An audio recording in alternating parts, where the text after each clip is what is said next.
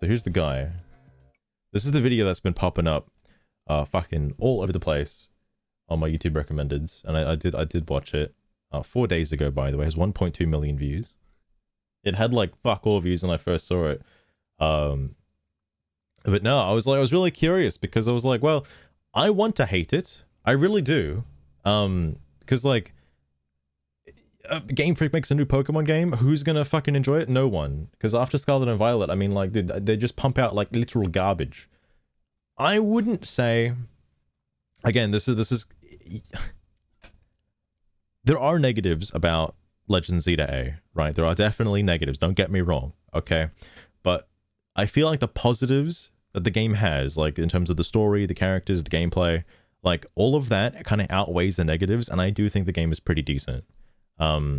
Granted, I know obviously the big huge elephant in the room is I wish we had an entire region that had this kind of gameplay or this kind of like style to it. I wish it was not just Lumino City, and I wish an entire region was this fleshed out. That would be my dream, okay? With enough positive reinforcement, I'm sure they'll make it eventually. At the same time, though, I just wish they give the reins to, like, Monolith Soft, and just get Monolith Soft to make, like, a fucking Pokemon game. Because the combat system in this game is exactly what I would expect from fucking Xenoblade, right? Like, Xenoblade 2. Like, yeah. That's kind of same shit. I kind of wish, you know, maybe Game Freak, maybe they're just not good at making, like, you know, games that are 3D. All right, maybe they're just not. And I know they're making that other weird, like Wild Hearts-esque game. I don't know what the fuck is going on with that. I don't know why that has better graphic fidelity than this. Shocking. Kind of wish they put that kind of effort into Pokemon. Not gonna lie. Anyway, here's the video. Pokemon Legends ZA has finally released, and is it worth it? Is it worth being the most expensive Pokemon game ever made? Why? Now, to be fair, it is pretty pricey, all right? But there are two versions if you want to play like the Switch 1 version, which is kind of the same price as Sword and Shield and stuff. The thing is, and I know he's going to talk about it, and it kind of pisses me off a little bit, you don't have to get the Switch 2 version. You don't have to get the Switch 2 version. Oh, sorry. You don't have to get a Switch 2. First things first. You don't have to get a Switch 2 version of the game. You don't have to get the Switch 2 boosted expansion pass fucking thingy, DLC, whatever the fuck, if you want to play it on the Switch 2. You don't have to get the DLC day one, okay? You can just play the game, all right? You just play it. Like, oh my god. And I like how he's complaining about it because it's in American USD. And I'm like, brother, this shit was like $110 Australian. Like, what the fuck are you talking about? This is a hefty chunk of my paycheck, all right? I pushed myself to finish the game, and I can say pretty confidently, no, obviously not. We all knew it wouldn't be.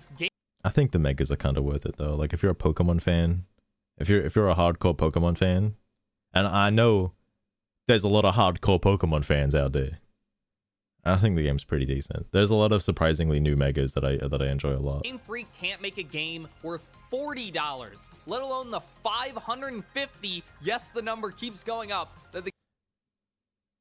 So the reason why he says 550 is because if you, and this is such a bad faith take, you don't have to play the Switch 2 version and buy a Switch 2 in order to play the Switch 2. That is such a garbage take. You can just play the Switch 1 version. It's fine. You're not gonna fucking die. Holy fuck. If you're gonna get a Switch 2, get it for like Donkey Kong or something. Like, don't get it for fucking Pokemon. What are you, insane? Jesus Christ. I mean, I guess I did buy a fucking 3DS for Pokemon X and Y, so, you know. The game actually costs to get the complete product. Actually, that's a lie. I bought it for Ocarina of Time 3D. And then X and Y came out. And even ignoring the price, the game is a disappointment in so many ways. It was so funny hearing people speculate. Sure, the game only takes... Not gonna lie, I mentioned this on the release day stream that my expectations were literally in the negatives. I was expecting like Game Freak to owe me enjoyment for having to wait to download it. I was like, again, after like Scarlet and Violet, and you know, seeing that this game uses like Scarlet and Violet like sort of graphics in terms of like the character design, I was not looking forward to it, but pleasantly surprised at how not garbage it was. Place in one city, but this is France we're talking about, which has catacombs, so I bet there's a huge underground area like Tears of the Kingdom. Underground area? You can't even go in the buildings! My question, because I know this complaint gets brought up a lot, and like, I know, like it's gonna be it's gonna be a big topic contention. What do you expect is gonna be in the buildings? Like hypothetically, if you could go into all of the buildings, what do you want in the buildings? What do you want in there? You want like Pokemon in there? What do you think's gonna be in there? I think Sword and Shield is a good example of like, you know, what's in the buildings? Just the NPC. What's the NPC do? Nothing. You just talk to him. I don't know, man. If the game world itself is like chock full of things to do, then I probably won't have too much of an issue with it. But like, again, you don't have to go into every single fucking... This isn't GTA, all right? And even GTA has like buildings you can't go into. In a city. I mean, like, also, I know the complaint's gonna come up in a bit. I should probably just wait for it. But like, the one thing I do have an issue with is stuff like the boutique, and like the hairstylist and stuff not having an interior. That stuff is annoying. For random ass like fucking skyscraper buildings in the middle of nowhere, no, I don't fucking give a shit if I can go into them or not. Like, I mean, what do you expect to go in there for? The scope, hang on, like the scope and size of some of these buildings, right? Like, you want to go into here, okay, for what purpose? It's like a fucking 5-story building. What do you think is going to be in there? Like 2 NPCs? What? I don't know, man. I don't know. Like, what purpose would you have to go into the buildings for, specifically? What do you expect to see? In, like, previous Pokemon games, again, you'd go in there, there'd be, like, an NPC that gives you something. And that's it. And they just buy all that stuff at a shop, so, like, what's the point? Like, I don't know, man. I don't know. Expecting above and beyond when Game Freak can't even do the bare minimum. Game Freak's motto is to underpromise and still underdeliver. A small map taking... Don't worry, dude. They're just a small indie dev team, okay? It's a team of like fucking 5 people, okay? Like, you gotta cut them some slack, all right, dude. This is like their first game, okay? It's like their first game. No, I totally agree with him here. Fucking, they have the most money in the universe, okay? And Nintendo isn't letting them just like go wild. Please, let them go wild at least just once, or give the rights to somebody else. I want to see what a decently good, because like the thing that kind of pisses me off personally is like Game Freak is making small steps in the right direction. But these steps are so small. They're so tiny and insignificant. There just hasn't been a proper leap. And again, if this game came out like 5 years ago, it would be a pretty big leap. Like, that'd be a huge leap. Because, like, look at all the crazy shit that's different from the previous game, which would be like fucking, what, Sun and Moon? Like, yeah, that's a massive leap in quality. Not so much anymore. Now it's just like, oh, it's a little bit better than Legends Arceus. Oh, it's a little bit better than Scarlet and Violet. Oh, it's a little better than Sword and Shield. And it's like, come on, man. Come on. Taking place in a single location with no variety in that one area is A little bit of a hot topic debate from no variety. I mean, like, it's a city. I don't know what you expect, man. There's rivers and canals and shit. Like, different areas of the game look different. Like, I don't know. isn't even complete. I don't consider a city complete when you can't go in the buildings. Again, my counter to that is like, what do you want in the buildings? Why do you want to go in them so bad? What's in there? What do you expect to find in the building? There ain't gonna be no fucking Pokemon you can catch in the buildings, alright? Like, Jesus Christ, man. Not every building is a shop, okay? My complaint would be rather focused on the shops specifically. Those ones. Not just like, again, not just the random ass buildings. You know, what's the point? Like, genuinely, what's the point? But enough of that. Like, you can literally go back and play X and Y and go into some of the other buildings, and what's in there? Like 2 NPCs, maybe an item on the ground you can pick up. That's it. That's all there is. There's nothing crazy.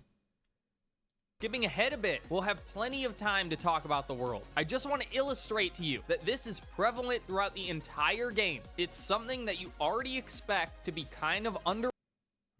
I like how he's in like a little fucking basketball battle arena, and it's like, bro, like, you know, no variety in the world. It's all the same shit, bro. Overwhelming, and it's somehow worse than that. Not that the game's all bad. I mean, just bro, literally like the same shit. Look at this fucking stall in the middle of a wild area, bro. Same shit everywhere. look at this Mareep. Look at him jump around. Doesn't it bring you joy? This guy loves Mareep, from what I've seen, by the way. He wants to fuck this sheep. All right, anyway. It just makes me smile. And they did try a new combat system. And Game Freak hasn't tried something. I guess he's easily amused by the Mareep jumping around. I would be too. I'm very easily amused. Very easily amused. Check this out. Wow. That's so cool, bro.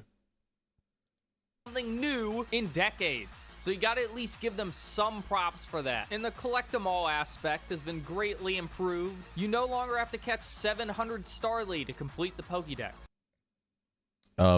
Hot topic, by the way. I think this guy might be a little retarded. I know what he's talking about, because like in Legends Arceus, in order to like fully complete the Pokédex, you know, quote unquote fully complete it, basically it increases your shiny odds if you have completed all the subset challenges after capturing a Pokemon. Like, you capture X, right? Like, you captured like Pikachu, okay? And then it's like, well, now you need to capture like fucking 3 Pikachu, 10 Pikachu, 20 Pikachu, right? And so forth, to complete like all these little subset challenges for each Pokemon individually. Or like breed, or not breed, fucking, I keep thinking there's breeding in Legends Arceus. I'm actually like fucking brain dead. Point is, all right, you don't have to do that to beat the Pokédex. This is a bad faith argument. If you want to actually increase your shiny odds and shiny hunt in the game, yeah, then you do have to do these challenges for a particular Pokemon you want to try and shiny hunt. But to beat the Pokédex, and get the shiny charm, you do not have to do this. You don't have to catch 700 of a single Pokemon. That is ridiculous. Hot take. Props for that. And the collect 'em all aspect has been greatly improved. You no longer have to catch 700 Starly to complete the Pokédex, which again, like, such a bad faith take, bro. Makes collecting them all something actually fun and interesting to do. It was also fun in Legends Arceus because, again, hot take. This is my own personal grievances with Zeta A. You can catch, because there's no trading in Legends Arceus, you can catch every single Pokemon in the game on one save file. I don't like that you can't do that on Zeta A, and I don't know why this wasn't brought up. You can't do that. I don't like having to trade with people. I'm antisocial. I don't want to have to fucking have somebody else that's got the game in order to get trade evos. I fucking hate that shit. Give me the link cable item back, please. That's all I got for the positives. Hang on, is there actually like a link cable item in the game? I'm gonna lose my goddamn mind. Hold on. I need to look this up now. Oh my heckin' Jesus. Cerebi, I need you here. Link cable.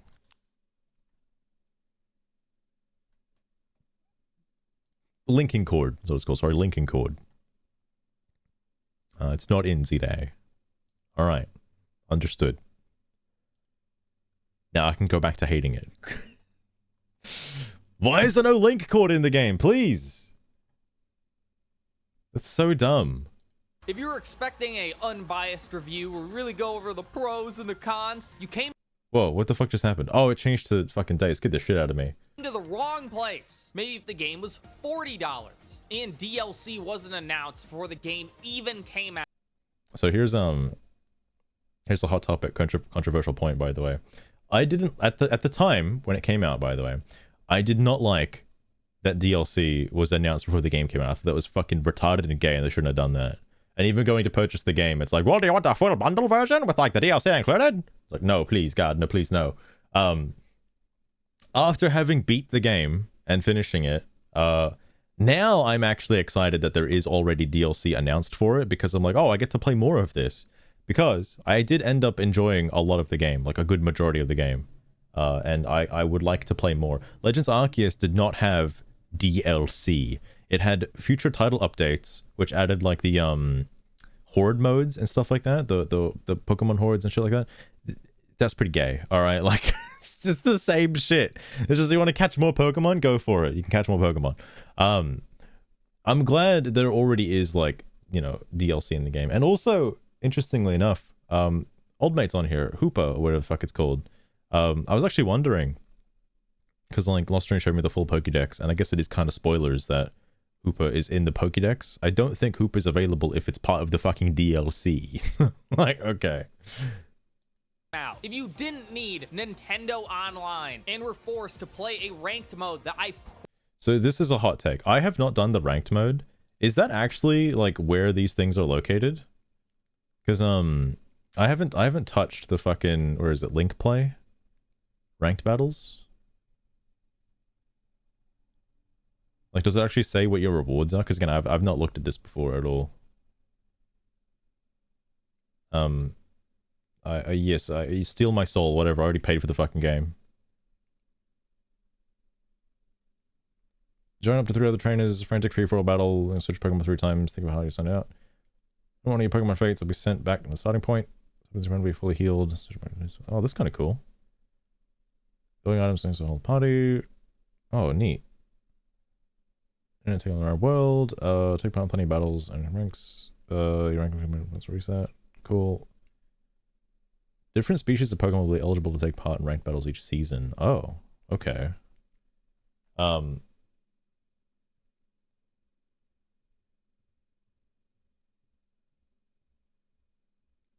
Can I earn Greninjite? Oh, so they are tied to online battles. Okay. Okay. That's a hot topic take then, because the whole reason why Delphox is on my team for the majority of the game was like, well, I can't wait to get Delphoxite to use Delphox. I really want to use Mega Delphox, please. Imagine the amount of egg on my face when I realized there actually is no Delphoxite, and I was like, oh, okay. And then I saw the video and I was like, well, are they actually seriously like fucking online exclusives? It's like, well, I guess I'll dick around with it then. I hope I don't have to actually like play good. I don't want to play good. I just want to play the game. But hang on, where's the thing? I do kind of support this take then. I do kind of support it. Look, if you have a fucking Nintendo Switch and you're not already paying for Nintendo Switch Online, like, more power to you. All right, man. I'm too much of a fucking like Nintendo shill cuck. Like, I need this, okay? Because I love my N64 games. I really am surprised that Bomberman 64 is not included in this. I was wanting to play that the other day, and I was like, well, I could emulate it, but wonder if it's on this. And it's like, no, it's not. It's not. This is Mega Bonk. There's no way. Mega Bonk would fucking kill my PC. And I'm playing Mega Bonk on stream. But I do agree with his take. But again, like, I would argue that a majority of Switch users are already paying for Nintendo Switch Online, because I mean, the first thing they announced was Mario Kart. This is for the Switch 2 specifically. A large majority of players would want to be playing Mario Kart online, so they would already have Nintendo Switch Online. Like, you kind of have to separate the fact that you paying for Nintendo Switch Online does not just affect Pokemon Legends Z to A, alright? Like, you're getting a lot more than that. That's ridiculous. I'm gonna play Mini Bonk. Goddamn ferrets, goddamn. promise you will be terrible. To unlock content that is already... Wait. Why is he promising it'd be terrible? Has he even done it? Nintendo Online, and we're forced to play a ranked mode that I promise you will be terrible. Okay, so he hasn't actually played it. All right. To unlock content that is all... Just my source, trust me, bro. It's gonna be terrible. Trust me. It doesn't look terrible from what I've seen. And even what I just read right there, I kind of do want to try it out now.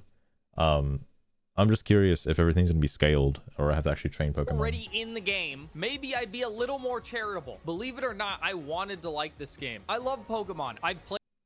Really wanted to like it, bro. Tried his best. He tried his best to like it, and it turns out he just hates it. He just hates video games. Fuck video games. Why do we even spend money on video games? Can't believe he spent $550 on getting a Switch 2 to play this game. Fucking unreal. Pokemon game, and I've really only disliked one of them. In as much as the money grubbing stuff bothers me. Wait, hang on. I missed that point. To like this game. I love Pokemon. I've played every Pokemon game, and I've really only disliked one of them. Was it Ultra Sun and Ultra Moon? Or was it Scarlet and Violet?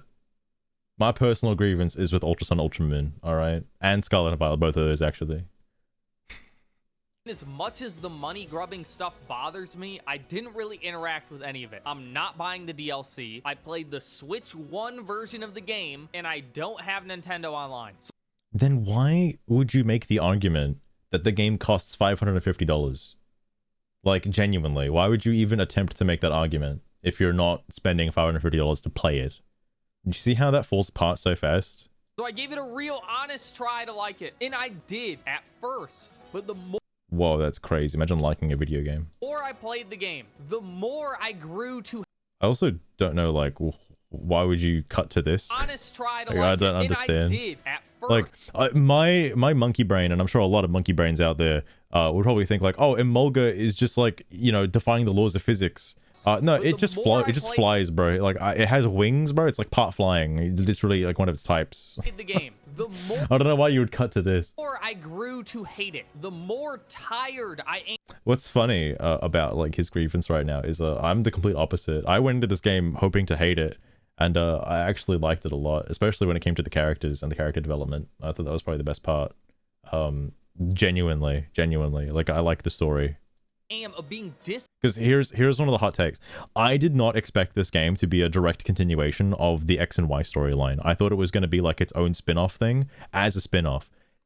It's branded as a spin-off, but it's basically Pokemon X and Y 2. Like, it's just a continuation of the story that happened in X and Y, and I think that's pretty good.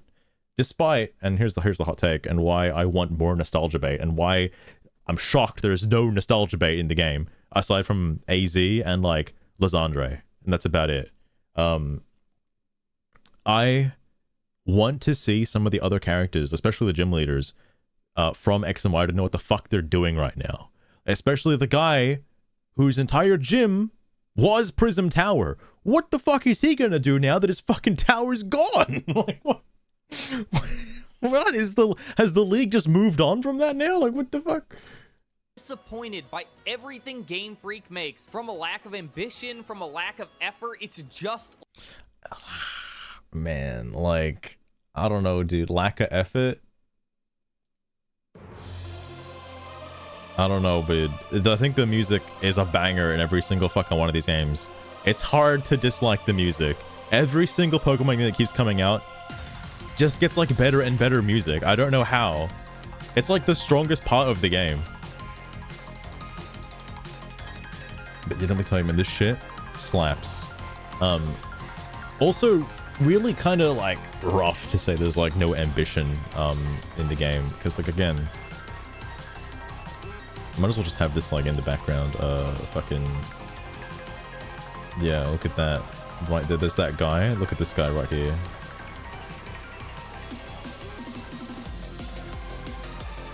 The shit slaps, bro. This guy probably never heard the soundtrack, by the way, if he didn't do the post game. Hated the game too much, just rage quit after beating fucking whatchamacallit, the thing Angie, the big tower. I like how also Lysandre even says like Mega Zygarde's like Super Omega Cannon, whatever the fuck it's called, reminds him of a Z move from the Alola region. I'm like, well, what's the connection there then? Are like Megas sort of similar to like Z moves, perhaps? Like, what's the connection?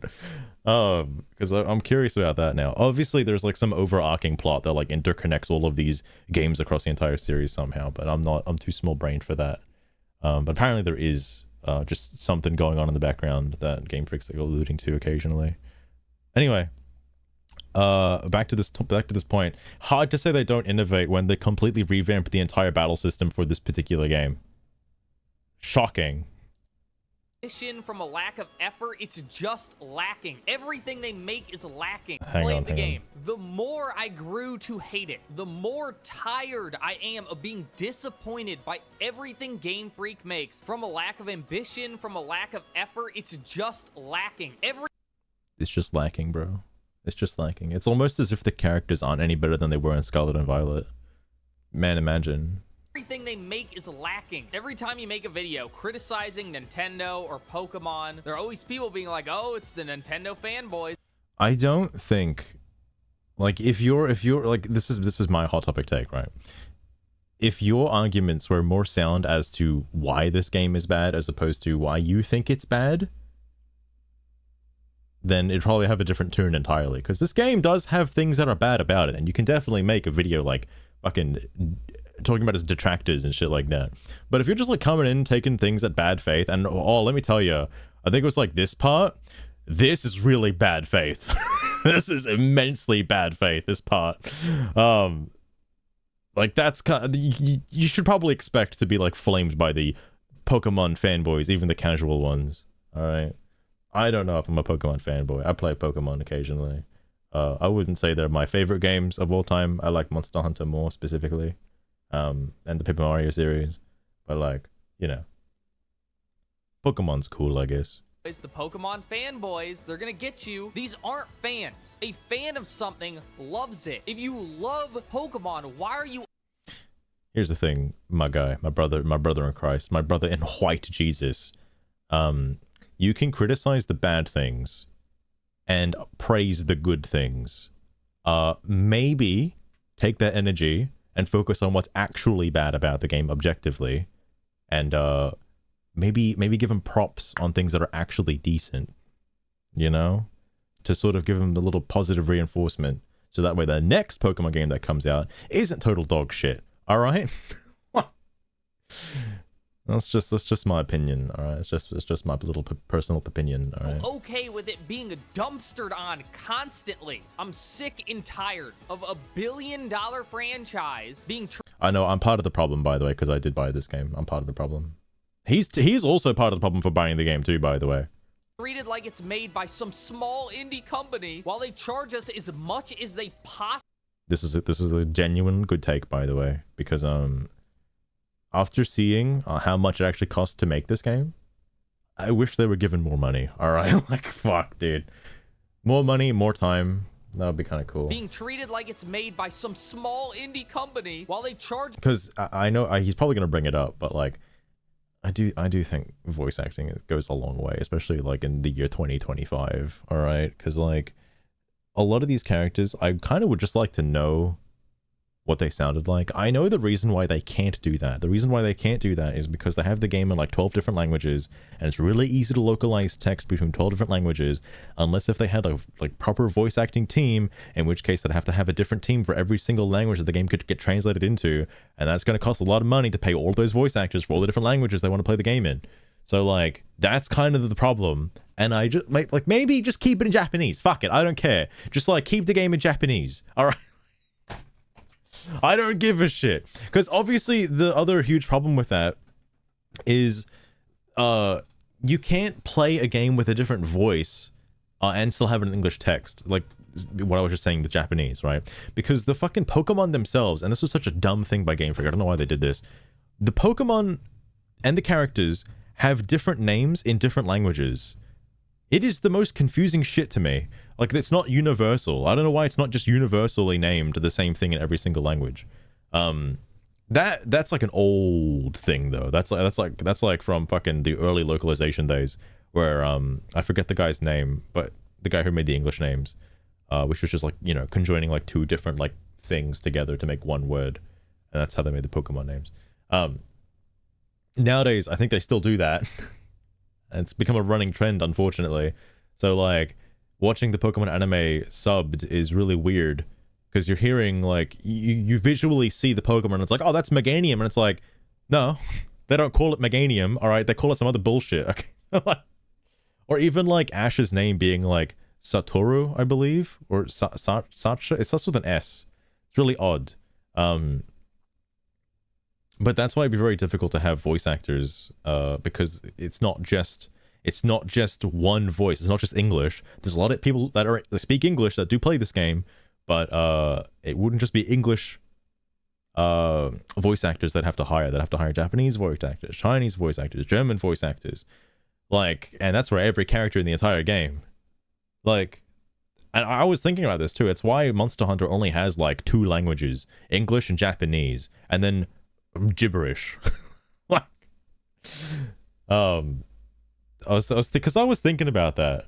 But obviously Game Freak, and I'm sure Nintendo as well, in order to make their billions of dollars, want Pokemon to be enjoyed by like as many people as possible, and by having a universal like communication between like every single player around the planet, I think they can encompass that. But again, like, I do agree, if they're gonna make a spin-off game, maybe splurge the extra like dollary dues, like sure, like couple $1 million on like voice actors. Or just saying, by some small indie company while they charge us as much as they possibly can. Because again, like, even the Fire Emblem games, which are voice acted, only have 2 languages, like Japanese and English. That's it. If you're a Pokemon fan and you live in China, well, unfortunately, that sucks. And for what is supposed to be a spin-off $70 game, $30 DLC, $20 Switch Online, Again, my brother in white Jesus, why are you making this argument when you yourself said you only bought the Switch 1 version of the game and are not fucking paying for the DLC? You're not paying for Nintendo Switch Online. You didn't pay for a Switch 2. You didn't pay for the Switch 2 version of the game. Why are you making this argument? It completely like dissolves into nothing because you didn't do it, and you're not forced into doing it either. $450 console. Just who the fuck is also buying a Switch 2 specifically for this game? Like, I shit you not. Little bit of a fucking company, anyway. While they charge us as much as they possibly can for what is supposed to be a spin-off $70 game, $30 DLC, $20 Switch Online, $450 console, just to play the full game and have it run properly. Have it run properly. What was so bad about your experience then, that you justify needing to buy a Switch 2 just to play it efficiently? It doesn't change the story, it doesn't change the gameplay in any way. Like, what are you talking about, bro? What are you talking about? But that's enough preamble. Make sure to like, comment, subscribe, and it's time to give you 10,000 You know what? I'll give you a like, bro. reasons why this game isn't worth $70, it's not worth $80, and it's definitely not worth $500 to get the full. Again, why are you including the price of the Switch 2?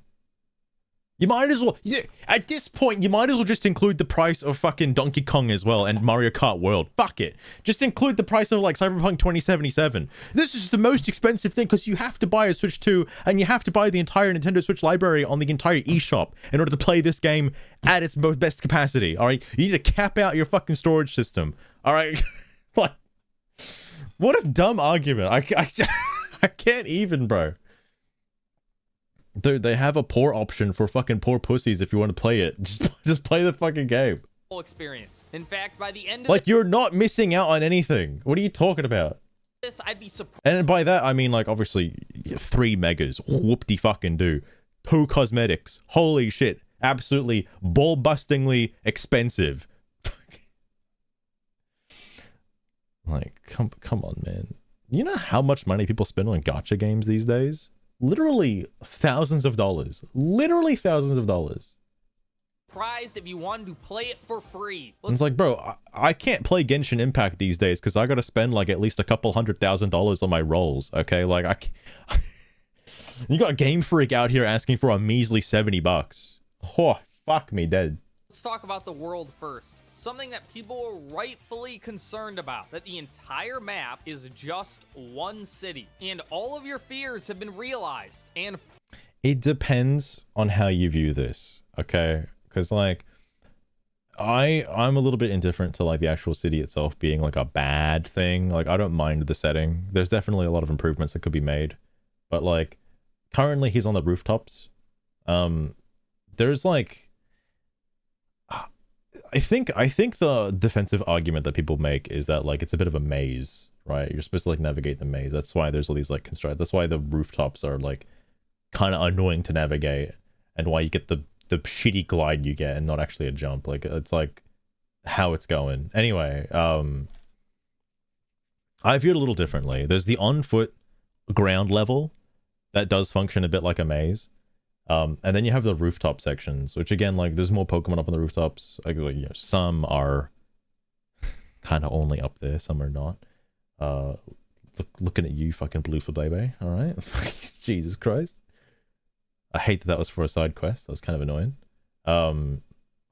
Oh, speaking of, turns out Cerebi did actually update. It's been like 2 days. Cerebi has actually updated their map, their like location system. So now it actually specifies which sector in which district you can find some of these spawns in, because that was a little bit annoying when it was like, yeah, it's just in the blue district. Like, you know, but like, yeah, just in the blue district, you know, just all of it, the entire fucking like pie, that the entire like section of the pie for blue district, it's in there somewhere. Good luck. That was kind of annoying. Thankfully, the team specified and narrowed it down. That's good. But again, like I view it kind of differently. Like the city isn't that bad. Again, as much as anybody else would prefer to see an entire region done in this style, but I feel like the story is big enough, the gameplay is big enough. Like again, if I was able to spend like how much time in the game, fucking like, yeah, I'd say like 30 hours enjoying myself in it. That's okay. Is it $1 an hour though? No, but I will keep playing. Lostrune, how's it going? It's pouring. Well, time to evolve your Silgu. I gotta keep an eye out. I don't have a Gumi, and I gotta keep an eye out for that. Oh, also Lostrune, if you're wondering, I've done all the post game stuff, so I got the boys.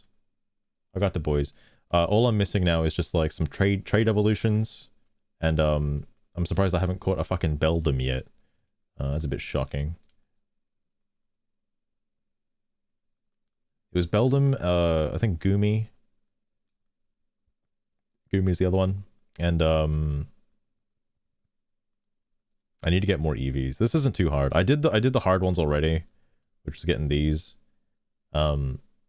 Which was actually surprisingly easy, given the fact that I caught a couple of these at like super low level. Did you do the ranks again? Do you mean like the what, the infinite ZA Royale? That thing? Because like I did a couple of these. It's just kind of random, like your opponent's random. I think the first one is guaranteed to be the Les Eternel, that guy. But after that it's kind of random who you face. Which, you know, it's fine. It's not an Elite Four, but I'm okay with this. It's no big deal. The nighttime battles do help with leveling Pokemon though, which is nice. Especially for the fucking whatchamacallit, the Pokédex. Oh my god. But no, I did one. You only have to do one of those, and then it unlocks the post game. You do one rank up challenge, you fight Les Eternel. I don't know why they didn't scale his team. Bit weird. It's a bit weird. He just sucks ass, and like you have to fight him again in the infinity ranks, and he just like still sucks ass. Like, why did he not train his Pokemon in the last like week? Like, what the fuck? No wonder why he's literally Z forever. The other thing, this speaking of that hate video, by the way, here's a bit of a hot topic complaint. I got so used to following the main story like pin mission segments. There's a point in the game, in the post game, where you just don't get one. And I'm not talking about like getting Xerneas, okay? Because like the lady tells you where to go and get Xerneas, and there's no pop-ups for it. I mean, after you get Xerneas and after you get Yveltal, there's no pop-up. There's no nothing. After a while, I was just like, I just went back to the fucking hotel because I was like, well, can I like go inside here? Is there something going on? And that starts the final segment of the mission. I was like, Why was there like no pop-up for that? I got too handheld by the fucking mission pop-ups. I just completely forgot about it.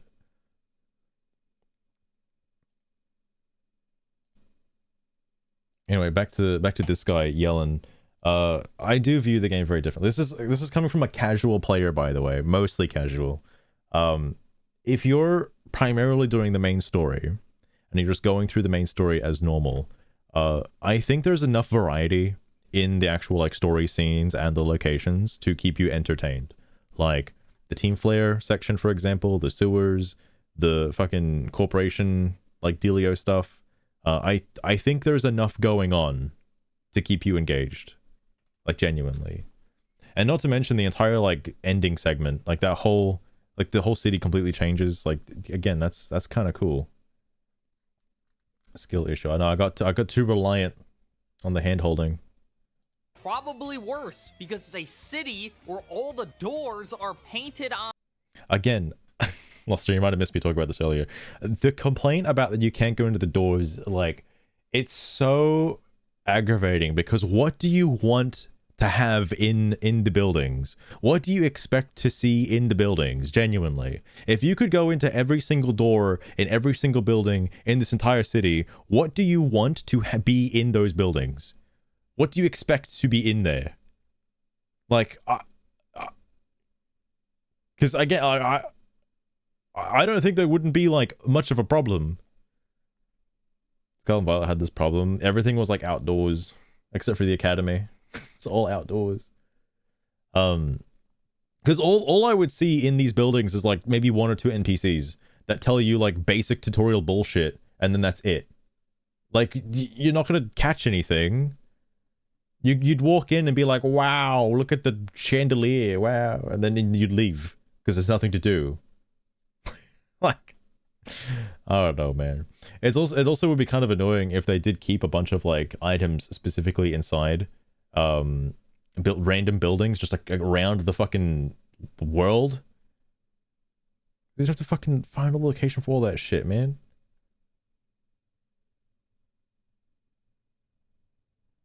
Anyway. Aside from a handful of story locations in some... Whoa. Story locations. No way, bro. I thought the canary stuff was kind of cool, by the way. That whole section was pretty decent. I unironically actually do like the canary character quite a lot. They're not as cringe as I expected from like Ionia, alright? I forget what her name was in Scarlet and Violet, but like the other streamer lady. Alright, I wonder if they do collabs. Battle cafes, which are basically empty. You cannot enter... I love that he says basically empty and there's a bunch of NPCs behind him. Whoa. Iono, that's it. Iono, the Magnemite, Magnezone lady. Any buildings, not even stores. Loster, there's no way they actually like have like streamer collabs with fucking Canary and like what's her name. You remember every other video game shows a fucking like fan game, by the way. Like, cool, bro, cool. Every other game, including the ones that aren't actually real. My god. Whoa, hold on, wait.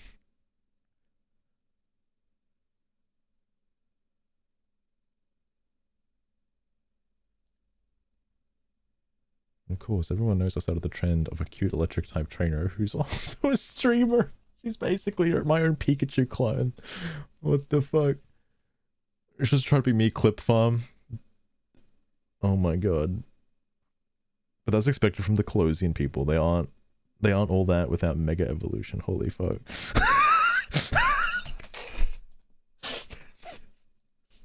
This shit's so good. Holy fuck. Holy fuck. This is amazing. This is actually amazing. If I click on, does it show the whole thing? Kinda. Fuck. Yeah. Fuck. I'll just leave it there. But goddamn, that's hilarious. That's actually hilarious. I like the follow-up video. That was good shit. Holy fuck.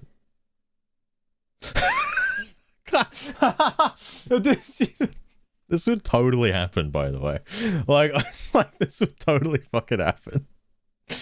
Oh my god. You tell me G-Volt's getting in on the situation as well? Oh my god.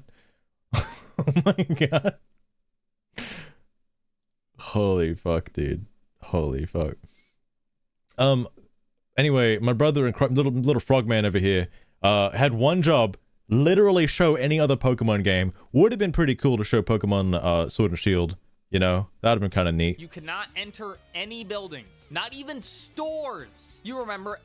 And then, like, you know, maybe don't cut to a fan game, all right? That's probably not good for your argument. Maybe just use an actual Pokemon game. Every other video game ever made, you enter a store, every other video game ever made. You buy some stuff, a couple NPCs are around. Wow, there you go. One from Gen 3, bro. Oh. Could you not have found anything a little more remotely recent? Like maybe even Omega Ruby Alpha Sapphire, for fuck's sake? Maybe they have useful information, maybe give you an... Like, maybe make the comparison a little bit... maybe make the comparison make a little bit more sense, you know? Item, maybe add a little flavor to the world. Nope, nothing. Bro's just a boomer, alright? You get a menu. Modeling the inside of a building is... Yeah, again, this was a Scarlet... Like, again, maybe it's because I'm mostly desensitized to Scarlet and Violet because of this. Like... I would like to see an interior like Pokemon X and Y or Pokemon Sword and Shield, right? Where you walk up to the counter and you, like, you know, buy your shit and fuck off. I can understand them streamlining it though and not wanting to make too many interiors, but I don't know. Pokemon Scarlet and Violet. There's a lot of similarities in terms of like UI designs and stuff, so it makes sense. Be expected. I mean, they gotta make that time constraint. It's far too much effort in a game that has one location. One. The game. It's pretty big, all right. Like, like, just hypothetically, again, if every single building in this game was like, you know, operationable, like you could go in there, like, whoa, look at this huge building, massive ass building. What would be in there? All right, like, genuine question. What would be in there? All right, what would be like over here?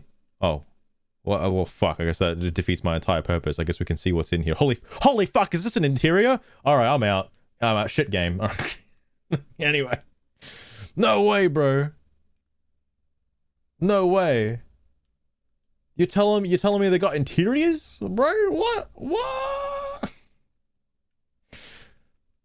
Sorry, this unfortunately exploded his argument. I didn't mean to. I was trying to like shitpost.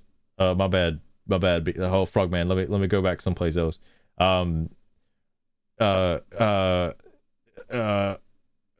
look at this.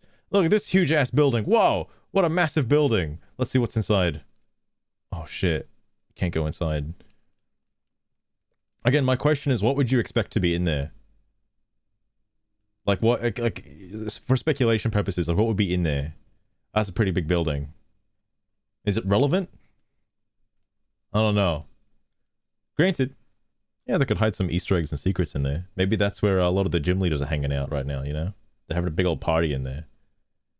As a casual player, again, like, I don't think it's really necessary. It'll probably just confuse new players who would just explore everywhere trying to look for, like, every single thing, and there's just, like, nothing in there. Because, again, it'd be like these two NPCs. Like, they'd be hanging out inside that building. Like, wow. Game released over a decade ago. Also, I don't mind the comparison that, like, you know, fucking, you can go inside the buildings in X and Y. It's cool. The fucking, like, map was a little smaller. You know, a little smaller in X and Y, and there's a, you know, a lot less to do. But all right. Comes game period. I mean, I feel like I could open any AAA game right now, walk up to a building, and not go inside because the door's locked. Like, I feel like that's just games in general. It's becoming more and more obvious with Game Freak because it's something that, you know, you used to be able to do because of how easy it was to just make a random map for an interior and just like have that be a thing you can go inside with, like, again, like 2 NPCs that, like, are discussing how much they love Pokemon and love trading, and then you can't actually do anything more than that and you leave. I'm looking at you, 4-Tree City. Like, what do you expect? Not everything also had doors. Well, that's like there wasn't really much in terms of like building density in general. Like most towns only had like 2 or 3 buildings, and that's it. I guess if you were to span it across the entire game, though, with an entire region has again, like the entire region argument is kind of hard. I would prefer an entire region in this style. I really would. But this isn't branded as like an entire region. It's branded as like a spin-off game. So I don't know, man. more believable city than the Like, I mean, Pokemon Ranger Shadows of Amelia, all right, didn't really have a fucking humongous ass region, all right? Like, game that is only about this city. And I don't know what people were smoking to think the game would have catacombs. You get 2 underground areas, 2, which are just a series of hallways. Maybe. Now, again, if you're playing casually and you get to this point in the story, it's a bit of a breath of fresh air to have a different, like, visual style going on. Just a thing. Like, I thought there were no locations, but, you know. Has some engaging puzzles, maybe platform. Actually, 3. Are you counting the end game, Lost Train? Like the fucking big change at the end? Or is there something else I'm like, because I know the Lysandre Labs, these sewer sections, and then something else. You do come back here for side quests, by the way. Like, it's not just like a one and done kind of place. I assume you also go back to Lysandre's labs as well, because that's not a one and done thing. Oh, you want to know something kind of cool, by the way? Because I was just there. I was just there at like Lysandre's labs or whatever the fuck. I want to show something. I'm sure this is going to be for a side quest, but this seems like an X and Y reference specifically. And again, if somebody hasn't played X and Y, they probably won't understand this at all. But isn't this where you fight Lysandre like in X and Y? Like, this hallway seems very familiar. Like, isn't this where you fight him or whatever? Or is this where Az was like being held? Like AZ was in this prison cell. Something was here in X. This is like an X and Y reference. Because there's nothing actually in this room. Oh, it's AZ's prison. Okay, that's where he was. Because you never like come here. There's like no reason for this place. So I don't know. That's really weird. Oh, also, Lost Train, you might be able to answer this for me. Which fucking area was it? I think it was Wild Side 4. There's free XP candy. Oh, huge. That's probably what's in all the missing interiors, is like free XP candy. Man, I gotta run past all these fucking wild Ghastlies pissing me off.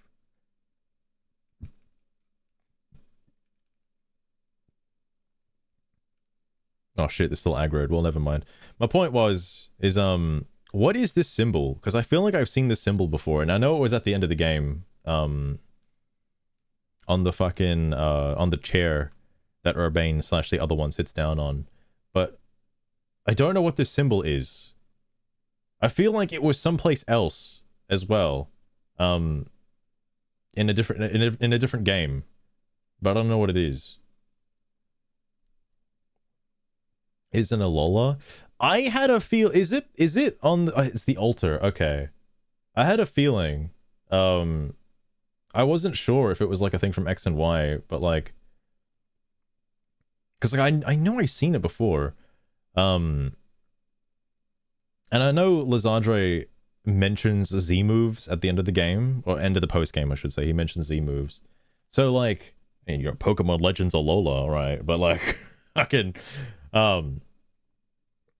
I do wonder if this has any connection to like, fucking. I don't know, like Kalos or something, or like just the whatever the Pokemon was that'll be, because it does look like an Ultra Beast. All right, I wouldn't be surprised if it actually was an Ultra Beast. Okay, the Angie fella, if Angie was an Ultra Beast, that'd be kind of wacky. That'd be kind of cool. Sell the Ultra, okay, because I feel like I have seen this before somewhere. I feel like I have. I don't want to scour like fucking hours of fucking Pokemon Sun and Moon footage to find out where it is. But I think I have seen it before. Anyway, back to the fucking hate video. Oh damn. Forming challenges, maybe a bunch of dangerous wild Pokemon you have to dodge past. No, nothing. A series of hallways. But wait, what? There is. What are you talking about? There is Pokemon down here. What? All right. You run through. There you go. There are those. Literally a Pokemon he has to dodge past. Bro, could you have used better footage that don't undermine your argument, bro? Fucking hell. Just no alphas as he runs into an alpha. What? You run through. There bro, what is this? What is this, bro? Yo, there are those catacombs everyone was so excited about. I also love that his team consists of like, well, first off, mostly megas. Secondly, he's using the shiny Maripi got from the side quest. What a fucking cuck. God damn. It's just a sewer. Bro, you have to dodge past the fucking whatever. You know, where this game belongs. So given the entire world is just the surface of one city, not including the inside. It's like, again, it's like a pretty big city, and there's like an above level too. You know, it's like in Tears of the Kingdom where they have like Hyrule Field being like the ground level, and then you got like the upper areas, all right, where there isn't much to do up there, but you can go up there, all right? Talonflame too. I mean, Talonflame doesn't have a mega, but like there is a later point in the video where he exchanges Talonflame for something else. Sides of any of the buildings. Another mega, by the way. That's what could possibly make exploring this world interesting? Nothing. The answer is nothing. The story, I would say, would incentivize you exploring. All right, like it's a forced catch. Oh, he's using that. I mean, actually, I wouldn't be surprised. Oh, it's right there. He's got the fucking fletchling. Done nothing to add variety to a single location. I mean, I'm not one to complain. I basically use the same team for like the entire game. Aside from the this being swapped out for Aegislash, and that's like all I had. And granted, this is indeed the free Absol you get. And this is the one free trade for fucking Riolu.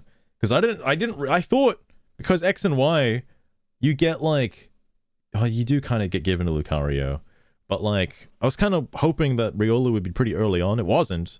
You can trade for it pretty early on, but then there's like the only other place to get it is like in the last fucking wild area in the game.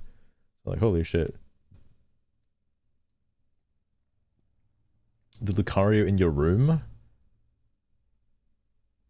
I don't remember if that's what it was an NPC trade. Actually, it should say what the other trainer was, right? Bond. That's the NPC. I don't know if it was a side quest or something, but go to 202. Wait, there's actually a fucking Lucario in the room. I'm gonna fucking lose my goddamn mind. No way. Oh, the Lucario you get given for the Mega Absol fight. Is that one you can just kind of like have? No way. No fucking way. Oh my Christ.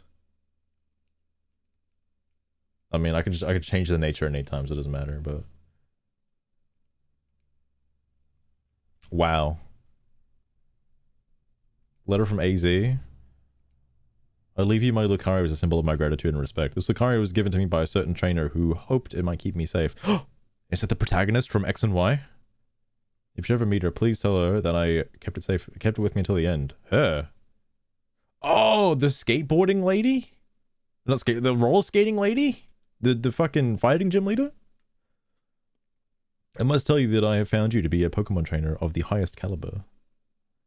In all my 3,000 years of wandering this world, never did I imagine I'd encounter a human who would achieve Mega Evolution with Zygarde. I find so many memories flit through my mind now. Here, at the end of things, I remember my mother giving me my Floette, grasping her rare black flower. I remember the flames of war taking everything from me. I remember the amazement of joy, the joy of witnessing Mega Evolution for the first time. I remember my encounters with the legendary Pokemon of Kalos. I remember when that dark day fell over Galar. That was like last week. What? All that falls into the past is, all that falls into the past disappears. These memories will fade, as will I. I was actually wondering, the Light of Ruin that the Floette uses, AZ's Floette. Oh, the ancient one that they talk about in Pokemon Sword and Shield. Oh, okay. That makes more sense. That makes more sense. It's just that. Yeah, that's right. That's right. I mean, it makes sense he would know about that. He was around at that time. The Floette's Light of Ruin looks very similar to the Eternity Beam from like Eternatus. I don't know if that's a reference. I don't know if that's similar or something. But it looks like the same animation. Your story is also just the beginning. I pray that you will live a life free from regret. Really good to have known you. Thank you. Wow. Bro literally died. Holy fuck. Level 50? Is it like good? Oh god. Oh, here it is.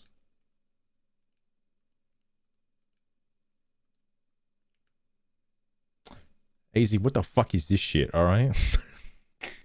What the fuck is this? Oh, it's a little too late for this Lucario, unfortunately.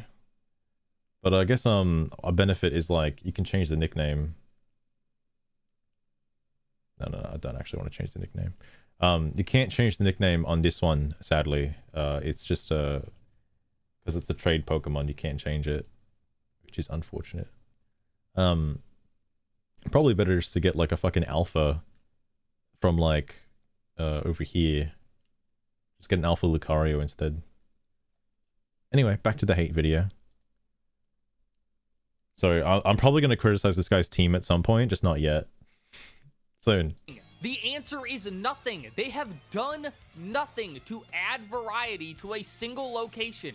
Again, like if you're playing the story and you're going through the story beats, there is enough variety to keep you engaged. The city roof. If you're literally nitpicking every single detail of every single building, then yeah, of course you're going to find some inconsistencies that just annoy you. Rooftops you explore from the beginning of the game is exactly the same as the one you're doing at the very end. There is Again, like, to be fair, the entire city is open to you at the start of the game. Like, to be fair. But you have no reason to explore any of it, really. Unless you want to get the colorful screws, like, fucking super early or some shit. Like, I don't see a reason to explore until, like, more wild zones get added. Like, half the map is basically, like, useless. There's no meaningful difference through any of it. You don't even get new movement abilities. You get... To be fair, I agree with him on this one. I was hoping for a jump. That's about it. One. You know, in the last game, you could fly. This was another thing, too. I'm surprised you can't ride your Pokemon either. You could climb. You could do all this cool stuff. Now, you get one midair jump, and you can only... Oh yeah, the amount of like plot stuff. I think all the characters in this game are like pretty well done. There's not one I can't name specifically that I just genuinely dislike and dislike how they're written and stuff like that. There isn't, like, I know this guy very much dislikes the what's his name, Karma, the fucking mafia boss fellow, but like. Riding Koraidon. Yes, the only movement tech available in the entire game. Corbeau. Yeah, I don't know how to say that name correctly. It's Corbeau. Something like that. There would never be a jump. I don't think, because the game technically doesn't need one, to be fair. There's a few like moments where I kind of wish you'd have like a ledge climb up.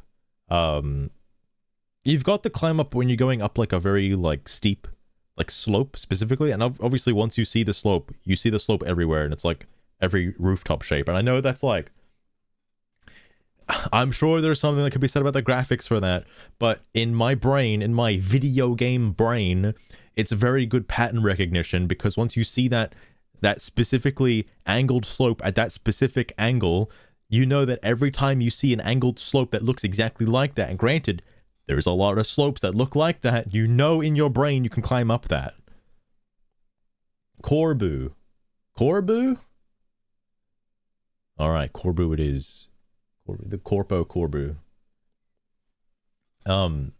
but just pattern recognition. I mean, they kind of train you up a little bit with the construction, like parkour sections.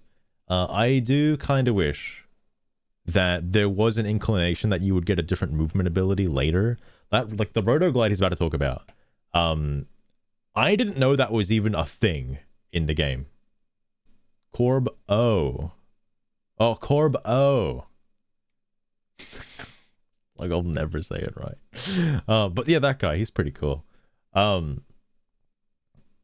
Anyway, oh my god, my train of thought. Yeah, there was no indication that you would get a glide or a roto glide or anything like that. Because I know there were some parkour challenges that I just couldn't do, and I was like trying to do the roll to try and like roll further or across it or whatever, and it's like just wasn't working. I was like, well, sucks. That was kind of annoying. And then of course, like halfway through the game, then they give you the roto glide ability. And granted, it does feel a bit weird. And I know he's going to explain it pretty soon that you have to use it while falling. That seems a bit jank to use it while falling. You have to run off a ledge and then you get the prompt to do it. It's a really kind of weird, but I suppose it does what it's supposed to do, which is you can cross small distances with it. And that's about it. I guess this game isn't really like, you know, meant to be a fucking platformer. Or like, do it while falling, so it's not even like a double jump. That's it. So the whole game is just this, what you're seeing right now. Do you see what I'm saying? When the game, it's a skill issue, bro. Game is interesting for 3 hours maybe, and then it gets real old real fast.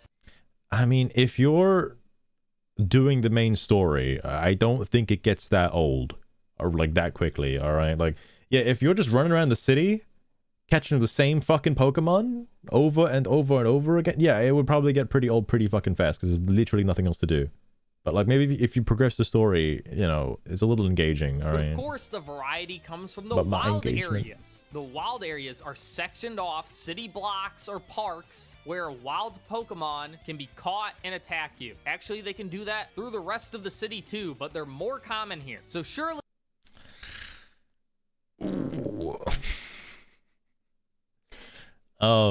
So the hot take thing with what he just said, the alphas are primarily in the wild zones. Yeah, you might come across a strong Pokemon in like a back alley or on a rooftop, but not on the main city streets. Like, they're specifically out of the way. So they, you know, they won't just attack you randomly.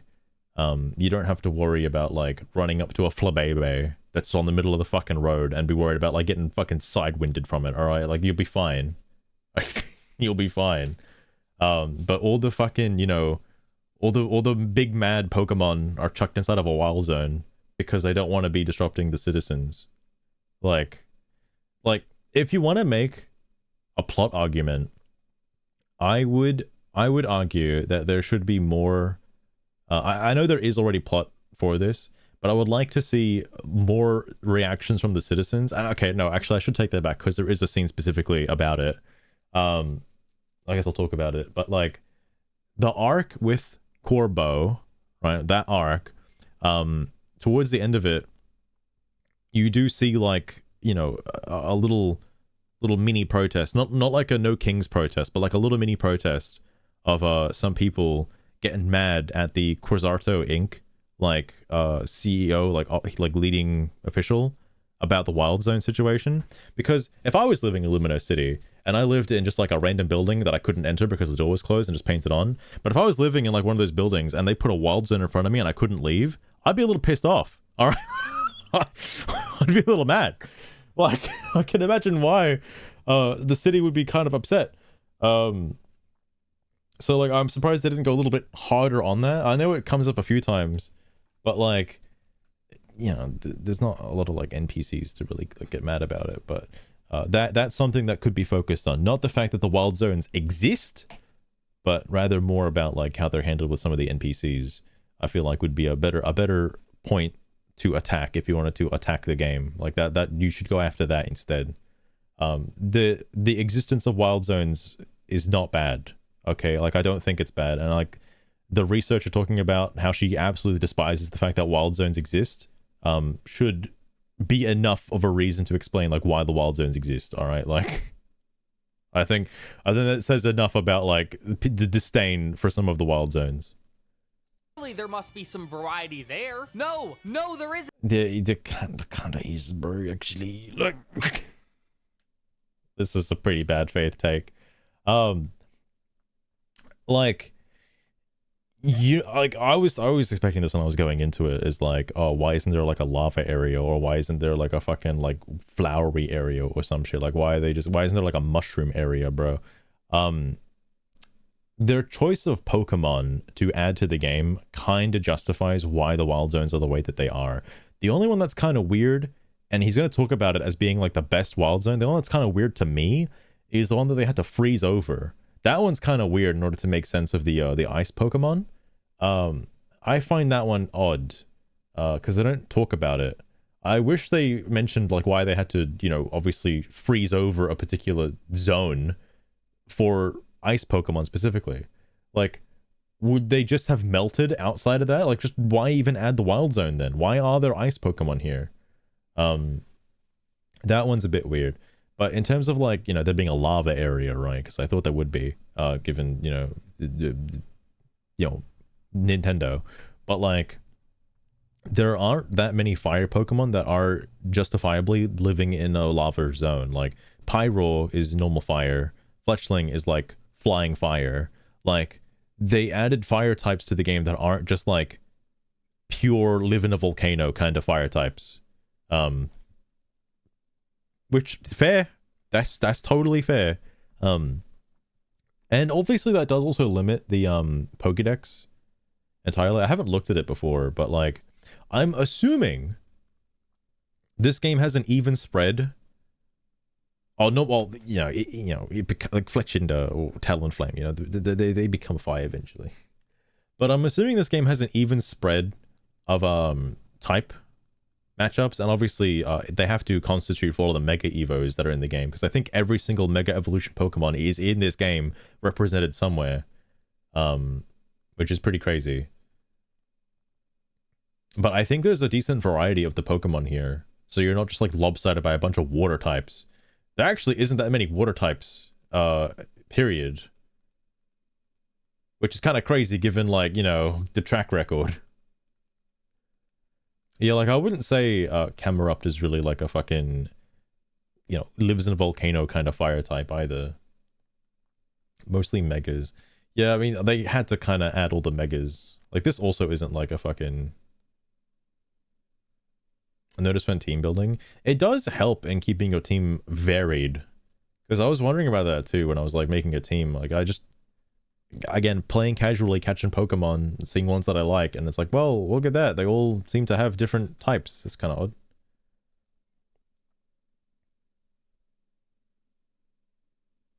Hoenn starters.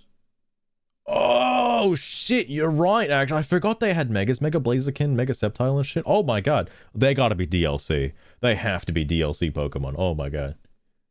I totally forgot about that.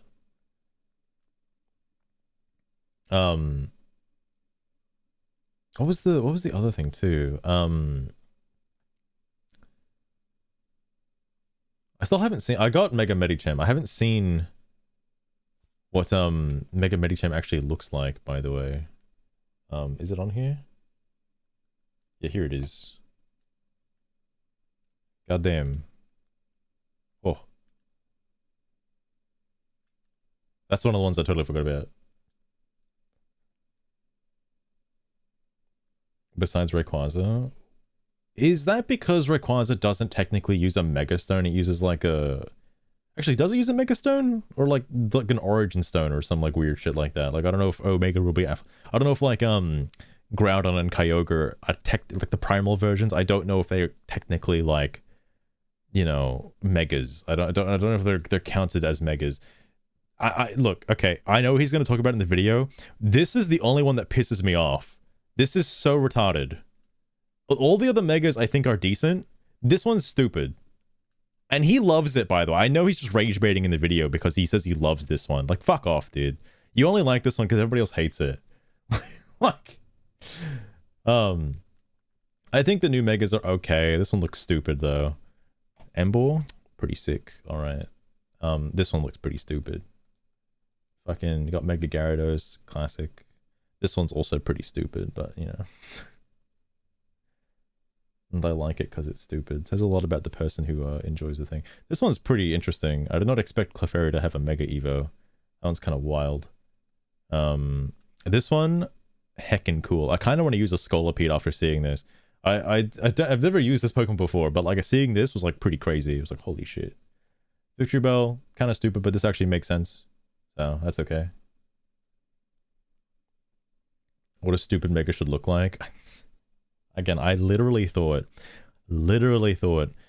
somebody replaced like a human model with like a Starmie. All right, like I thought that's what it was. Just make it a physical attacker. That's so silly. I feel like I might be having a Mandela effect, but I feel like Mega Altaria looked different in Omega Ruby Alpha Sapphire.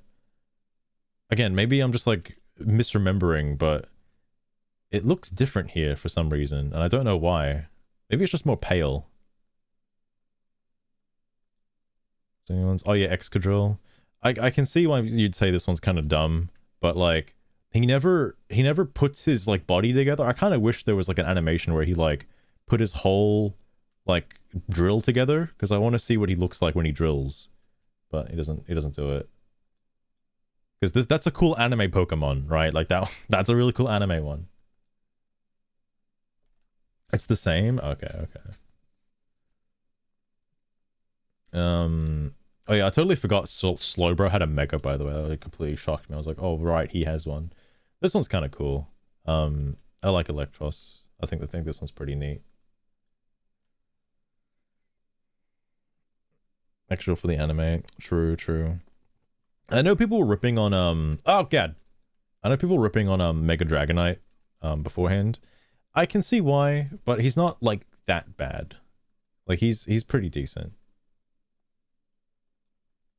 Electros is great. Yeah. I didn't know what it would actually look like when it Mega Evo'd, but I like it. I think it's good. I was like, oh yeah, Mega Charizard Y. I gotta get that. Of course, this one's really good.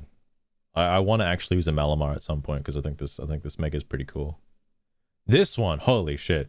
Like, I didn't know this one was the real one. Fucking Mega Dragalge, insane Pokemon. Also, yeah, I also didn't know Mega Frostlass was real. Again, I thought this was an old one. I didn't know it was new. Pretty crazy. Whole Launch is like okay, I guess. Like I got nothing much to say about this one. It's just decent. Scrafty's pretty cool. I think this is a really neat design as well. It's just a further evolution of like what Scrafty was going for, so that makes sense. Chandelure also kind of the same situation. It's just like a bigger Chandelure, so makes sense. Nothing too crazy. I'm surprised I didn't see this until like post game, or I know it was like in the ending credits or like in the ending scene, but I'm surprised nobody uses this. This is a really cool Mega, just kind of around. Phalanx. My favorite part about this, I know this is one of those stupid Megas, but I think it's like really cool actually, because I like the one in the middle. Like bro, the one in the middle is trying his best. He's trying his best. I think this one's pretty decent. I kind of want to use Phalanx because of it. Skarmory, I'd say, is like a natural, like, you know, this is what Skarmory 2 Electric Boogaloo would look like. It's just a bigger version of Skarmory. It's just Skarmory, but it's got more sharp shit on it. So that's it. Getting the cake. It's like, dude. Bro, he doesn't play into all of the fucking like black stereotypes, alright? He doesn't play into all of them, alright? Okay, no. Although it's funny, he does have the eye holes. He does have the eye holes at the top. Like if he pulls the hood down, if he pulls the hood down, what does it look like? What does it look like? Oh my god. It's just like me for real.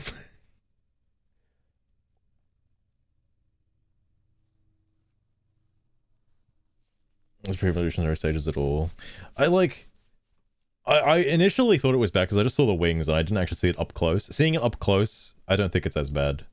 I think it's pretty decent because I didn't see the tail in the trailer either. That was another thing. He's a classic. This is one I didn't expect, by the way. When I saw I forget which character it was. Oh shit, he was like super early on. Vinny. When I saw Vinny like bring this out as his like last Pokemon, I was like, what? This has a Mega? I was like, shit. That's kind of nuts. I did not expect that to have a Mega. That's pretty cool. Oh yeah, of course you got a Mega Zygarde as well. This one's kind of dumb. It's cool. It's cool in the moment, but like it's just a big cannon. Like that's it. It's just a big cannon. I have not used it in combat. I don't know what it's like in regular combat. But I imagine whatever the fuck you're fighting, if you bring this guy out, you just eviscerate whatever's in front of you. Like it'll be evaporated. It's gone. Like, I think that's about it for the new Megas. Because I've seen, yeah, everything else were Megas from like previous games. The two games being like X and Y and like Omega Ruby Alpha Sapphire, and like that's about it. Made of Wizard Body. I do like that. Like the black outer casing that like shit, where the hell is he? The black like outer casing from him like ends up getting turned into the cannon. That's pretty cool. XYZ thing on the front. Yes, that was really cool. I didn't see the X. I saw the Y and the Z. Like it only like I wasn't paying attention until like it started highlighting like the Y and the Z. I was like, "Whoa, shit! Does it also have an X?" And like, yeah, it went XYZ. Like that's pretty cool. But yeah, you got a big cannon. This is the big fucking cannon. It is pretty neat. Like the whole ending sequence is really cool. I bet these fellows are gonna have Megas in the DLC. I bet they're gonna. I have faith.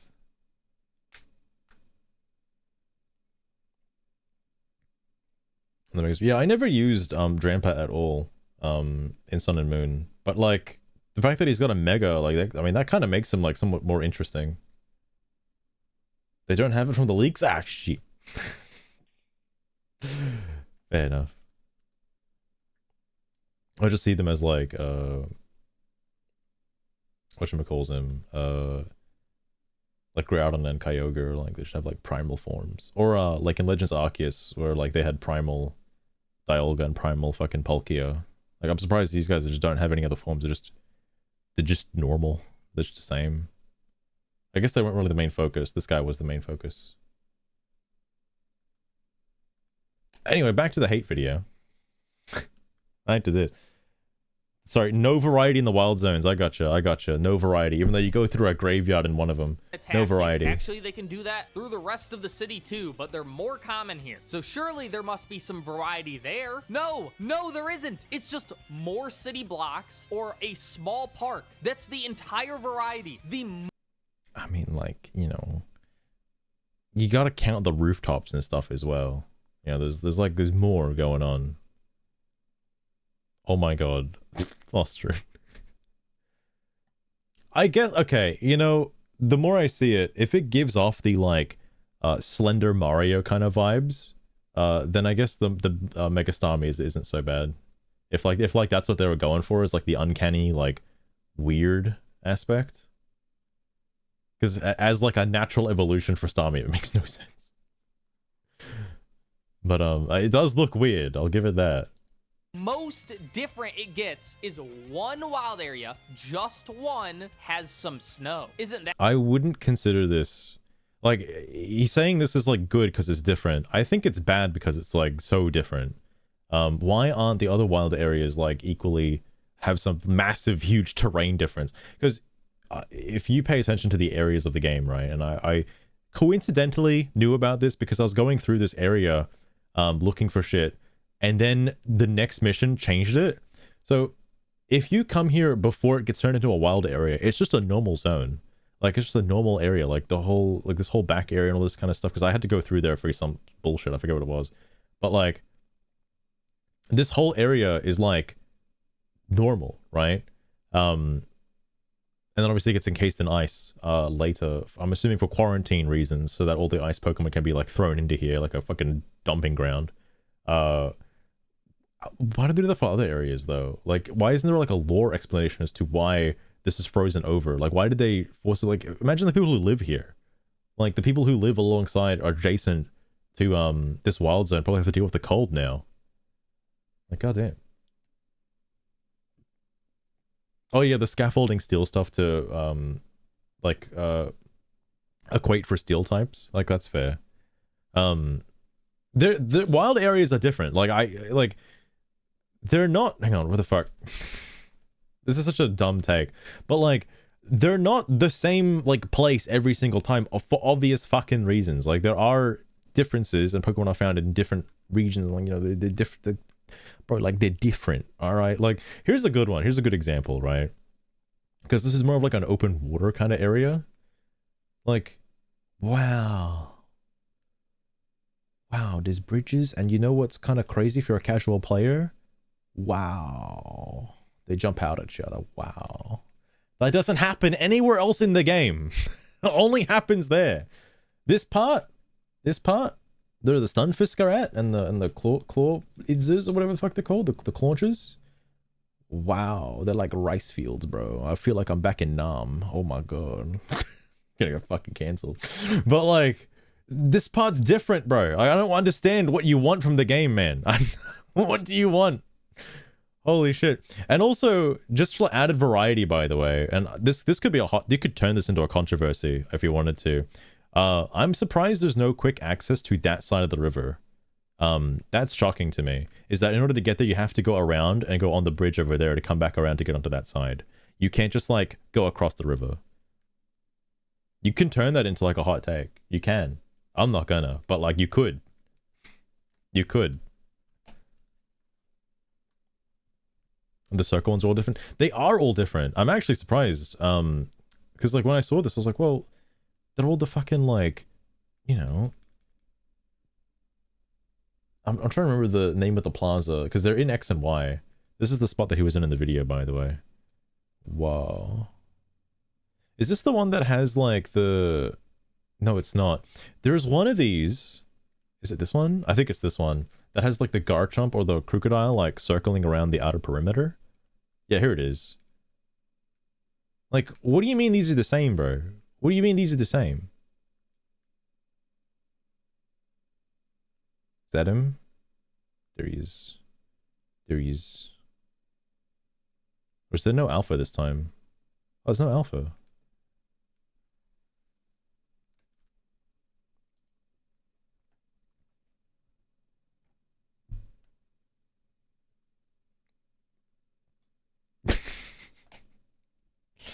A fair point. I do remember my my favorite route from Pokemon X and Y is Route 1. If anybody remembers Route 1 from Pokemon X and Y, let me tell you, that's like Victory Road levels of difficulty. Okay, you got to walk out from the first town you start in, and you got to go in a straight line. No grass, no nothing. It's just to the next town. It's not a route. It's called Route 1. What do you mean? Oh, that was the other thing too I was going to mention. In Lazadre's lab, I think it's one of the sections we have to go get a key card. There's like a stone that says it's from Route 10. It's one of the, you know, fossilized, or I say fossilized, like when the big like cannon like hit the ground, it like turned all the Pokemon into stone, and the stones on that line Route 10 are the graveyard for those Pokemon. That's one of the stones that's in the lab. If somebody's first game is Pokemon Legends ZA, how the fuck are they gonna know what the hell a Route 10 is? What? There's no indication what the fuck a Route 10 is. Nobody mentions that in the game, or what Route 10 is like in entirety. Like, why is that even a thing? What the fuck? Anyway. Sliver, how's it going as well?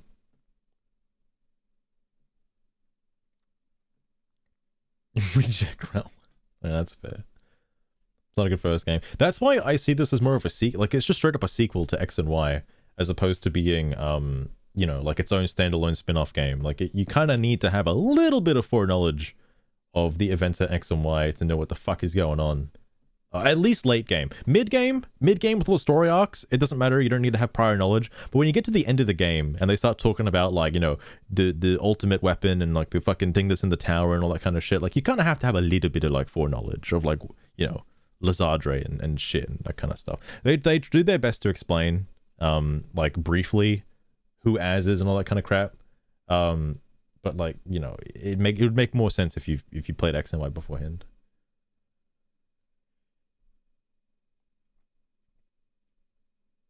I don't know what it is. That's fair enough. I mean, this guy, he's played every single Pokemon game, as stated. He's played every single one, and he hates one of them.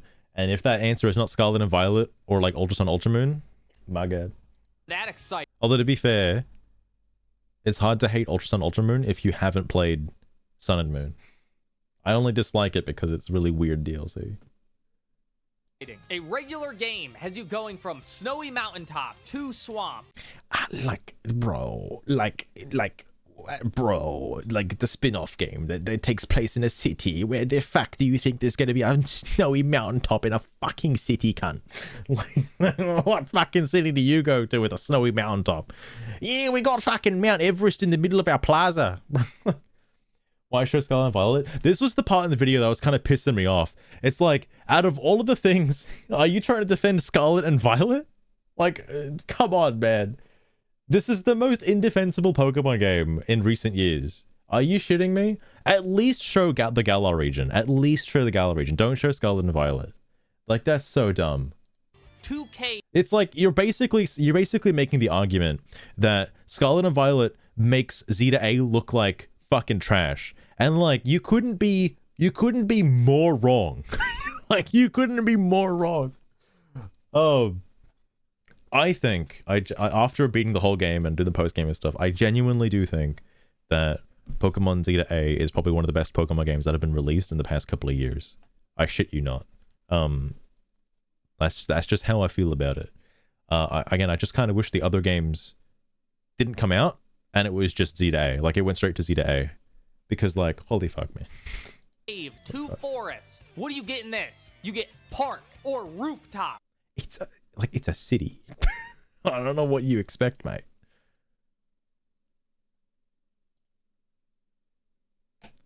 This one? Oh, it's this. I forgot about this. Fuck. I wish I could. Oh, actually, I think I could just do this. Hold on. Hang on. There it is. I personally forgot. Like, I remember, where was it? Oh, hang on. It's missing the top bit. There it is.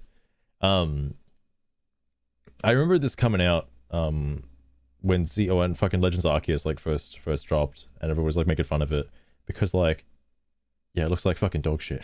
I don't know why the lighting is so bad. And it does look like that for real, which is kind of crazy. Wow, improvements. Yeah, like, there's a big lighting overhaul as well. I don't know how, like, the shit is rendered in Zeta A, but it does look nice. Like, I know there's obviously the graphical complaint and the graphical fidelity, but I think the game genuinely does look better than pretty much every other Pokemon game that has existed in the past. There was another guy, actually. The guy who was talking about the windows and stuff. That's a funny video, by the way. I like that guy. He even said, like, you know, it's the best looking Pokemon game to date. Which, you know, it's good. It's good. It's just the graphics are, you know. I'm sure there's some debate there. Do that. Oh, good. I don't have to resize anything. It actually kind of worked out. That's kind of crazy. Didn't expect that. I mean, well, again, if you were to compare a Pokemon game to Pokemon game, fair. But, like, if you were to compare, like, Pokemon to, like, Genshin Impact, alright, that's a bit different, okay? That's a bit different.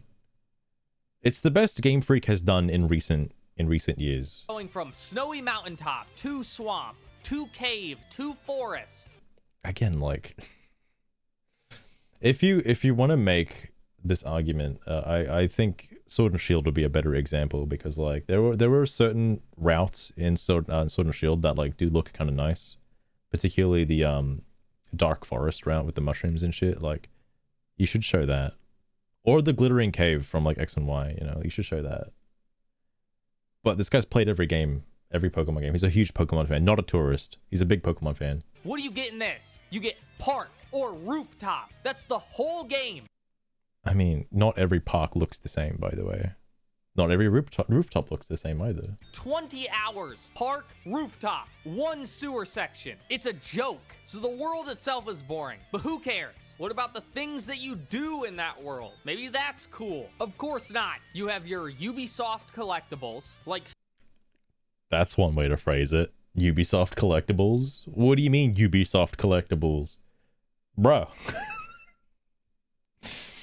It's a fucking colorful screw that's completely optional and not required to beat the game. Are you fucking for real?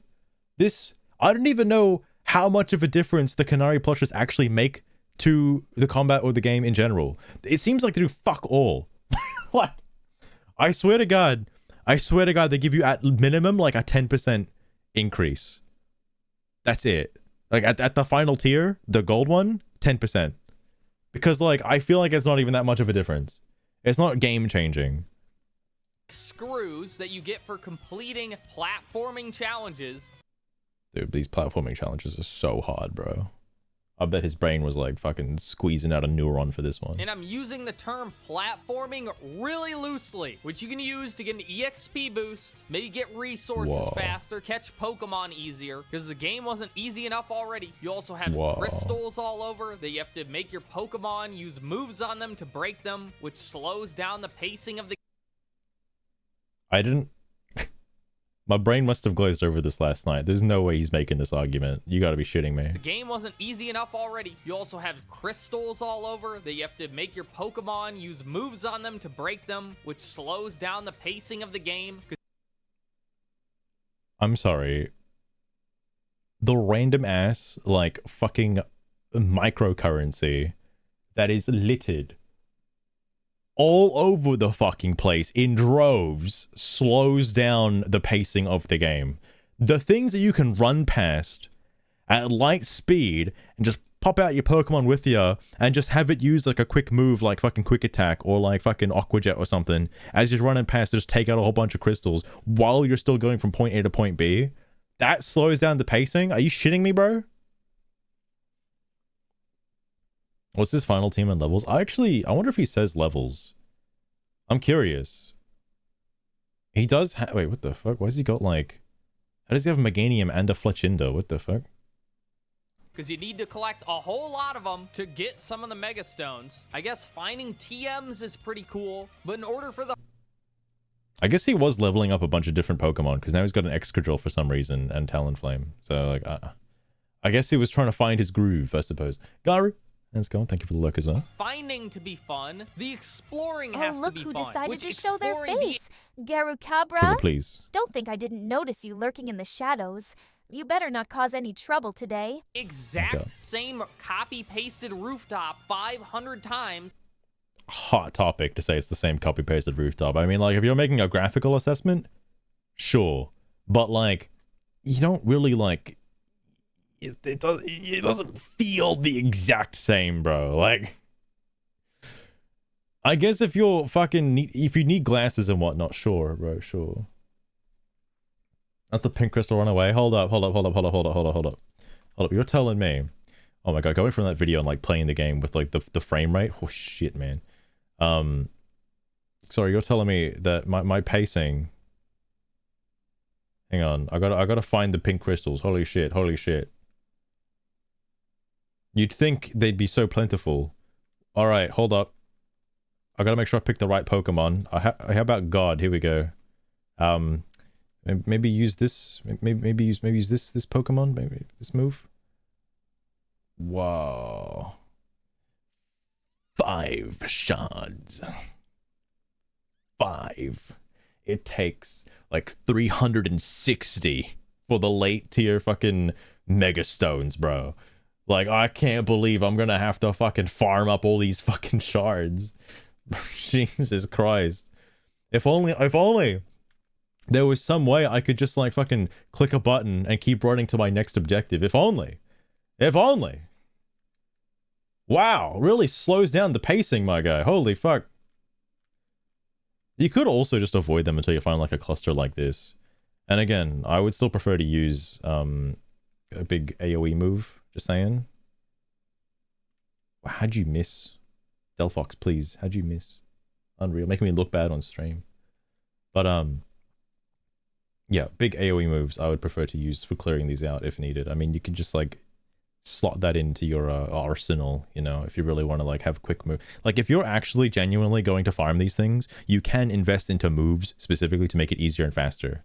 You know, that's just how it is. For like the majority of the game, by the way, I had Aquajet on for Alligator just to go around and just spam like quick like hits on all of these things. Because if you, again, I didn't need a single one of these, by the way, because all the mega stones I got, actually, no, Lot Bunnyite came from the fucking mega shards. I don't know where the Lucarionite, the other one, I don't know where that came from. This one I think gets given to you.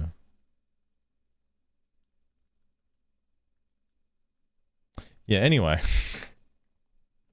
I didn't need that many of them because they're cheap as piss.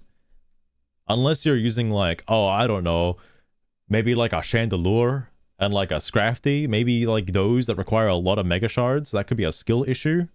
Like, I wonder how many of this guy's points, I wonder how many of these like detractors that he's making for the game are self-imposed issues because of the Pokemon that he decided to use. And I imagine this is probably one of them, that he saw that you can trade them in for Mega Stones, and he wanted to use a certain Mega Pokemon, and it requires a lot of shards, so he probably wanted to get this particular Mega Stone for this particular Pokemon before he advanced the story. And like, I don't know, man. I don't know. You just spam that shit? True. Is not fun. And the funny thing is, I could forgive all of this. Not fun. Doesn't have to be fun, bro. If at least moving around was fun. How would you make gathering these fun? How would you make getting coins in Mario fun? Like, I don't know, man. I don't know.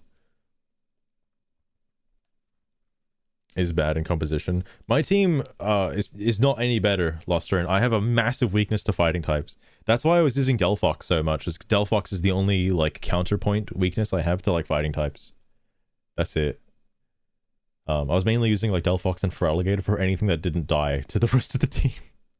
I got like a normal type, a steel type, another steel type, which thankfully can't be hit by fighting type moves, and a dark type. And I was like, okay, I'm fucked. But no, you get nothing. No bike, no roller skates, remember? Okay, here's something good. Yeah, I actually am surprised there is no roller skates in the game.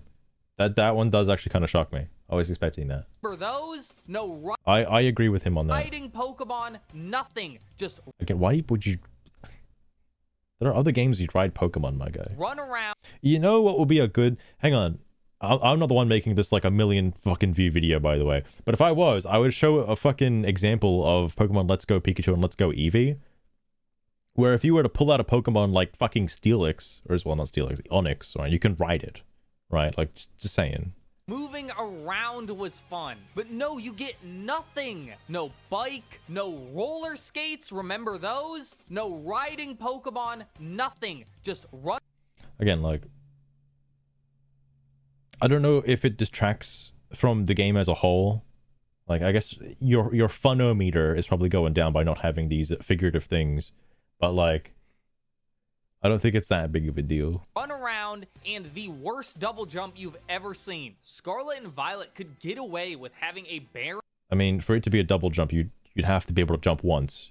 I don't know if you can even call it that. It's not even called a jump, it's like a glide, allegedly. For an empty world, because at least it was fun to move around. You could. That's a hot take, bro. That's a hot take. Is that a hill you're gonna die on? that's fun to move around in fucking Scarlet and Violet, I'll kill myself if I have to play that game again. Run real fast. In Minecraft. And jump real high and fly. It was fun to move around. Fly. Bro.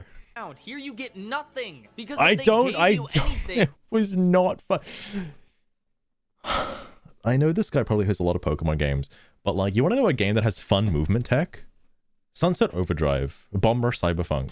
Those games have really cool fun movement tech to just like, you jump in, you just fuck around for a bit, you just run around. It's so much fun. I don't think Pokemon games are really going for that, nor that they should have that.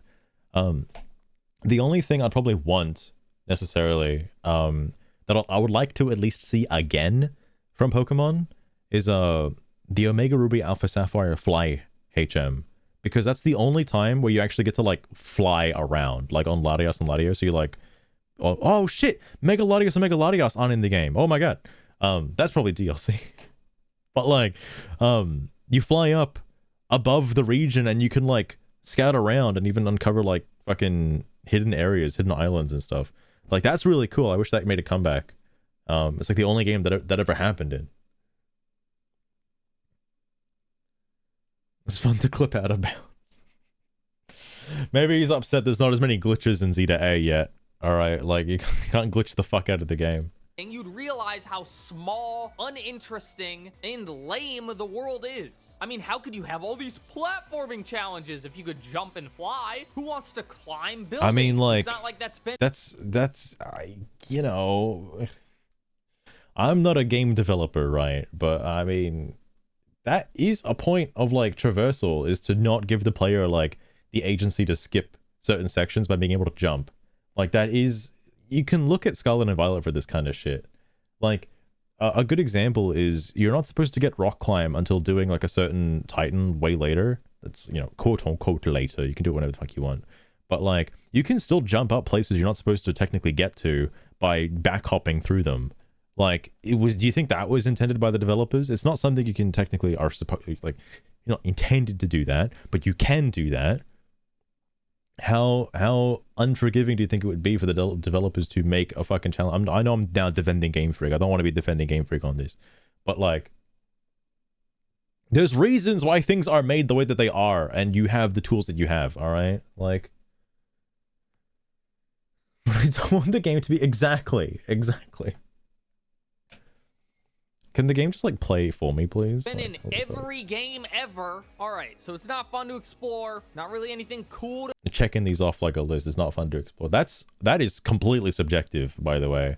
I think it's okay. I like exploring. Like, it depends on what you define as exploration, okay? Because what do you plan on uncovering from the exploration that you're going on? New Pokemon? You don't have to worry about that because they're all in wild zones. So you don't have to like explore into like some random crevasse in the middle of nowhere, because it's not going to be a Pokemon that you can't normally get anyway. Except maybe Goomy. I have to find out where Goomy is. that's kind of what I got to grab. find. What about the side quests? Well, the game has a ton. Also, a hot take. I am like fully glad you don't have to fuck around with the collectibles in this game, because if they did the fucking Sun and Moon Zygarde cell bullshit again, which is I was kind of expecting the more I was getting to the end of the game, where I was like, they're gonna fucking do this, aren't they? They're gonna make you get like 100 fucking Zygarde cells for a main story mission, I swear to God. But like, thankfully, that's not in the game. They just give you all the Zygarde cells. Holy fuck. That's great.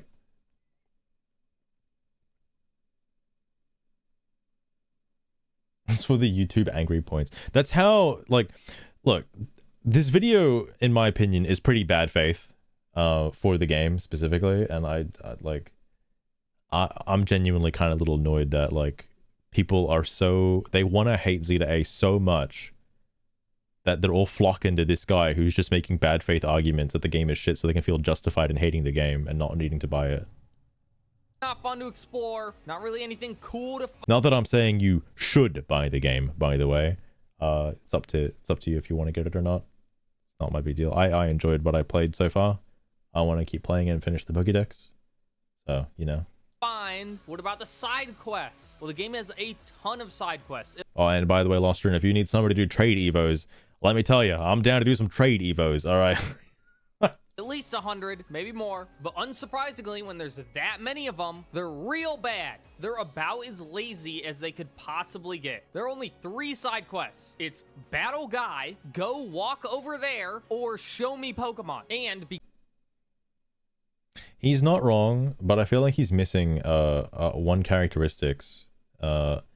This one. They're about as lazy as they could possibly This is the second get. point. There are only 3 side quests. It's Battle Guy. I feel like he's being a little unfair with this particular point. Go Walk Over There. There's a few Go Walk Over There side quests that are somewhat different. Okay. There was okay, I know Legends Arceus had this with the Drifloon, alright? But there was a side quest that I happened to stumble across earlier on where some girl was like kidnapped by a fucking Litwick because the Litwick like sucks the soul essence out of somebody, out of the life energy out of somebody. And you had to go chase this was through the sewers. You had to go chase down the Litwick because the boy didn't want like this other kid to like fucking die to the Litwick or some shit. And you go chase him down. Kid's like, oh, the kid that you find is like, well, you know, the Litwick was just sad, so I wanted to give like the Litwick some of my life essence, you know, like here you go, take years off my life so you can live a little longer, shit like that. And the kid's like, no, I'm older than you, I should give my life force or some shit.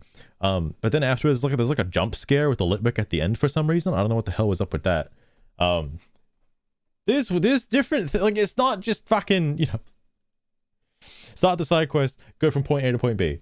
Like, there's stuff happening, all right? Like, I don't know what you expect. Like, did this guy not play Legends Arceus? Because it's not any different than that, really. Or Show Me Pokemon. And because it's a Game Freak, it is much worse than it sounds. It's watch a cutscene, Battle Guy, who has 3 Clefairy that know... You know what's funny about this, right? Like, also... I realize he's nitpicking particularly one side quest and like, you know, claiming they're all side quests. But like, I don't doubt that there are a lot of battling related side quests. They're like tutorial quests, you know, for people who have never played Pokemon before. That's kind of what they are. But not in Alola. Oh my god. Alola and like Sword and Shield were pretty bad with like walk 2 feet, get a cutscene. Walk 2 feet, get a cutscene. It was pretty fucking atrocious. I'm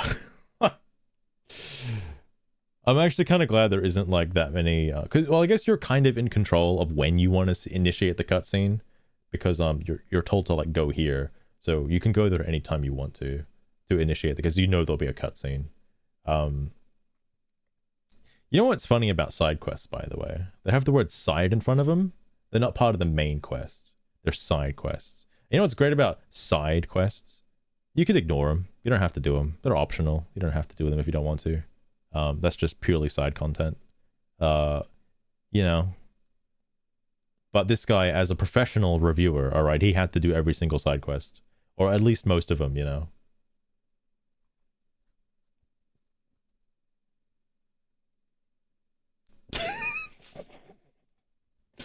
My god. It's like 50 side quests to do. I'm not going to count the amount of exclamation points, but I've done most of them. All right, like this is what, like 93, 84, 93, like, and I've still got these ones to go because I'm a bit lazy. All right, like this is when I was like, I didn't find the Mega Meditite because it wasn't in the same place as the other fucking Mega Stones. Can you believe it? I don't have a full team of flying Pokemon. Dude, the guy who's lit... This motherfucker is like, it's just battle me, bro. It's just battle me. There's no variety. There's a fucking Sky Battle, cunt. What do you mean? There's at least 110? Oh, fair enough, fair enough. I didn't have a team ready for a Sky Battle. I could not do this. I don't have a single flying type Pokemon on my team. I want to know what a Sky Battle is like. I would like to know. I don't have a team of flying Pokemon, so I can't check, but that's pretty cool, you know? Like that's something, right? It sounds. It's watch a cutscene. Oh, also he makes a really dumb point here, and it's only because he loves Mareep. He wants to fuck the sheep, all right? It's You'll see the dumb point in a second. Battle guy who has 3 Clefairy that know only metronome, so it's impossible to lose, then watch a This might be a hot take. I know what quest he's talking about because I did it.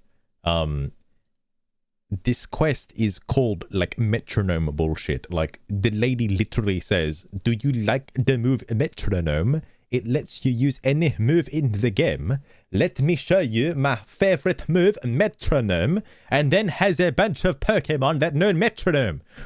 What do you expect from a fucking side quest called metronome, bro? What do you expect?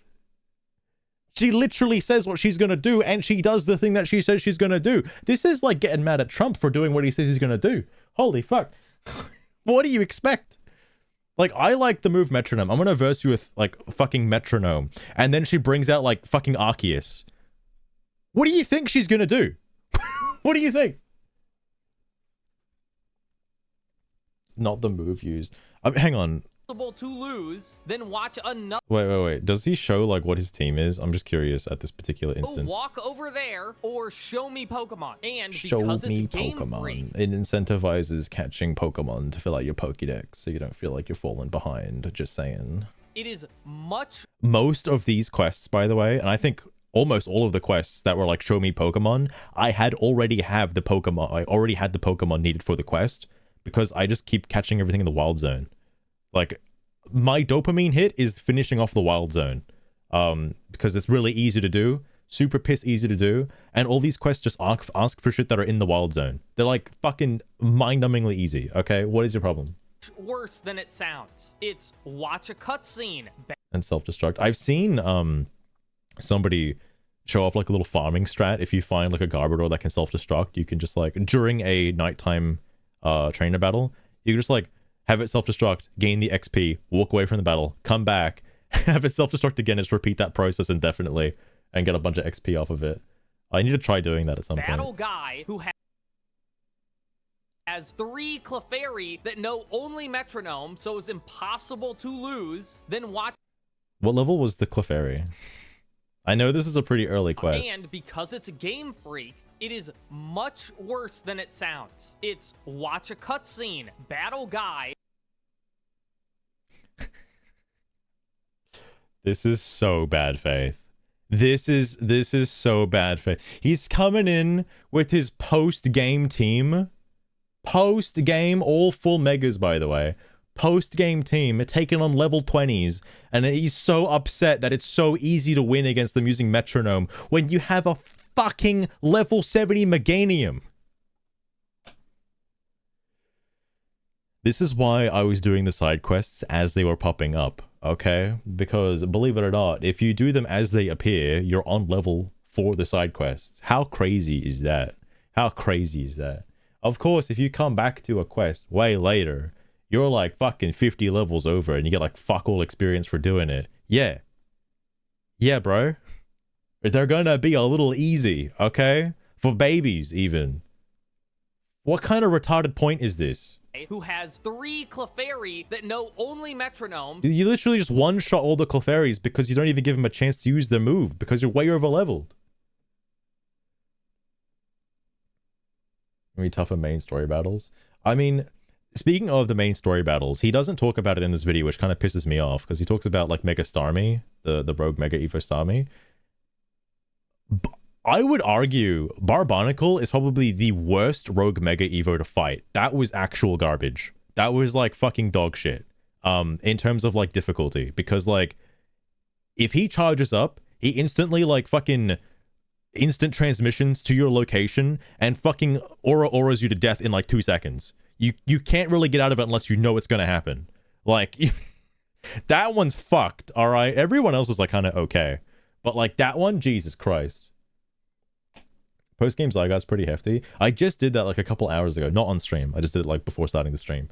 The only thing that caught me off guard was the big Z cannon attack. But there's like safe zones to stand in, so it's not that big of a deal. Aside from that, Feraligatr like carried the whole fucking thing. I was like well under leveled. Because he's like level 84 or 85 or some shit. I was not that level. I was using the same team I showed you. But Feraligatr carried hard though. so it's impossible to lose, then watch another cutscene and get goes inward twice. Oh, yeah, okay, that one was kind of bad. The explosions that I think it's like earth power, the fucking eruption from the ground, that like circles this whole area and then like comes in 3 stages. That one was kind of garbage, but I kind of learned how to dodge it after the first instance. I also did have the Canary plush that stops you from blacking out really fast. I got 2 levels of that, so that helps a little bit. With Ice Fang to beat it. Yeah, my Feraligatr was spamming Outrage and spamming Ice Fang. What was it? Fucking hell. Not really a real move. It's the he's got it on his thing. It's like and the plushies did that. There's I think 4 different plushies that are pretty good. I do recommend getting the plushies. I don't have them all because I didn't get all of them, but I think it's the green one. Yeah, less likely to black out from taking damage. This one's pretty helpful for boss fights. The money one, I'll probably have to get that eventually because I'm probably gonna need money at some point to get all the fucking megastones and shit. But like, I just went the pink one was like kind of huge. This changes a lot getting the pink one, and blue one as well. Those are my main focused Canary plushes. Got none besides the mandatory one. Oh my god. Oh my god. The blue one I feel like is kind of important because it helps with catching.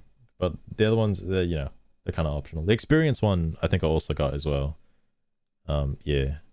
I had to upgrade this one. This one was kind of important as well. They're pretty good. What was the... Oh yeah. Land's Wrath. It's like the anime, like I know all the rogue mega fights or like the huge like Dynamax fights, whatever you want to call them. They're like anime-fied versions of regular Pokemon moves. Like that ground explosion was just Land's Wrath, but like on crack, basically. Oh, that was the 1,000 waves then, was it? It was one of them. The earthquake. There was Rogue Mega Tyranitar. Didn't like that one. All right, that one was also pretty bad. I just happened to get lucky with my positioning, but if you're in the wrong spot with Mega Tyranitar using Earthquake, that fucking Earthquake covers like 90% of the field. That one's not okay. Oh, holy fuck.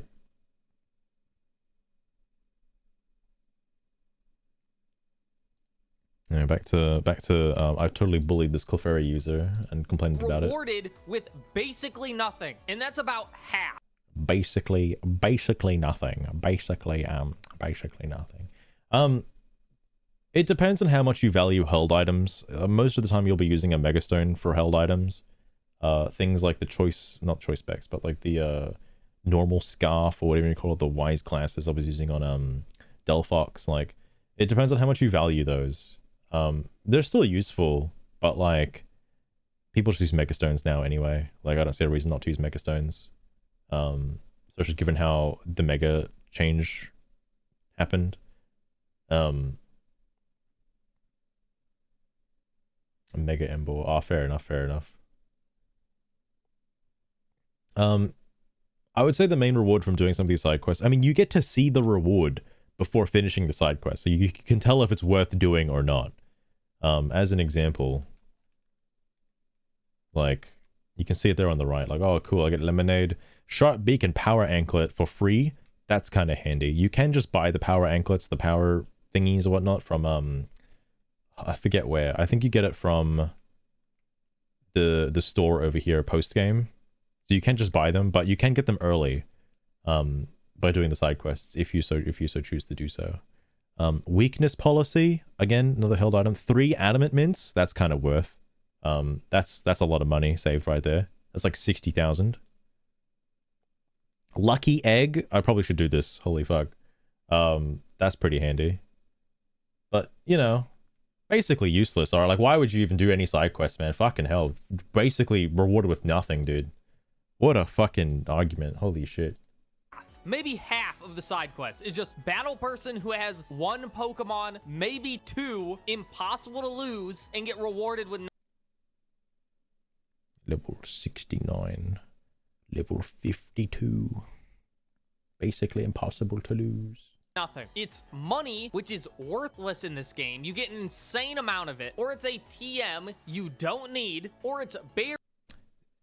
TM you don't need is debatable and highly subjective, by the way. Hang on, what was the other point? I missed the other point. 1 Pokemon, maybe 2, impossible to lose, and get rewarded with nothing. It's money, which is worthless in this game. I mean, like, bruh, like, do you know how much money I spent on Ultra Balls? Quite too many. Now I have enough Ultra Balls to fucking catch every Pokemon in the game, which I've done. A lot of the money sink comes in from completing the Mega Pokédex by getting all the Mega Stones. And of course, if you want to like dump a bunch of cash into getting full restores and shit, because you can just do that, and it is worth to do that because you're only given like 1 item on a cooldown, and full restores and max revives are kind of huge when it comes to that.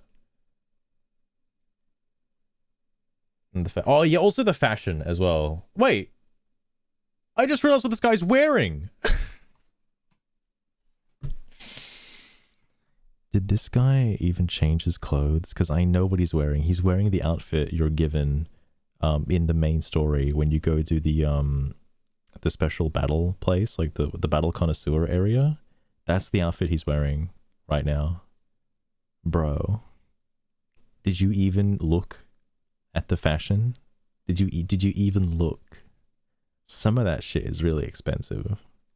And maybe doing a side quest or 2 or 3 or 10 at the start of the game for a quick bit of cash, kind of helpful. All right, just saying. I do still think your big influx of money. Oh, you do get a bunch of XP candies as well from doing side quests. I do recommend it for that. Like, you get a fuck ton of XP candies. I have like fucking 15 rare candies or something now that I'm just using for like evolutions. Anyway, regardless, my brother in Christ has zero fashion sense. Moving on. You get an insane amount of it, or it's a TM you don't need. Or again, like that hearing that's highly subjective about whether or not you need the TM, bro. Holy fuck. Or it's berries. And I like what the footage he's showing. This part is my favorite. Berries, you say? Game missions. In fact, some of these side quests are post-game, and you get berries. Literally shows the Eevee berries. Now, if you're a casual player, you're like, ugh, berries that lower their friendship? Ew, disgusting. Oh wait, no, I think it's the other way around. Lower their attack but raise their friendship? Ew, disgusting. My brother in Christ, these berries are very helpful when it comes to EV training. Just saying, especially if you just fucking casually like rolled through the entire game and like didn't actually EV train properly. Like these berries kind of help out a lot by you know, adjusting your stats accordingly, so you can like actually like EV train for like face rolling some of the megas later on. But you know, that's fine. These are just random berries. It's no big deal. As the reward, and these are the better side quests. Wait, you can't Lost Rune? I'm actually surprised. I thought that was going to be the supplement for like the fake Elite Four, kind of similar to was it Sword and Shield that had like the random tournament system like that? Yeah, I'm actually surprised. I haven't gone back there to check, so because after they did it, I was like, oh, cool. I'm also surprised Urbane got knocked out immediately. in that tournament. I was like, oh, so this is how they're gonna have the rival fight. You're gonna have like Urbane get up to the top, so you have to fight him before fighting Jacinth or whatever. No. How about watch a cutscene, follow the Pokemon, watch another cutscene, follow them again, watch another. You know what you're describing right now is literally the entire game, right? Like, you watch a cutscene, you go follow the Pokemon, you go watch a cutscene, go follow. This is literally every game, bro. What are you talking about right now? Another cutscene, follow them again, and it's not like you're doing anything, you're just. It's like literally the entire fucking game, bro. What the fuck are you talking about? This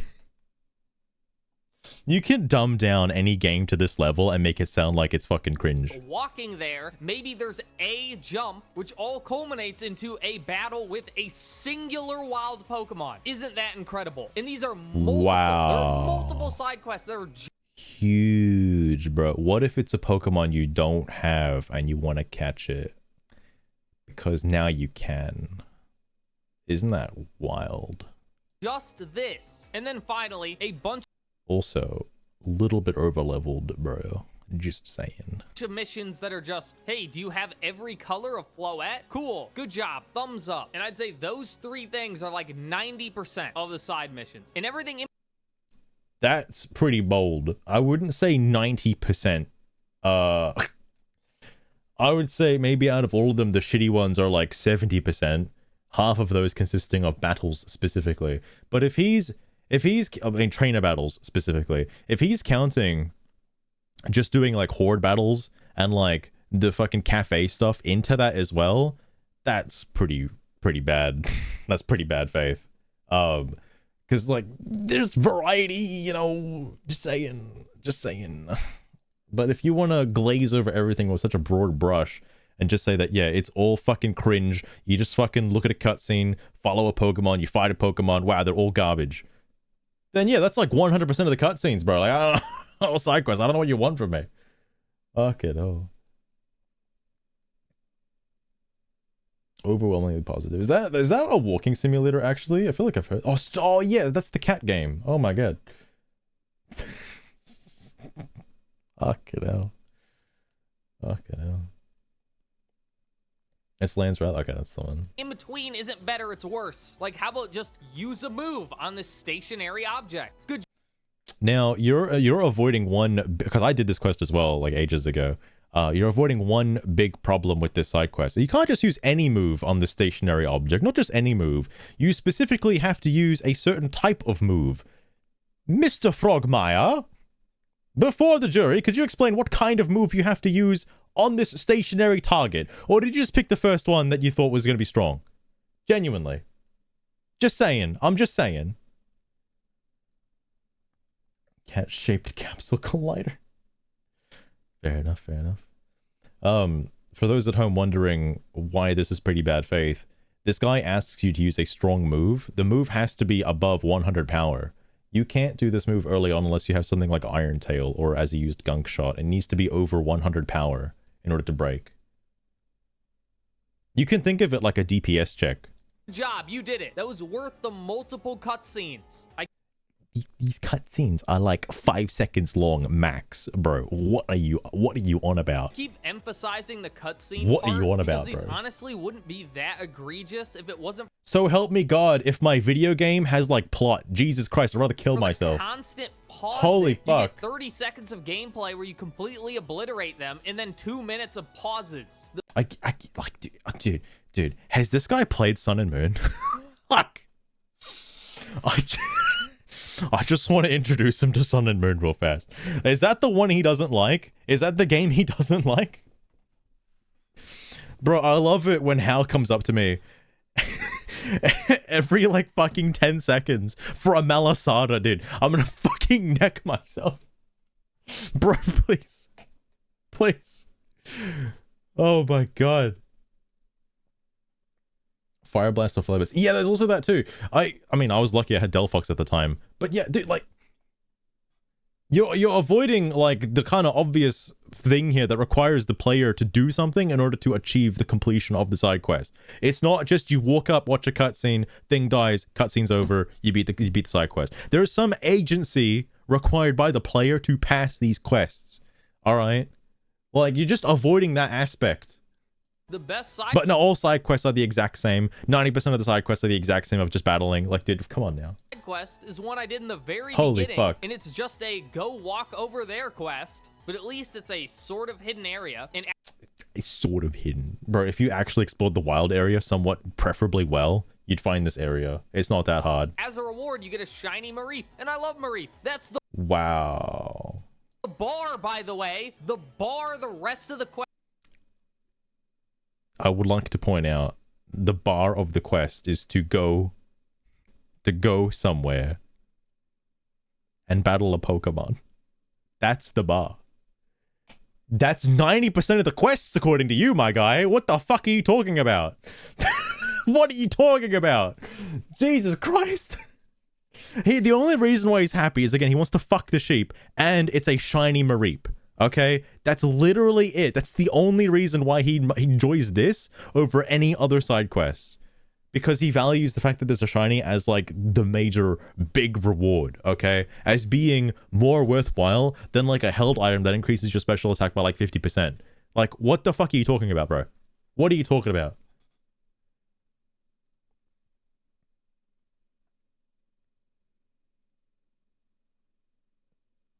Two alpha Pangoros alongside her? Oh my god. Oh my god. Quest can't meet. No, that's Loster, and that's just the same as every other quest in the game. What are you talking about? That's no different. The expectations, they were just so low, and yet somehow too high. And that's the game. What do you just... How about, instead of just saying everything's the same and everything's garbage, tell me what you want from these side quests. What specifically do you want that these side quests don't have that make you more engaged with the game? Genuinely. Like genuinely, seriously, I would like to know. Is it the fact that there's not enough shinies? Legends Arceus literally had the same exact quest where you go into the first area and you find a shiny Ponyta. It's literally exactly the same quest. What the fuck are you talking about? Game world, boring, lacks variety. There's no difference. To see or find, not fun to traverse, and it's everything you should have expected and worse. Now, before how? You need to flesh that point out, my guy. You can't just say game bad. Why is game bad? Bro. What? Before we get to the gameplay, I want to talk about the story just a little bit. No Oh, this is my favorite part in the video. This is my favorite fucking part. Holy shit. spoilers yet. Not that the game really has a story to No spoilers. Game has no story. Okay, we're on to a good start. spoil, but if you really don't want to hear anything As dies, by the way. about it, use the timestamps to skip this section. Now, you're a part of a crew of a couple dweebos, and the leader of your crew... Again, how is this relevant to the plot in any significant way? This is one side arc. Like, the way this game is structured, in my opinion, is actually pretty decent. You have the prologue, which is basically all the way up until meeting Emma, right? And then, after that whole sequence is done and you have your team meeting, right? I would then say the next arc is all the way up until reaching Vinny, okay? Or at least rank W. And then from rank W... going past Vinny to ranking up to like rank F is like the next arc. From that point onwards, each subsequent rank is its own arc, its own story arc. That's just how the game is. I'm the casual fucking jabroni. That's just how the game was laid out. Every single rank up mission from that point, it functioned like how you would expect a Pokemon game to function. Like, you have your... You know, Paldea is broken up into, like, a bunch of different sections, right? You've got, like, the Team Star shit, you've got the Titan shit, and you've got the fucking, like, gym leader boss fight shit, right? This is literally the same exact formula, but done way better. Because everything up until your team meeting is your, quote-unquote... Actually, no. I would probably say because you can do this at any point. I guess it doesn't matter what point you do it at. But the nighttime challenge stuff, depending on whenever you want to do that in the main mission story, the nighttime challenge stuff is basically the Team Star raid battles, okay? It's effectively the same sort of concept where you're just doing back-to-back like fights over and over again. That's all you're doing. Fucking the rogue mega Pokemon you fight is the exact same formula as taking on a Titan Pokemon with Arvin, except it's, you know, more entertaining and more fun. Like, that's how that functions. And then you've got your rank up match, which functions very similar to a gym leader fight. Like, what? It's all three of the aspects. What the fuck? Team Starbases, but better. Imagine if in the Team Starbases you had to, like, sneak up on their Pokemon and, like, take them out. Like, you infiltrated them stealthily. Imagine that. Fuck. But no, we're just gonna ignore that aspect. Again, like, it's shocking to me that, like, you kind of missed the formula or the gameplay loop for this game, even though it was literally in Scarlet and Violet. Like, okay. This person's a cuck. I can't tell if you mean the person who's like making the video, this Lord Farquaad guy, or like this guy, Corbo. Corbo the Corpo. But what he's talking about right now is a specific like rank up section, right? Like this is one of those like you're getting your plot layout for the arc, for the season, for this episode. Fair enough, Buttony, fair enough.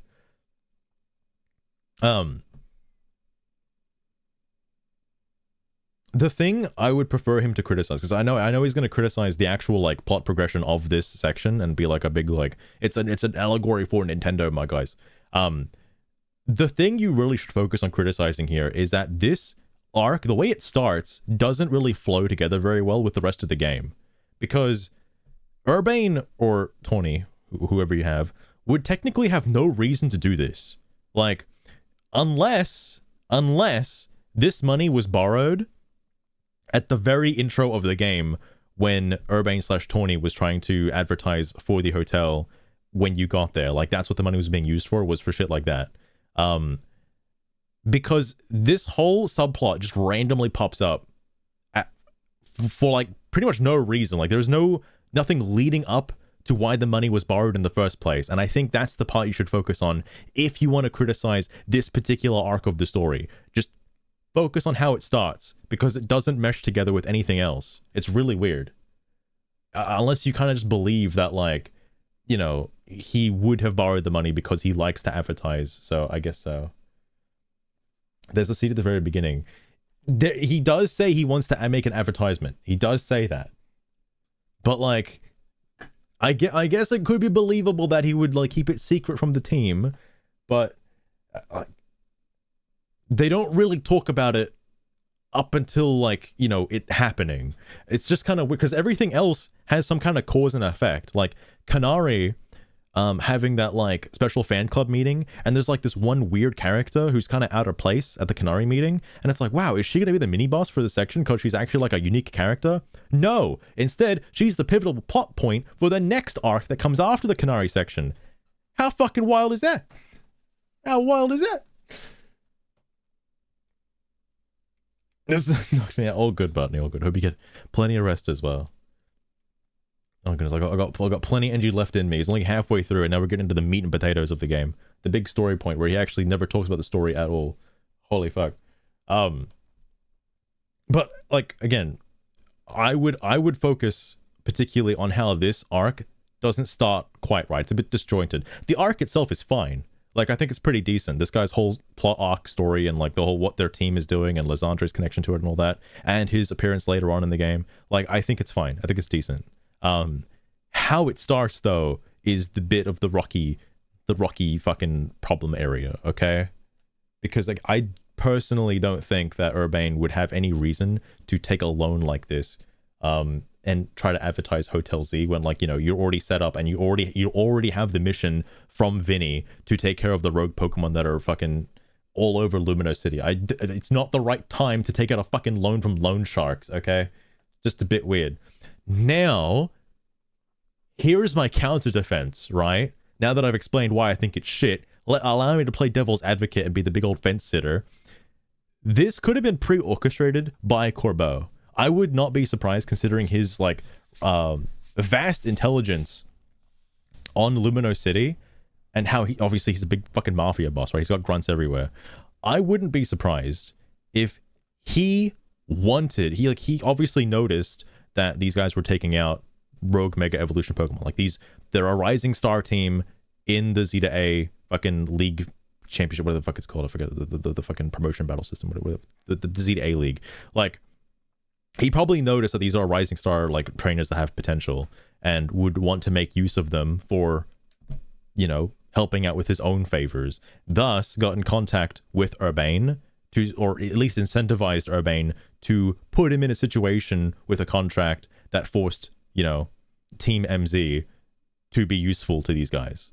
Like, that isn't too far-fetched for me to believe, considering he does seem to know his shit. Like, this guy doesn't seem like just some random slap-together NPC with, like, no context. He seems to actually know... He knows about the city. All right, he's lived here. He knows everything that goes on in the city. I wouldn't be surprised if he knew about Team MZ and their goals and like, you know, wanted to take advantage of that for his own reasons. All right, obviously the reasons get explained in the story arc, but like, again, I think it was just the fact that he preyed on Urbane's like trusting nature to sign the contract. That's basically it. Like, I don't think that Urbane out of nowhere, unless he was like, I really think he was like offered the position to get given the money to help out with his advertisements, like straight up, like by some random grunt. I don't think it was Urbane that went out of his way to ask for the contract. That's just my opinion.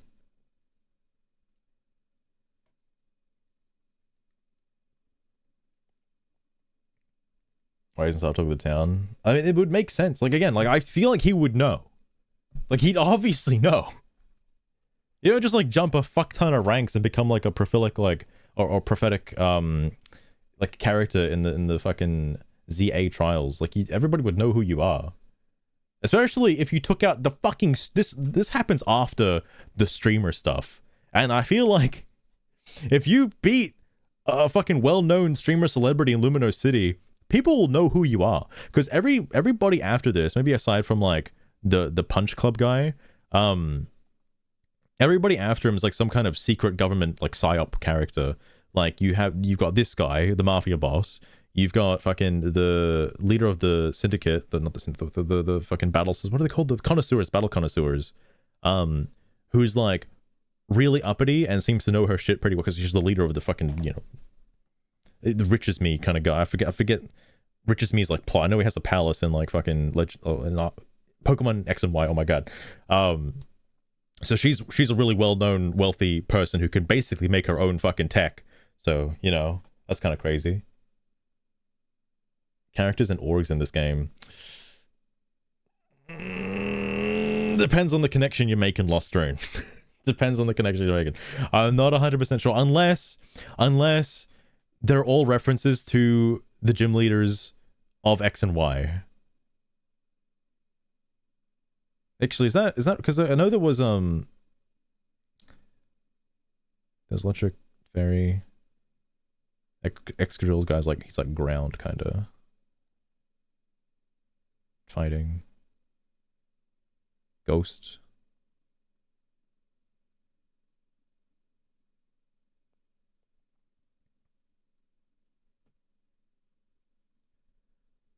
No one's actually evil. Oh, I mean, yeah. Like that guy, the guy in the video does make that plot point that, you know, everyone's nice and friendly. But I mean, like, they're not, like, this guy in particular, I like him a lot in terms of his character design and stuff. Like, he's not necessarily, like, he's like neutral good, all right? I guess you'd say. Because he's like an anti-hero. I mean, he even calls himself, like, an anti-hero. He wants to do good things for his town, but doesn't mind doing bad things to do good things. Like, you know, like fucking Venom. All right, you remember Venom from like the superheroes, like the Marvel superheroes, like bro. And this guy like makes this whole fucking rant, by the way, is about how this guy's like an evil corporate mastermind, and like you gotta treat the evil guys as the good guys. And it's like, bro, he has a decent character. Like if you read the dialogue. If you just sit down and like read the dialogue, his arc makes sense. Like it makes sense. I don't know what you want from me. But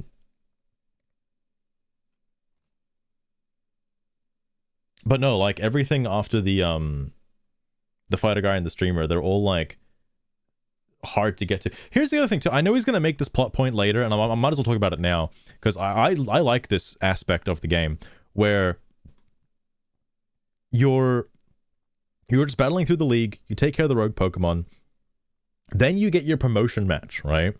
And like, I absolutely love the aspect of knowing who you have to fight, but then it's a whole plot story mission or like lore reason to be able to fight them, to get them to challenge you.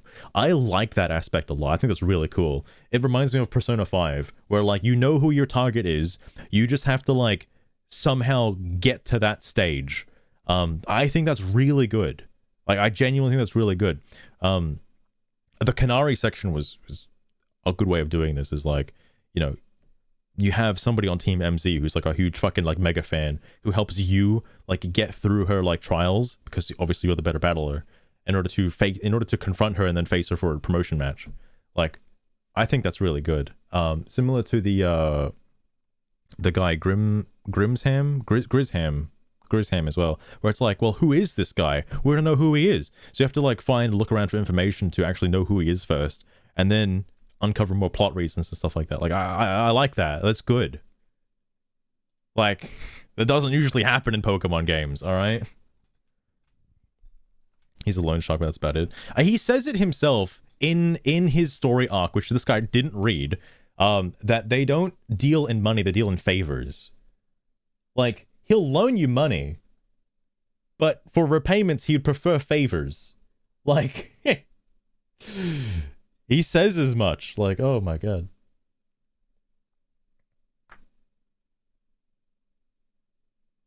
I mean, very off guard. I thought it was gonna be like Mega Garbodor, because he's obviously very poison themed. I did not expect him to use Scolipede until he mentioned Scolipede in one of his dialogue lines, and I was like, oh, his partner is Scolipede. Oh, he's got a mega for Scolipede. Holy shit. That was kind of nuts.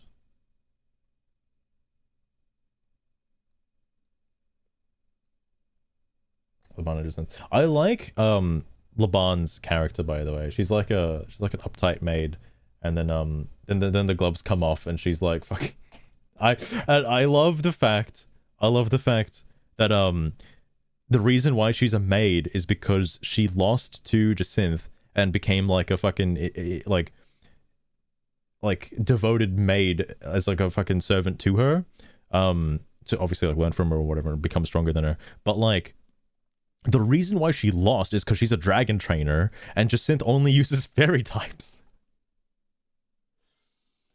Like, damn, that seems like a skill issue, bro. I don't know what to tell you. Oh my god.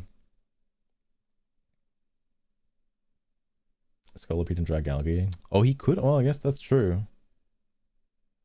It does seem kind of weird that Laban has like dragon types though. It only makes sense after she makes a reveal of like not being nice specifically.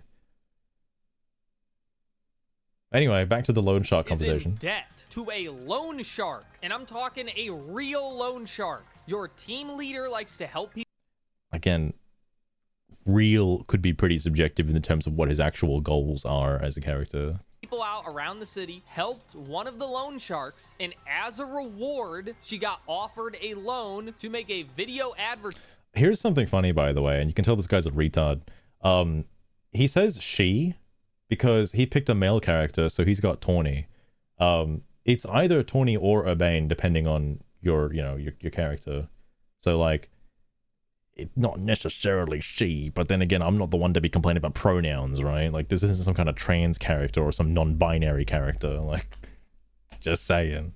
There is something interesting, and I wonder if this is going to be in the DLC, but Tawny/Urbane is searching for a person, and that's brought up like several times throughout the story that they're searching for someone. I wonder if the person they're searching for is their like other half, like if Urbane is searching for Tawny or Tawny searching for Urbane, or it's something totally different.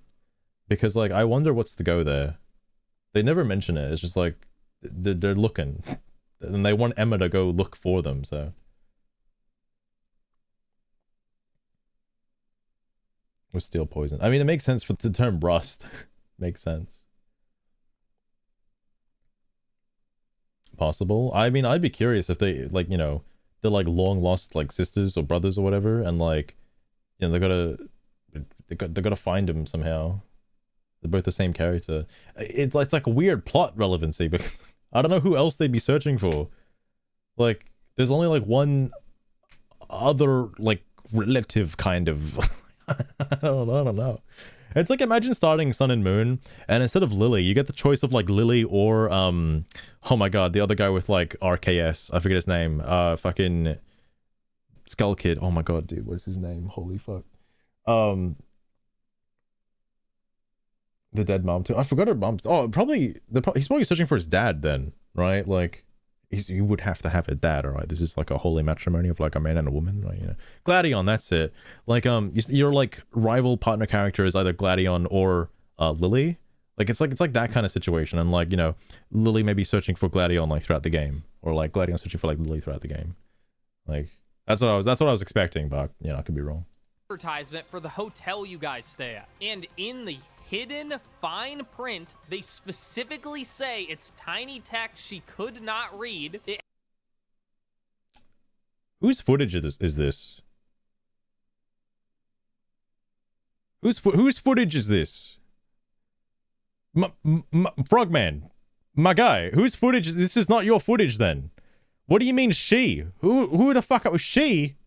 What are you, gay? Say it's tiny text she could not read. It has an insane interest rate where this 100,000 Poké-dollar loan. It started up a new game. Ain't no way he started up a new game to play halfway through the game again just to get to this point to have footage for this. Ain't no way. All right. Oh wait, it says it down there. Hang on, you can't see it. Hold on.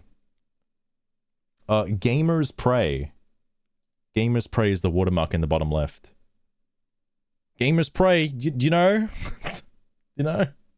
Crew is in debt to a loan shark, and I'm talking a real loan shark. Your team leader likes to help people out around the city, helped one of... Because yeah, like... Dude.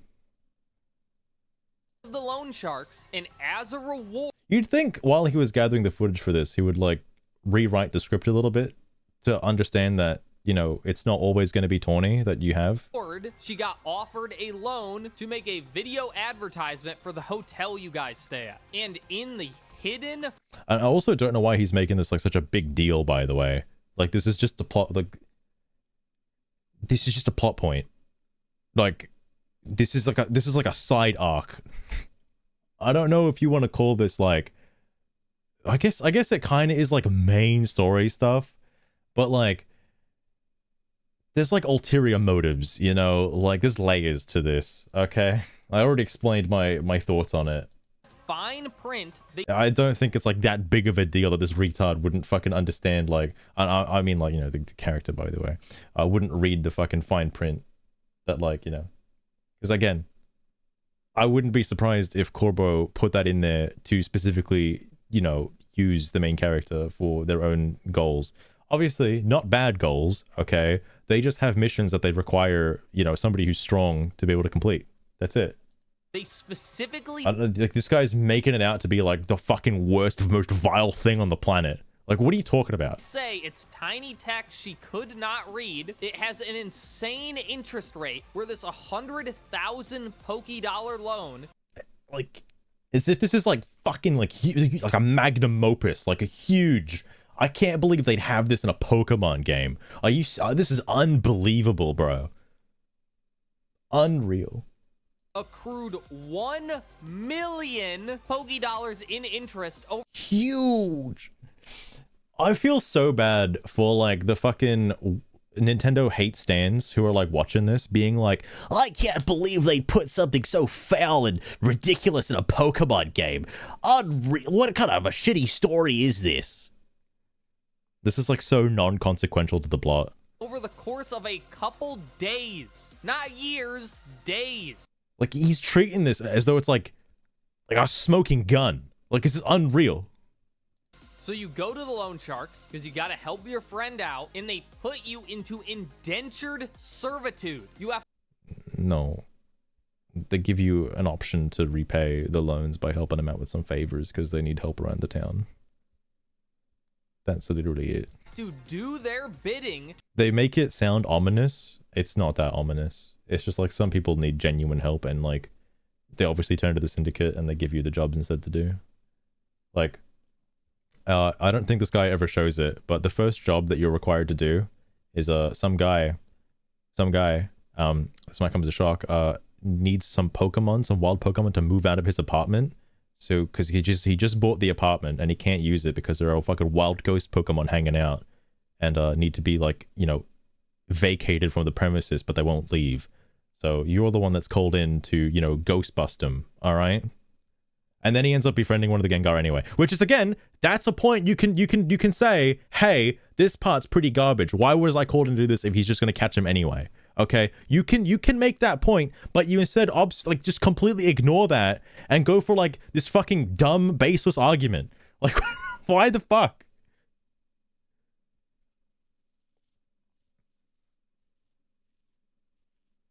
It's very down to earth in that way. It is interesting. Again, like I do like this game. I genuinely do. Like again, or expected to hate it like everyone else, especially the person who made this video who fucking hates it. But like, I actually kind of like it. If the story was ass, and granted, if it was like fucking, there are certain aspects of Pokemon Scarlet and Violet's story which are fucking garbage. Like, pretty much everything in the middle, aside from Area Zero, I think it's like Area Zero and like, was it Arvin's stuff? There was some shit. Basically, a majority of the dialogue in Scarlet and Violet is fucking garbage, okay? The dialogue in this game, despite not being voice acted, is actually somewhat decent. Like, I'm actually kind of shocked. To pay off not the loan, just the interest in its potential. Like, the characters, like, you know, this is a hot topic thing because I'm sure, like, you know, there's a lot of like fan fiction writing out there in like movies and TV shows and stuff, but the way the characters are portrayed in this game and how they act out in the game, in my opinion, in my personal little opinion, my subjective personal opinion, they make sense to me. They seem to act how I would expect them to act in their various situations. Potentially forever. They make it clear that you might have to work for them forever. It's however long they want you to work. So in this Pokemon game, whoa. If only the weird mafia boss actually just had a heart, you know, if only he was like a good guy or something, bro. There are creditors who enslave you through predatory loans, and guess what? They're the good guys! I'd like to point out the reason why he hires you specifically for the job is because you're not from Lumino City. Like, just saying. You're the outsider who wasn't born in Lumino City, so you're the perfect candidate to be like an agent for him. Just saying. Yes, the predatory loan sharks are good guys. Again, anti-hero. All right. He literally says so. He has like a stern. There's a moment when obviously the people are rising up again. This is like such a minor point, but the people like rising up against Quizerto Inc. I keep saying it wrong, but like they turn to this guy, all right, because he has more power and more influence than the actual like mega corporation that is currently controlling Lumino City. He like works for the people. He's like a working class man, all right. Think of him like my brother, my frogman. Think of him like Robin Hood. I know this is a bit of a difficult thing to understand, but think of him like Robin Hood. You wouldn't say Robin Hood is like a loan shark, would you? Where he steals from the rich and he gives to the poor. Just saying. That's kind of his like character trait. But sure, whatever.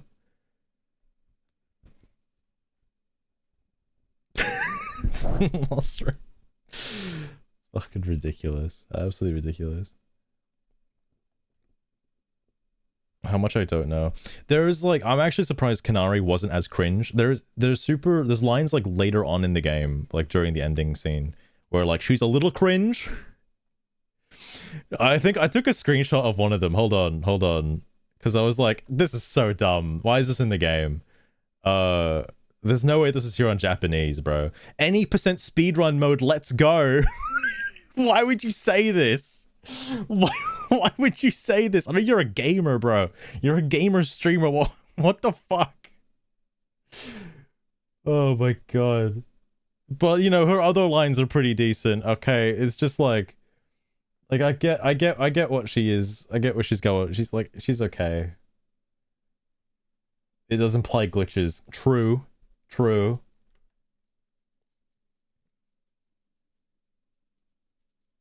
More so gray. Yeah, like the anti-hero aspect fits pretty well. Oh, check out this ass, by the way. Goddamn. I had to get that ass. I had to get that ass. I was posing for the photo op. The heroes of the game. How, you ask? No, the heroes of the game are like everybody because we're all friends and we'll work together to defeat like fucking Angie. Did you not play that part of the game? Well, of course, the indentured servitude, the literal slavery, because you are not... My guy. My guy. Do you not like read his dialogue? paid, and it is not clear when, if ever, the debt would ever be repaid. Like literally the end of the arc, when you battle him. That's when it ends. Is actually community service. They're making you do good things. Can we talk about for crazy? It's almost as if they're not like an evil mega corporation. They're actually just trying to help people of Luminos out. Can you imagine? Can you imagine that? Holy fuck.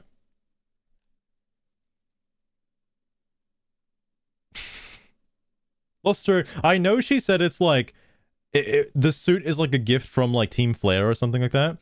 What the fuck is the suit she's wearing exactly? Because like, I don't know what it is. Why does she have a skin tight suit and why is it the only one? What the fuck? Wouldn't have flown in Scarlet and Violet. There's not enough polygons for that kind of smooth ass. Fucking hell. They're running bodybuilder women. Oh my god. Oh my god. For just a second, how insane this is? That this is actual propaganda? That they're trying... Yo, I think this video is fucking propaganda. Like genuine hate propaganda. Trying to sell creditors, the most evil people on the planet, who would drown you in the I mean, like, he's closer to just being a mafia boss, man. liquefied remains of your entire family for 4 cents? That again, like, you're reading a little bit too deep into this and comparing him to like real world creditors. Like, this is the Pokemon world, bro. Like, I don't know what you expect. Jesus Christ. It's a mind control. Oh, okay. Oh yeah, right. She's the one with Malamar. I forgot.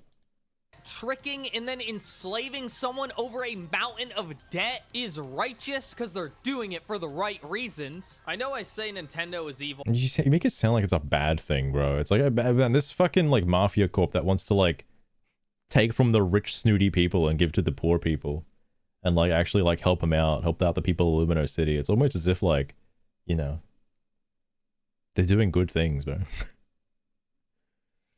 Like, holy fuck.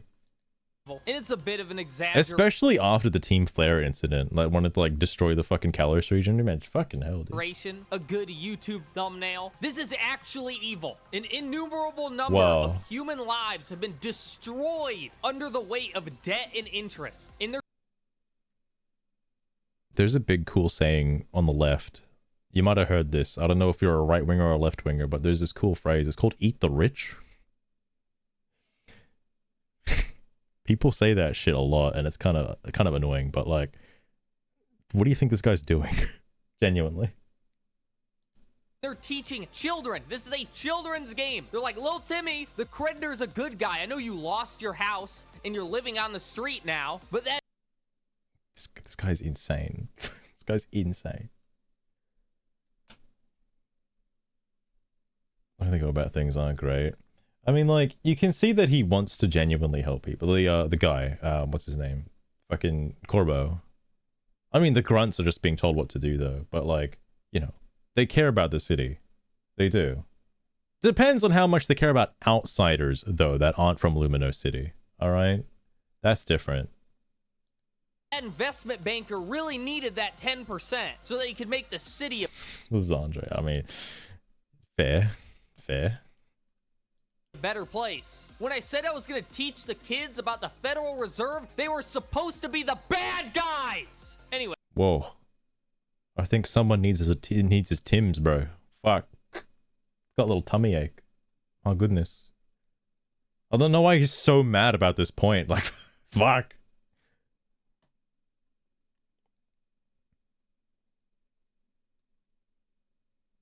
Let's go into Masters. Oh, gotcha. Anyway, I just think it's a bit silly that the giant evil mega corporation is trying to teach our children that debt collectors are good, and that tricking someone into going into debt is super cool and fun. I mean, like, you're reading, like, way too many, like, layers into this. Declip that before putting on YouTube? Wait, what? Oh, the fucking, like, the fucking mega shout he had about, like, they're the bad guys, bro. The bad guys. Does it make you feel any better that 1.2 million people had to listen to that? What? Now for the slightly This number is going up faster and faster each day, by the way. bigger spoilers. Not that I'm spoiling anything that happens. Is it even a spoiler to It's literally a spoiler because Az fucking dies, cunt. Like, what do you mean? The Prism Tower is destroyed. There's spoilers. You just refuse to acknowledge them. Like, what are you talking about? say what doesn't happen? The whole plot of the game is, ooh, rogue mega evolution, and ooh, wild Pokemon going crazy. And there's a mega corporation. That seems like a pretty important plot point. Why are all the wild Pokemon coming to Lumino City? Why are they undergoing rogue mega evolution? What's the plot? What's going on? Do you want to talk about it? It gets explained. It does. They tell you why. Just saying. He's like, it's quite a big deal. I actually am surprised they killed him off. Like, I know I'm assuming he just died because of old age. But like, what a coincidence! He just happened to die when the fucking building died. Like, what? I don't know. And like, Floette continues to live. Like, I don't know if he was hit with some kind of like also Lizandre like takes his place as like, you know, the immortal guy who's going to live forever. Is it because he was hit with the beam that made him like live forever? Is that why he lives for so long? And because Lizandre was like also hit with the beam from like the fucking plant blowing up? He has eternal. Did he just get COVID then? Like how did he die? What? Oh, fair enough, fair enough.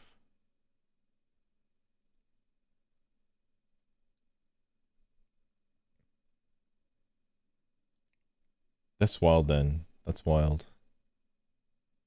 No, sorry, my guy's about mega corporations. He hates mega corporations. Spoiler to say what doesn't happen. The whole plot of the game is, ooh, rogue mega evolution.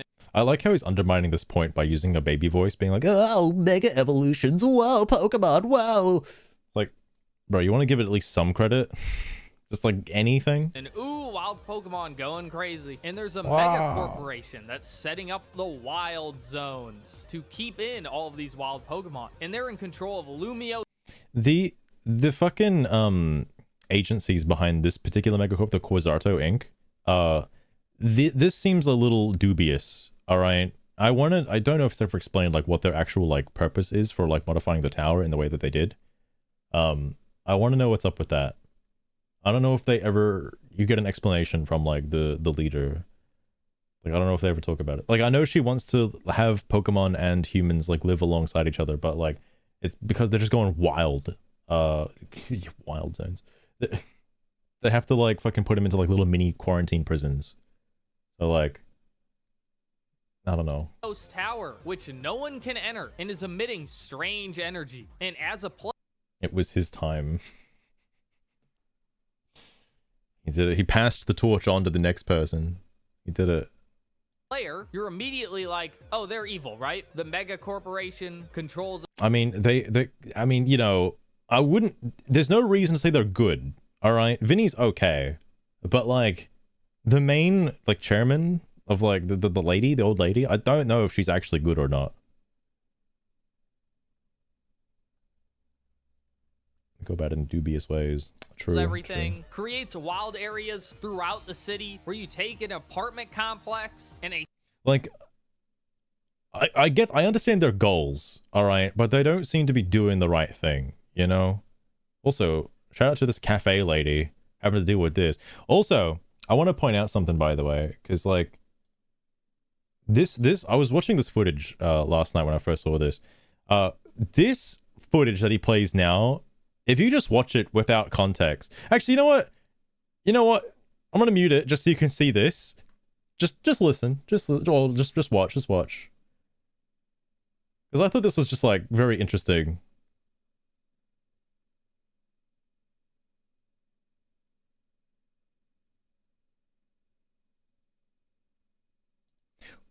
What are you doing? Like, what are you doing? Just in general, you know? I'm really curious. You have a fucking stroke? Like, what? What the hell was that? What was that? Never present these days. I was fully expecting like I know because it happened in Pokemon Sword and Shield. They're probably not going to do it again. But I almost fully expected like what happened in Pokemon Sword and Shield. Like that's what I was like. Oh shit, here we go again. But no. I like that everybody kind of works together at the end. And you know, it's the friends we made along the way and whatnot. And the same question, yeah. Like what was that gameplay? Seriously, like I'm guessing he was just trying to get footage for a particular thing, like trying to, I guess, show how annoying the wild Pokemon are and like the fucking, what are they called? Oh my god, I'm having a brain moment.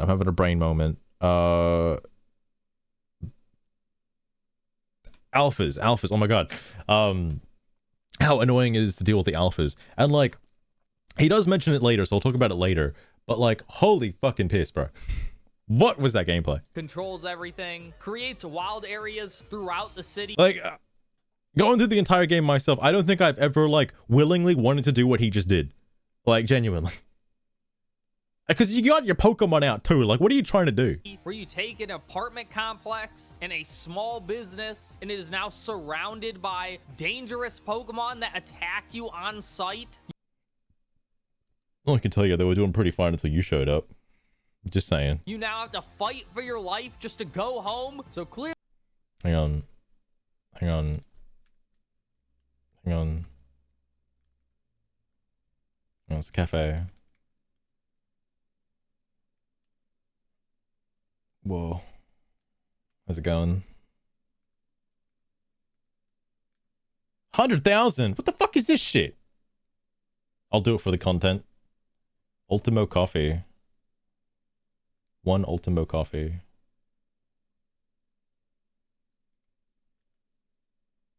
Hang on. What's the button for photo mode? I don't know.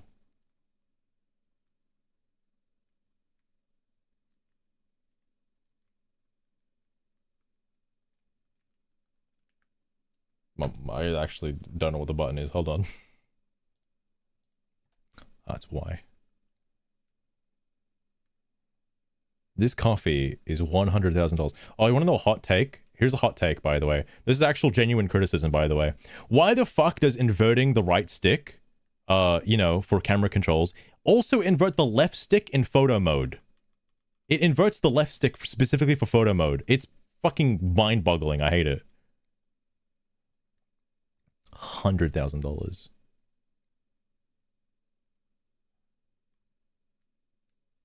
Good Christ.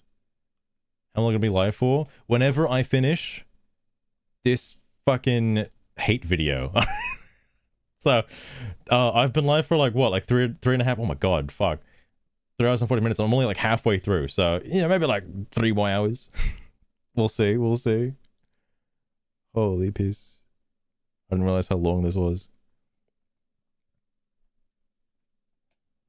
Also gets this. True. Probably shouldn't be standing in this particular spot. Yeah, I'm ready to leave. Spend 100,000 on that. Worthless. Oh my goodness, Jerry. Oh my goodness. But you know, I get his point. To be fair, this is some hot topic criticism. Why is there just a character over here fucking hanging out where all these alphas are fucking chilling? Like, that's fair. Yo, is there a shiny over here though? For real? Shiny check? No shinies? Lame. I'm being virtuous thing. Like, I get his plot point of why he made this argument. I would just wish wholeheartedly he talks more about why it's bad for Cuisinart to just section off areas. Also, lore-wise, yeah, there shouldn't be a cafe there with just a person standing out front. Like, these areas are dangerous specifically. I don't think, you know, you're not really being paid there by the cafe to stand out front offering coffee to people that are passing by. Probably why it's so expensive is because it's in a wild zone, actually. Maybe there's lore there and I just don't know what it is.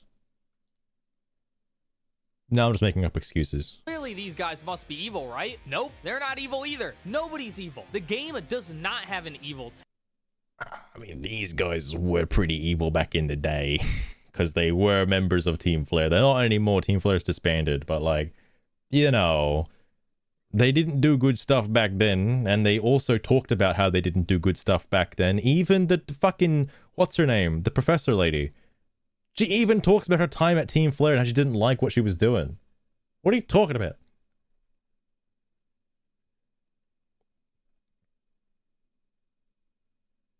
Also for its 100k price. I mean, fair. team doesn't even have any bad guys. There are no villains in this game. This is what I'm I mean, like, is that bad? Do you need to have a villain to be happy? Is that your one joy in life? To have something to hate? Like, seriously. talking about, where I'm saying the game might as well not have a story. The villain of the game, if you call it that, is just big old guy made a defense structure. A big old guy. Imagine having your entire plotline reduced to being big old guy who just made a machine. Holy fuck.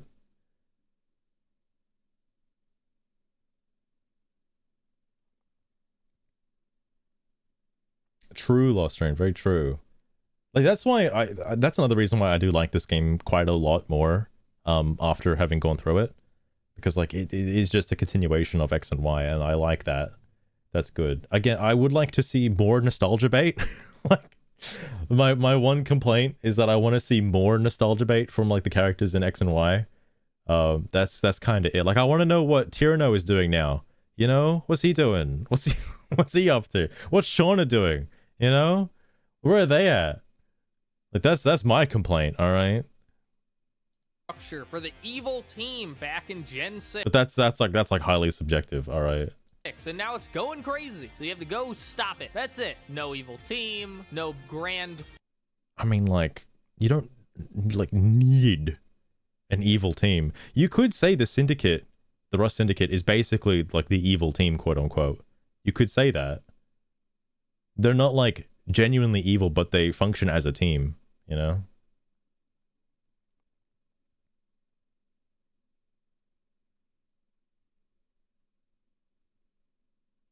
Locked up in public service. True. I mean, like, you see what happens with I wonder, I was about to say this. Do you think this guy has the same respect for Giovanni that he does like fucking the Rust guy? Like, I can't imagine this guy would be defending Giovanni if he's like, oh, but Corbo is like so bad. But Giovanni, dude, what an ace, what a pro, what a legend, dude. What a guy, what a man. Like like, what the fuck? Cuz I don't know, man. If you're gonna take Corbo to its like huge real world extremes, you got to take fucking Giovanni there as well. Like, come on, man. But no, that's also why I like Pokemon Heart Gold, because like you get to see what Team Rocket is doing after like they did quote unquote disbanded in like the Kanto region and stuff. Ambitions are way bigger. Oh yeah, they're like world conquering. Like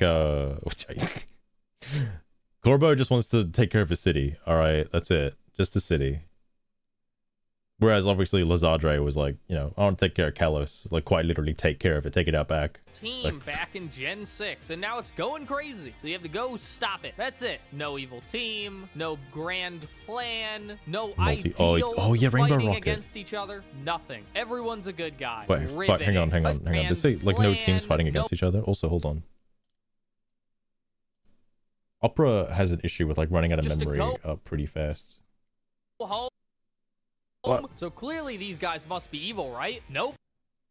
Whoa. I got like another 1,000 fucking They're not things. evil either. Nobody's evil. The game does not have an evil team. Doesn't even have Or any the bad AZ guys. part. There are no villains in this game. This is what I'm talking about, where I'm saying the game might as well not have a story. The villain of the game, if you call it that, is just big old guy made a defense structure for the evil team back in Gen 6, and now it's going crazy. So you have to go stop it. That's it. No. Wow. That's crazy. That's the whole story summed up. That's the entire story. Whoa. Whoa. It's almost as if you like fleshed out like the first part of this and you cut it off in the middle for some reason about mega corporations. And then you came back to it again. Like fucking hell. That's wrong. It's Quasarto Inc. that's modifying the thing that's in the tower. And as it doesn't he wasn't there a whole cutscene about him not liking what they're doing to the tower? I don't know about Az himself. Oh yeah. I'm trying to remember now.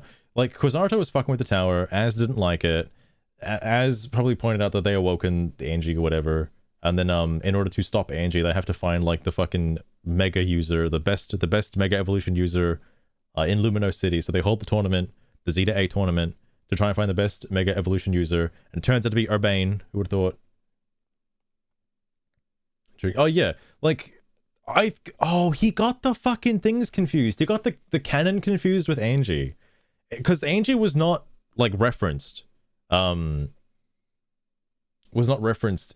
X and Y. That's like a whole different thing. Yeah, that's what it is. Yeah. This guy, my god. No evil team. No. Because there were two weapons. Well, two things. Like, he made the other weapon in that other town or whatever that got dealt with in X and Y, and then he made another thing in the tower. Grand plan. No ideals fighting against each other. Nothing. Everyone. No ideals. Hang on, is that what he really said? Stop it. That's it. No evil team. No grand plan. No ideals fighting against each other. Bro, what? What? He beat the game, right? Like, I'm fucking not losing my mind. Like, surely he beat the game. Yeah, joking. No grand plan. No grand plan. Pokemon and humans living together in harmony. Not a grand plan. Nothing. Everyone's a good guy. Riveting. I just don't see why Nintendo and... Like, here's the thing. I like the dubious characters that have not questionable morale choices, alright? That's good. I like that, genuinely. I don't know why he doesn't see it that way.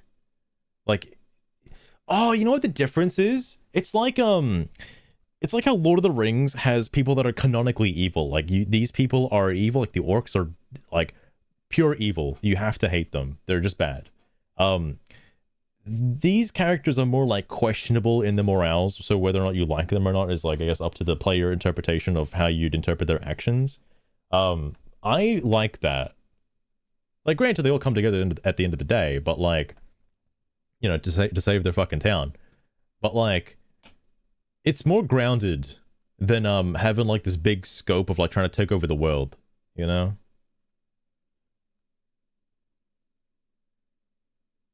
Have zero say. Like, this is Game Freak.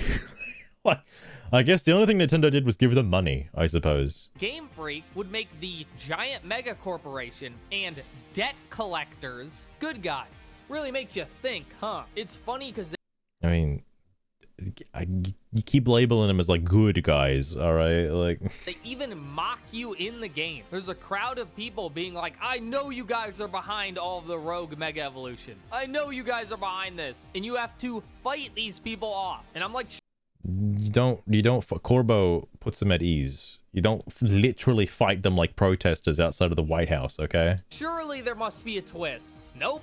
Outside of Portland, out of an ice facility. All right, come on now. No twist. The big, evil mega corporation is a good guy. You will pay $70 for the game. You will pay $30 Literally all behind it. I mean, it's technically Az. It's technically Az who's behind it. for the DLC. You will pay $20 for Switch Online, and you will pay $450 for the Like this is just like you're like catching strays now. What are you doing, man? Keep Come these on. people off. And I'm like, surely there must be a twist. Nope, no twist. The big evil mega corporation is a good guy. You will pay $70 for the game. You will pay What are you $30 for on the about? DLC. You will pay $20 for Switch Online, and you will pay $450 for the new console. We're the good guys. Like, bro, you need to take your meds, man. Like, I don't know how else to tell you this.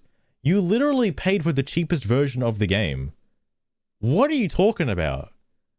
What are you talking about? Because they're the good guys. Fucking hell. Bro, it's all just an allegory for Nintendo. You don't understand. You're not as educated as I am, alright? It's all just an allegory for Nintendo.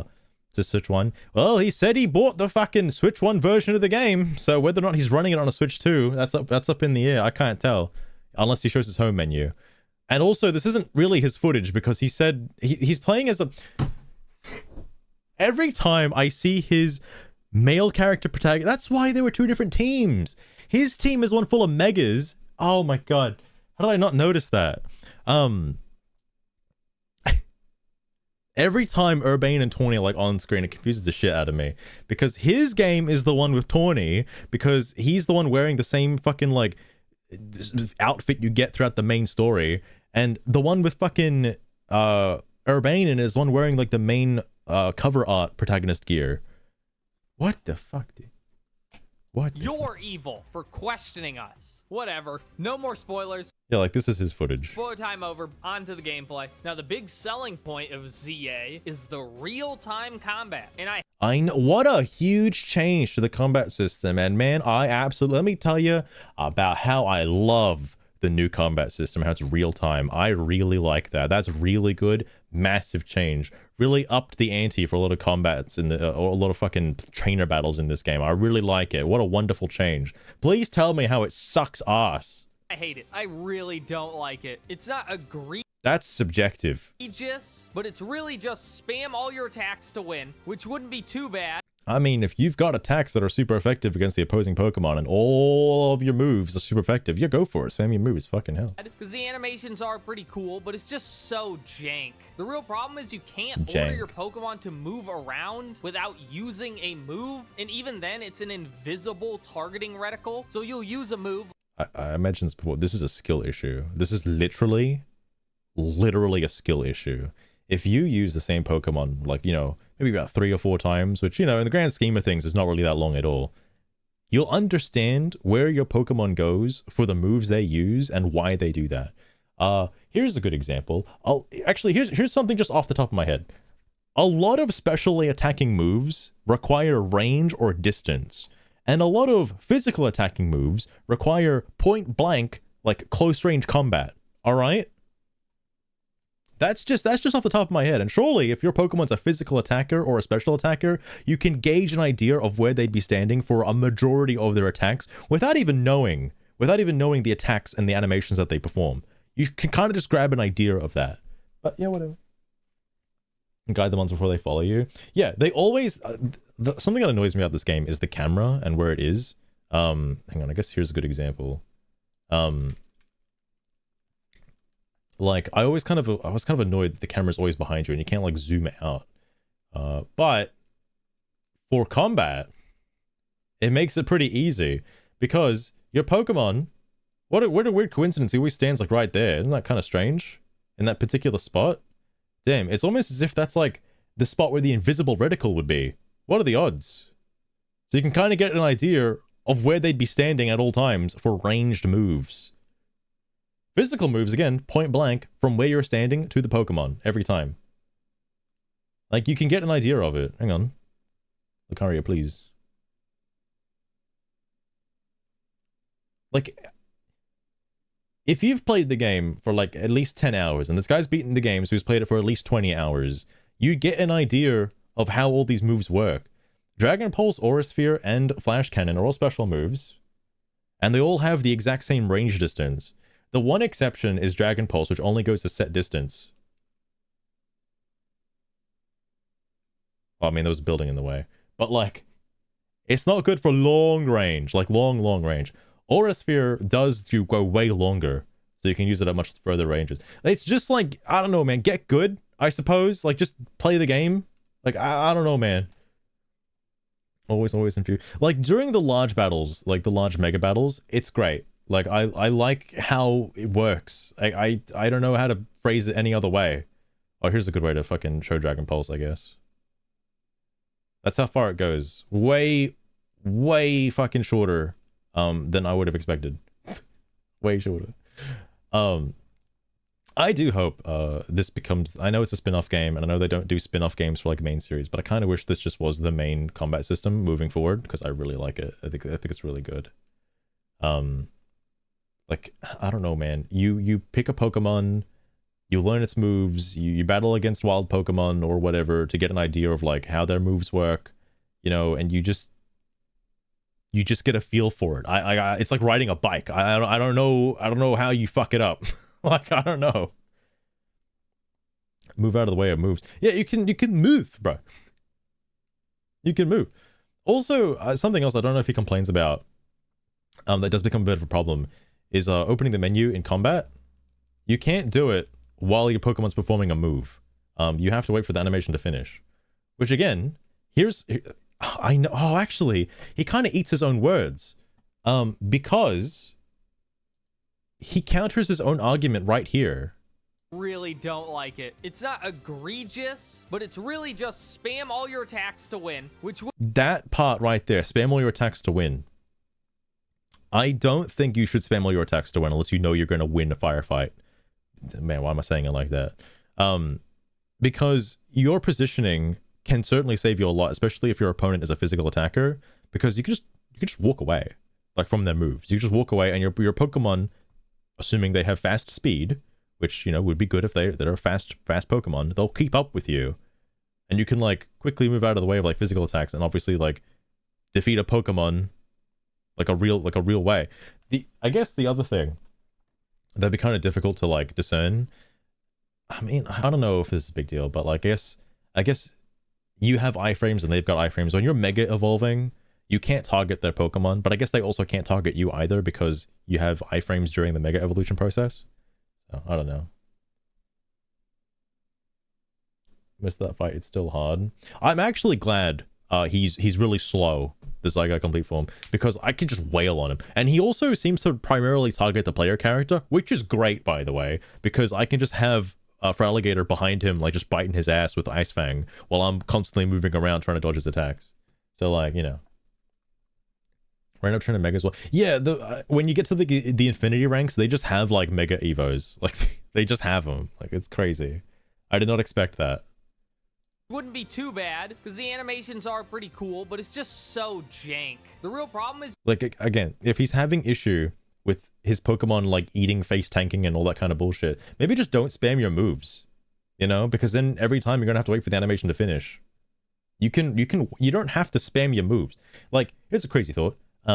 Status moves are pretty fast to pull off, like work up, bulk up, and shit like that. They're pretty fast, and the stat ups are actually kind of decent, you know. They're not the worst thing in the world. you can't order Rank B and A? Oh, I haven't seen it in like rank B or A. I've only seen it in like the infinity ranks. your Pokemon to move around without using a move, and even then it's an invisible targeting reticle, so you'll Like, again, like, you just get a feel for your Pokemon. Like, you just kind of, I mean, a lot of people online on DeviantArt get a feel for their Pokemon all the time, but like, I'm asking you to like just get an idea of where your Pokemon stands, because they always stand in the exact same spot every time. use a move like Surf, which targets And like, again, if you've put 20 hours into the game at least, you kind of get an idea. the All right. enemy Pokemon, no problem. I didn't have Surf. I kind of wish I used Surf, because Surf seems like a pretty good move. I kind of missed out on it. The attack will always come from and go to exactly where you expect. But then you use a move like Psychic, which actually targets a few feet in front of you, meaning the Pokemon who just surfed through someone now has to run all the way back to you to then start charging the attack. My guy, this is a skill issue. Like, I don't know how else to explain it to you. This is literally a skill issue. Like, just, I don't know, man. If you've done it and you complained about it, then you probably know how you can solve this problem. Like, just saying. Only once that's done do the Also run towards them on. That is also true. I was doing that. During the before you have to fight Yveltal, you have to do those like rogue megas like back to back. I finally figured out you could do that at that point. Because I wanted to get through those fights really quick. And yeah, the fastest way to do that is just to keep up with your Pokemon. You know, like a good trainer would. crazy concept. But yeah, if you stay at the position that you would normally have, like being called out for another move, like yeah, it's fine. Finally, you can spam more efficiently if you wanted to. Just attack the enemy. On its own, this makes the combat feel sluggish because it's wait for the move to charge. Use the... It's crazy that the older Pokemon games are all turn-based, and you call this one sluggish. This is like the fastest it's ever been. What the fuck are you talking about? The move. Wait for your Pokemon to run off somewhere. Literally KO'd like 3 Pokemon. To then charge another sluggish. Move. What's even worse is fainting because your Pokemon would have won and attacked faster, but decided to do a little run instead. It's not like it again, that's a skill issue. Like you're saying this is like fucking awful for the game. Like you just don't know how to play. Like I matters that much because again, you're not really losing any of these fights anyway, but it just feels 1.2 million views, by the way. Feels bad when half the time you're not actually attacking, you're either running around or charging. What makes it worse, and it is something they had to do, is when your Pokemon switch in, they do a big cry because you can die. Do you want to know why? Do you want to know why this exists, my brother in Christ? Do you want to know why this exists? Because I know this is gonna be a big point of contention for you. It's so you just can't freely swap between. Have you noticed in old Pokemon games, when you play on the set Pokemon style and you like swap mid-combat, how your Pokemon gets hit? Why does that happen? Why does that happen? I wonder why that happens. You know, that's weird. Why do they get a free hit on me when I swap mid-combat? And why do they still get a free hit on me when I swap mid-combat? Why do they do that? That's weird. I don't like that. It's just strange, bro. It's strange. Switching my Absol. Fucking hell. Dodge an attack by switching, so it'd be kind of unfair if you could immediately act after that. But this also occurs when your Pokemon is fainted, meaning you just lost a Pokemon, you throw in a new one, and they immediately get a... What is your argument? Genuinely, my guy, my brother in Jesus, what is your argument here? You can dodge because your gameplay does not match what you said. An attack by switching, so it'd be kind of unfair if you could immediately act after that. But this also occurs when your Pokemon is fainted, meaning you just lost a Pokemon, you throw in a new one, and they immediately get a free hit. Like, your move just wasn't faster. I don't know what your speed stat is. You're a Chandelure, for fuck's sake. What do you want? What do you want, bro? On you. It's all just also, you won. You can heal up. What are you talking about? Intentionally unresponsive. I want to hit the button and then something happened. I don't care what you have to do to make that occur, but that's what every other game... This guy doesn't understand. I know it's a different battle system. I know they completely changed the mechanics. Can you like maybe learn and adapt before making a fucking rant video about it? Just saying. Game does, and I like... There's like literally tooltips in the loading screens. It that way. I hit the button, something happens immediately, not later, now. It also doesn't help that the Pokemon can just get stuck on stuff. It's the same exact thing for you. It is. They swap in their Pokemon. I can't target it immediately. Like, what's up with that? Why can't I target their Pokemon straight away? Using Talonflame was a nightmare. It got stuck on everything, and it just... This part of the video infuriated me. It actually made me kind of mad. Like, bro, you're just a retard, okay? Because here's the cool thing. You notice this down arrow here on the D-pad? This down arrow? You can, like, call your Pokemon back and then throw it out right over here, okay? That's an option. You can do that. I guess you know, if you just want to be an idiot, you don't have to. Won't attack, because if it can't make it to the other Pokemon, it just won't do anything. Also, your attacks... Oh, wait, he did do it. Why did you complain about it? If it can't make it to the other Pokemon, it just won't... You did do it. What the fuck? Also, your attacks can get stuck on the lip. Jesus Christ. Mostly wild ones, like 3 times. A lot of the trainer battles are done in like flat areas though. Like a tiny little lip on the ground. Again, this is like skill issue. Like you're telling me as a human, as a trainer, as a person, as a player, you can't tell this would be an inconvenience for your Pokemon? Like, you should know what your moves do as a, like, you know, as a trainer. You should know what your moves do. If you're seriously concerned about your move being hindered by the environment, take a step back. You have, honestly, I was when I started running from trainer battles, because eventually I started getting fed up with like actually grinding for shit. You can move pretty far away from a trainer and still be considered like, you know, in their like attack range, right? Like you can back the fuck up. You don't have to be like dealing with this. You can move to the staircase and attack from here. Like that's fine. Also, he's using Earthquake, so you'd probably want to back the fuck up because he's gonna OKO you right. Look at your health. Like my guy can block your attack, and now bro, you can literally back up. Stuck on lips, like a tiny little lip on the ground. Like now's the time to walk away.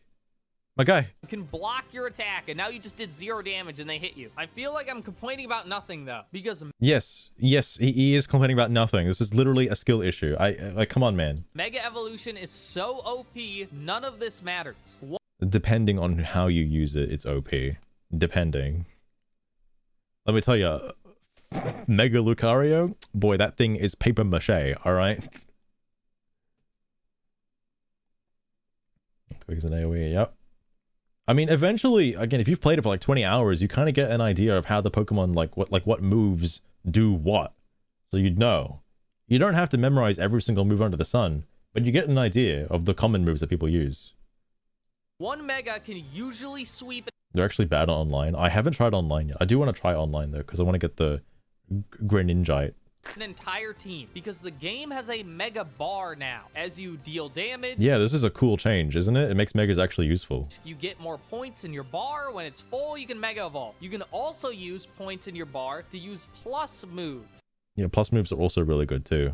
which just make your moves do more damage. All Megas only use plus moves, meaning not only do you get the huge stat boost, but all of your moves deal more damage too. It's insanely overpowered. You can sweep Insanely overpowered. Yet you can just one-shot a Mega if you play it right. entire teams with It's not like it makes you, like, more bulky. just your Mega. Depending on and the because it's a Mega. bar that fills over time, you can Mega multiple times in one fight. And this Oh, isn't that great? That's just wonderful. is a cool part of the game. A big problem with Mega Evolution is Megas are super cool, and I want only Megas, but there's no reason to ever have more than one. But What kind of argument are you making here? Like, genuinely.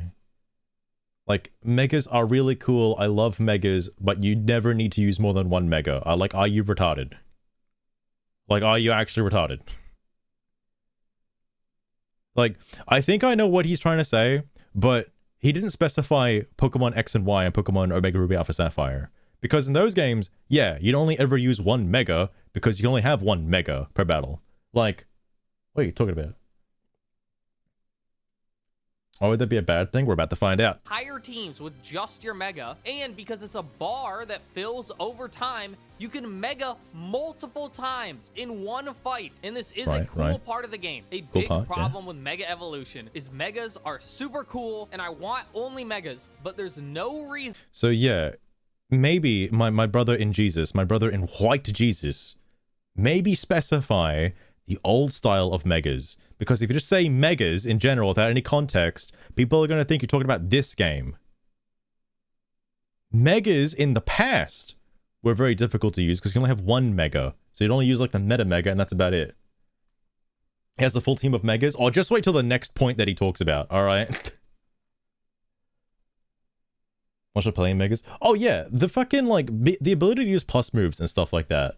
Like, man, I can't even actually, you know, I should be waiting in front of the in front of a wild zone so it like resets every night so I could maybe farm for shinies while I do this. Hang on, let me go sit like here. This dumb spot. Yeah, I'll go city. I'll do a mega check a shiny check real fast. Shiny check.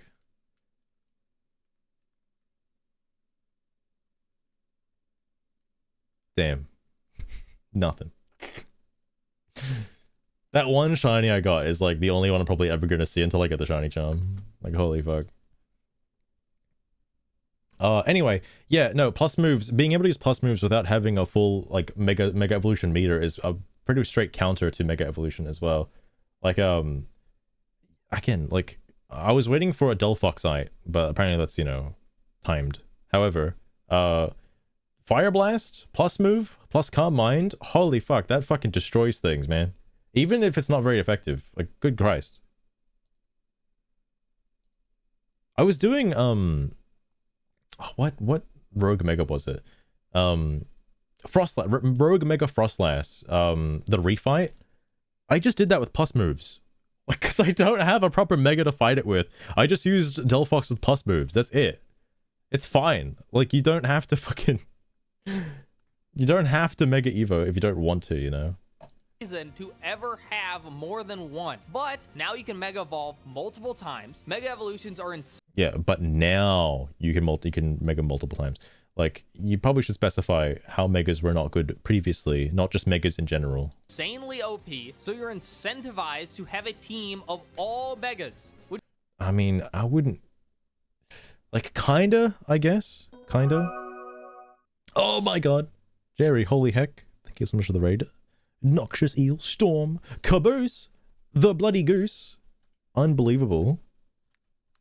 Hang on. Let me give you a spicy shout out. Wait, how come it's not... Oh, there it is, there it is. Preston Garvey. Thank you so much for the follow as well. I appreciate it. I do appreciate it. Oh my heckin' Jesus. Spamming the cool new additions. Fucking hell. This guy, I don't get it. Oh, the Impus, what the heck is that? Timus? I'm so sorry about your name. The Timus Prime. Although, okay. Thought? Okay. Fair. Thotimus Prime. Oh, because Optimus Prime. I gotcha. That makes sense. Thank you for the follow as well. I appreciate it. If you're wondering, I have recently beaten, you know, the shitty Pokemon game. Got all the thingies, did all the fun stuff, and now watching hate videos. This guy is on a one-man army, like fucking... Well, I guess I shouldn't say one-man. There's a big hate campaign for this game, and I'm surprised. There are things that are not great about it, but like, this guy's just making up random strawmen and just taking them down. I don't know. Noxious Eel also, have a good sleep as well. Hope you have pleasant dreams. And back to wondering why Megas are so good, you'd want to use only ever Megas and nothing else. Which is cool, I like Megas. It's also important to have a team of all Megas for the boss battles. Periodically through the game, you're going to have to fight a I should rogue... mention, if you guys haven't played Pokemon Legends EA and you want to play Elite Legends EA, this is going to be full of fucking spoilers. Like, so I apologize in advance, but fair warning, there are going to be spoilers. But thanks again for the raid, Jerry. Mega, and that means they're giant for some reason. Oh and my have goodness. a million health, and they only take real damage from plus moves. And Megas are by far the most efficient way of using plus moves. So This is subjective, because again, if you have a, you know, well-built team, I should say. Oh my god. Holy heck, Caboose. I forgot I had the game open, so yeah. A bit of I should probably be in a more compromising position. Like, let me pull this up in case reasons. There we go.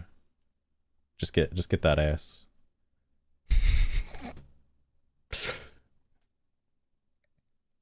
Oh, good, Jerry. Thanks for dropping in. I do appreciate it. And have a pleasant sleep as well. But no, this guy talking about how plus moves are basically irrelevant because Megas are just better, is irrelevant. Especially because I just talked about how fucking you can defeat Mega Frostlass with just plus moves. Like stat buffs plus, you know, you use mints for a proper nature. I don't know. You don't have to EV. I haven't EV trained, but you know, if you EV train, you can even get them even stronger.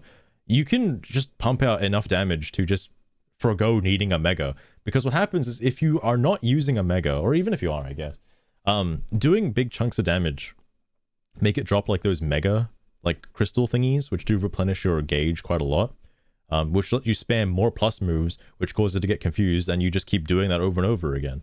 Like, I don't get it, man. I don't get it. This guy does have a bit of a massive skill issue. He should buy a game. Caboose, what in the heck? Technically, I am free tomorrow night because I don't work tomorrow. But what kind of game is it? What kind of heckin' game are you talking about? It's not Mega Bonk, is it? So you're going to want a mega that is super effective. RV there yet? Hold up. What the fuck is RV? I feel like I've heard that before.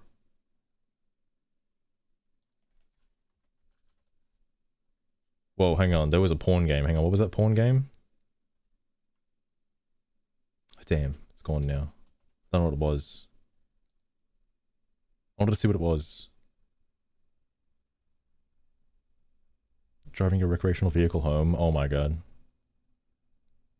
Is this the new peak? Is that what this is? One review. Wait, what do you mean one review? Did it just come out? New friend slop. Oh my god. Yeah, it just dropped. All right, I'll grab it. Oh my god, I see it. I see I see it. Okay. I'll grab it. It's like 3 GB. That's a small RV. Goddamn. Can smoke durries. Oh fuck yeah. Anyway, Mega's super good. On the boss, or it's going to take a year. I like these bad. You don't have to use megas to take on rogue megas if you don't want to. That's again completely optional. Plus moves are just fine. This is totally a subjective point. First, and I slowly grew to hate them more and more as the game went on. At first, it's like, oh, it's cool. I have to like maneuver my. Before he makes this point, this is the part of the video where I wish he talked about Barbarical. I really wish he talked about Barbarical here, because that's the only one that actually frustrated me. Genuinely. Oh, and I guess Altaria. Altaria was really bad. Because it's flying only, so you need to have range attacks for it. I wish they kind of tell you that stuff before you go into the fight.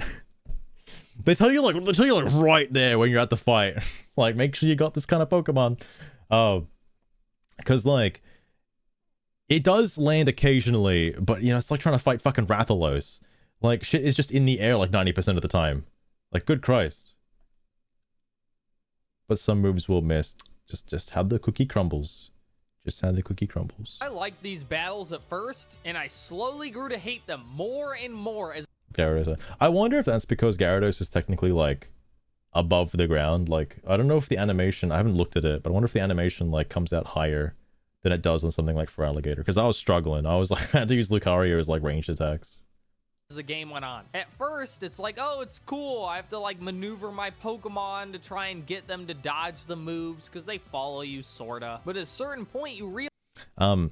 So this might be difficult for the average gamer to comprehend, but you're free to like pull your Pokemon back in. By the way, you can press the down arrow on your little D-pad button there, and you can like call the Pokemon back if you don't want it to get hurt, and if you want to conserve some of its Mega Energy while you're trying to, you know, attack the Pokemon. I'm just saying that's a skill issue. All right. Realize they will never faint your Pokemon. Instead, they target. No, they will. They will.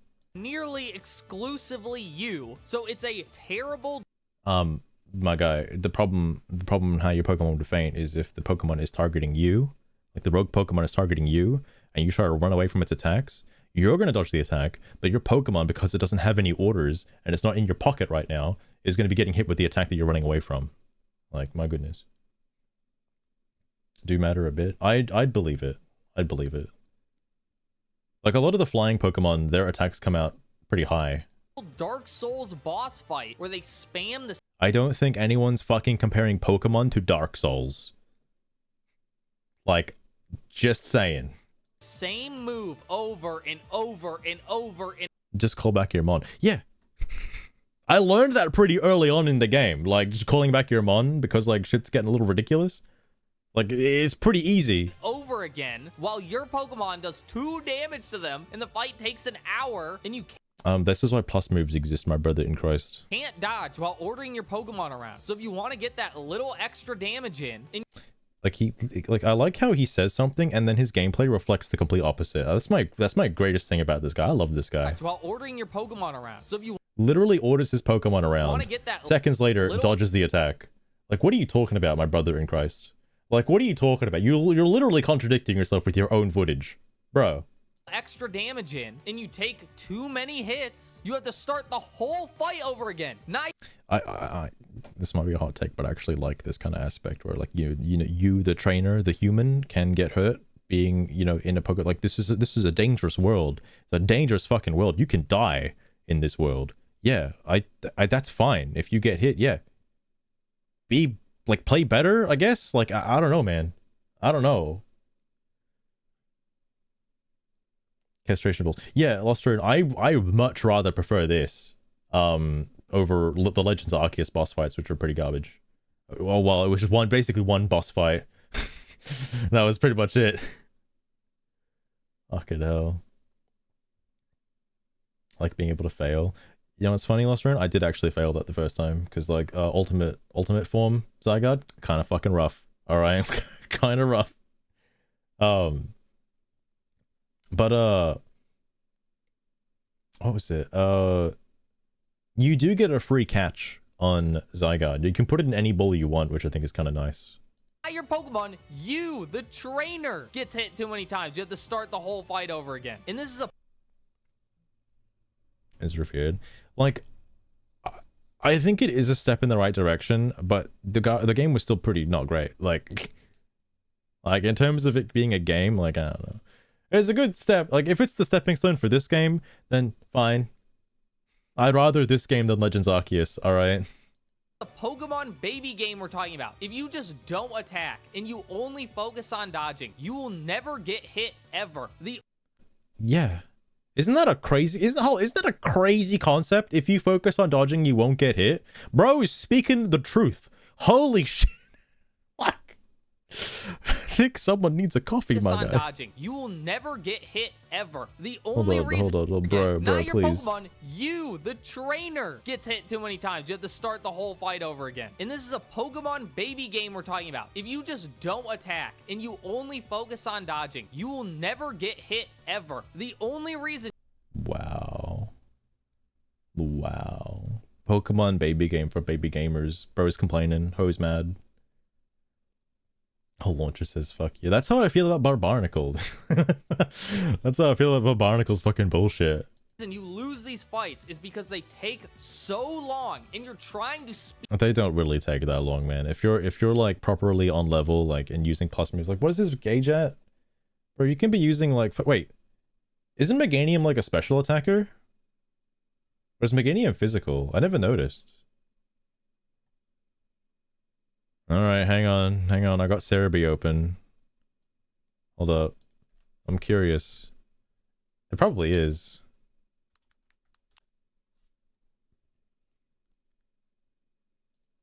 Alright, show me Meganium's base stats. What's it look like? Oh.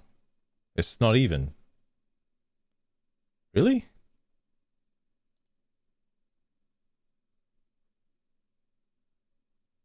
He's not running a fairy move. Does it learn a fairy move? I guess Dazzling Gleam is a TM, so I can just fucking go on anything.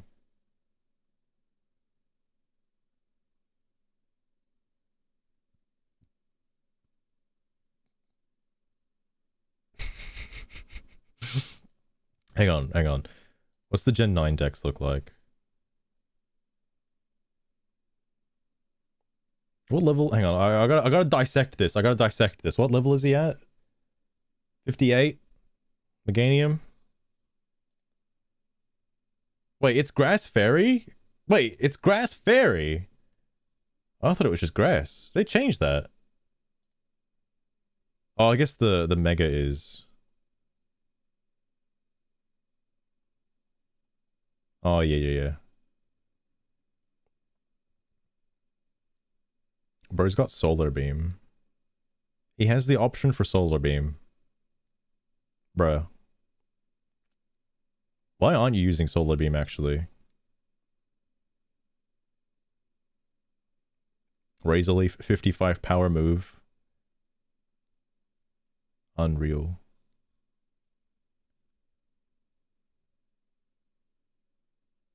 Oh yeah, Dazzling Gleam is there. Oh, it can learn Outrage as well. That's kind of crazy.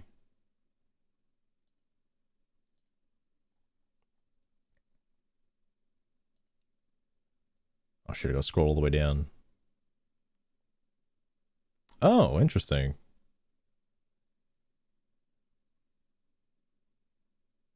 Oh, it is way higher in special attack. Oh, the Mega is. Interesting. I didn't know that. Yeah, in that case, my brother in white Jesus, why do you not have Solar Beam? What? What? That's crazy. I think this guy might be a little retarded. Speed them up, and because of that, you get hit too many times, and now you have to start over. It doesn't have Dazzling Beam. Dazzling Beam is really good. A lot of fucking Pokemon are weak to Fairy. Like, just having a Fairy type is nice. Oh, he doesn't have a Fairy type on his team. Outside of Mega Meganium. So Body Slam and Bulldoze. I think this guy's a boomer. I think he's a Gen 2 boomer, alright? I never lost a Pokemon battle. Wow, what a you want a candy? You want a gold star, bro? Oh my god, you never lost a Pokemon battle? Wow. Wow. One time. But my trainer died a bunch of times. That's a skill issue, you fucking retard. What are you talking about? It's almost as if, you know, combat's a little different in this game. And you also count. You, the player. Fucking hell. He's on level with Mega Starmie. Yeah, he's gonna be stuck in this fight for like 8 years apparently. It's extremely annoying trying to order your Pokemon around who just run around wherever they want, charge up their They don't run around wherever they want. They literally follow you. Like, I don't. What are you talking about? moves really sluggish and annoying while trying to dodge giant AoE attacks that come from everywhere. I'm just trying Like, man, it's almost as if there might be some level of challenge to a video game. Holy fucking Christ. to pass through, dude. I want to catch a Bagon.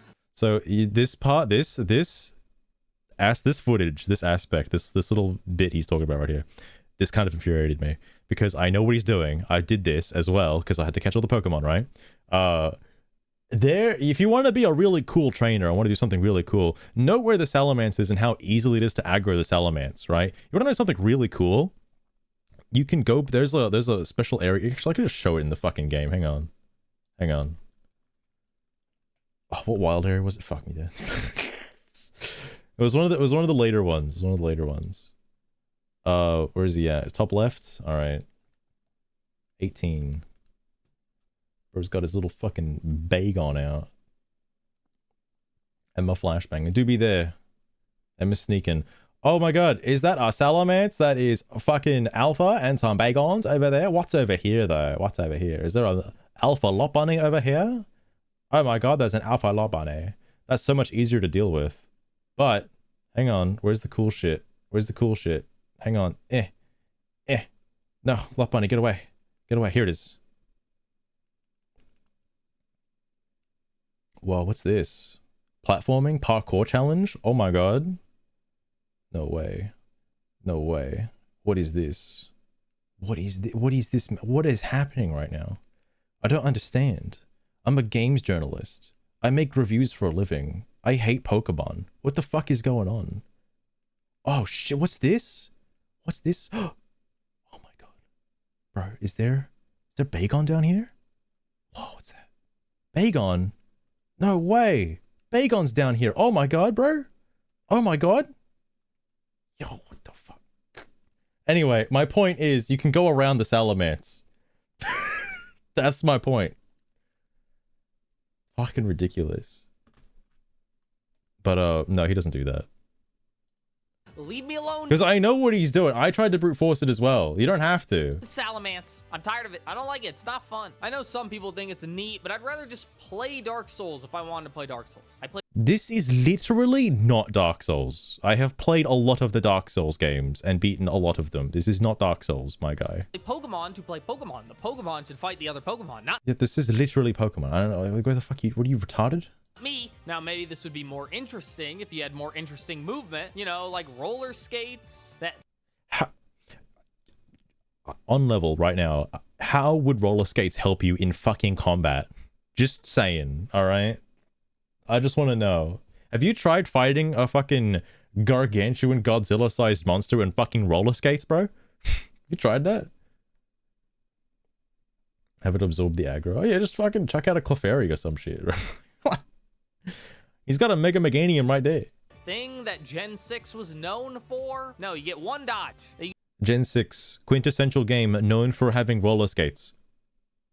That everybody probably kind of avoided because of how janky it was to use with the circle pad. You can use sometimes, as long as you're not ordering your Pokemon to do something, which you're doing 99% of the time. Now, you don't actually... Oh, I missed that point. Fuck, hang on.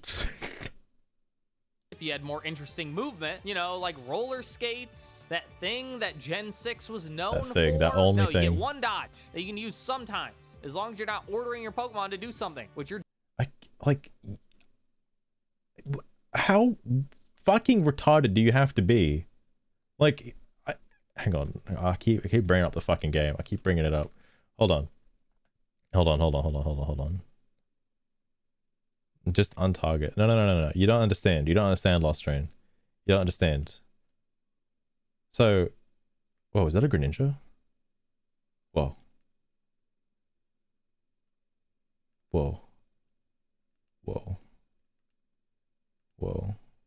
Oh, but wait, sorry. He's ordering his Pokemon around. Whoa. How'd that happen?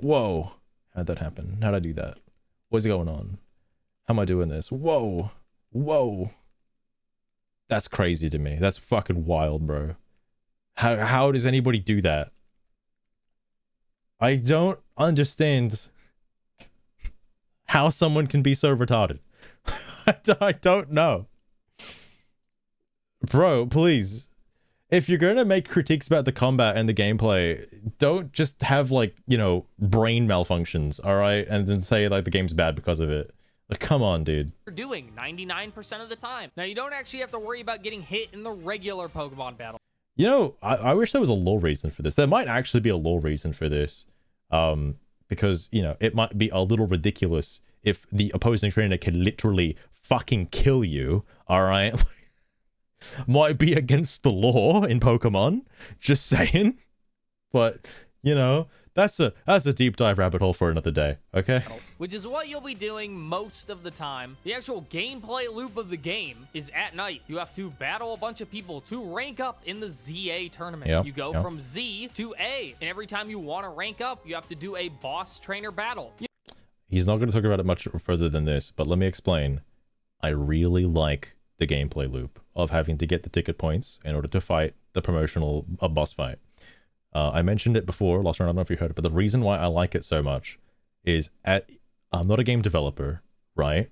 But having to go and get points, having to go out and battle trainers is a good, like, gateway check to knowing if your player is ready for the upcoming challenge. So you can make something based around, like, how easy it was for them to defeat that. Like, you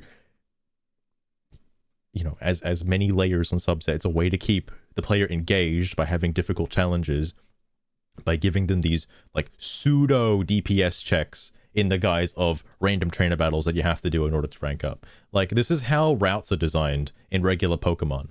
Like, when you look at it like that, it's no different than a regular Pokemon game.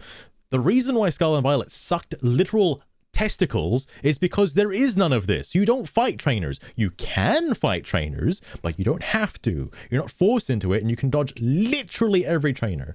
So, like, bro, what the fuck? Except C in one full day. Like, it's not hard either. Like, the other thing as well, I think he's gonna complain about this, is, like, the points needed to actually get through this is, like, such a ruse. It's such a ruse they have their battle cards that give you like a fuck ton of points if you just complete their challenges. Like I usually get them like kind of late into the fighting, but like you could just start with one that gives you like 30,000 points like straight up and just be done with it after like one battle. Like you could do that. That's a thing that happens. But no, it's bad. It's horrible. Worst game ever made. You know, like a gym leader. But wow, that's a lot of... It's its own skill. That's true. That is true. Like you'd probably want to get cards that you can complete relatively easily and quickly, without having to forcibly like change up your complete play style. Man, I tell you what, I picked up a few cards where it's like, hey, use a grass type move, and then my brain cells clicked together and I realized I don't actually have a grass type move on my team. Whoops.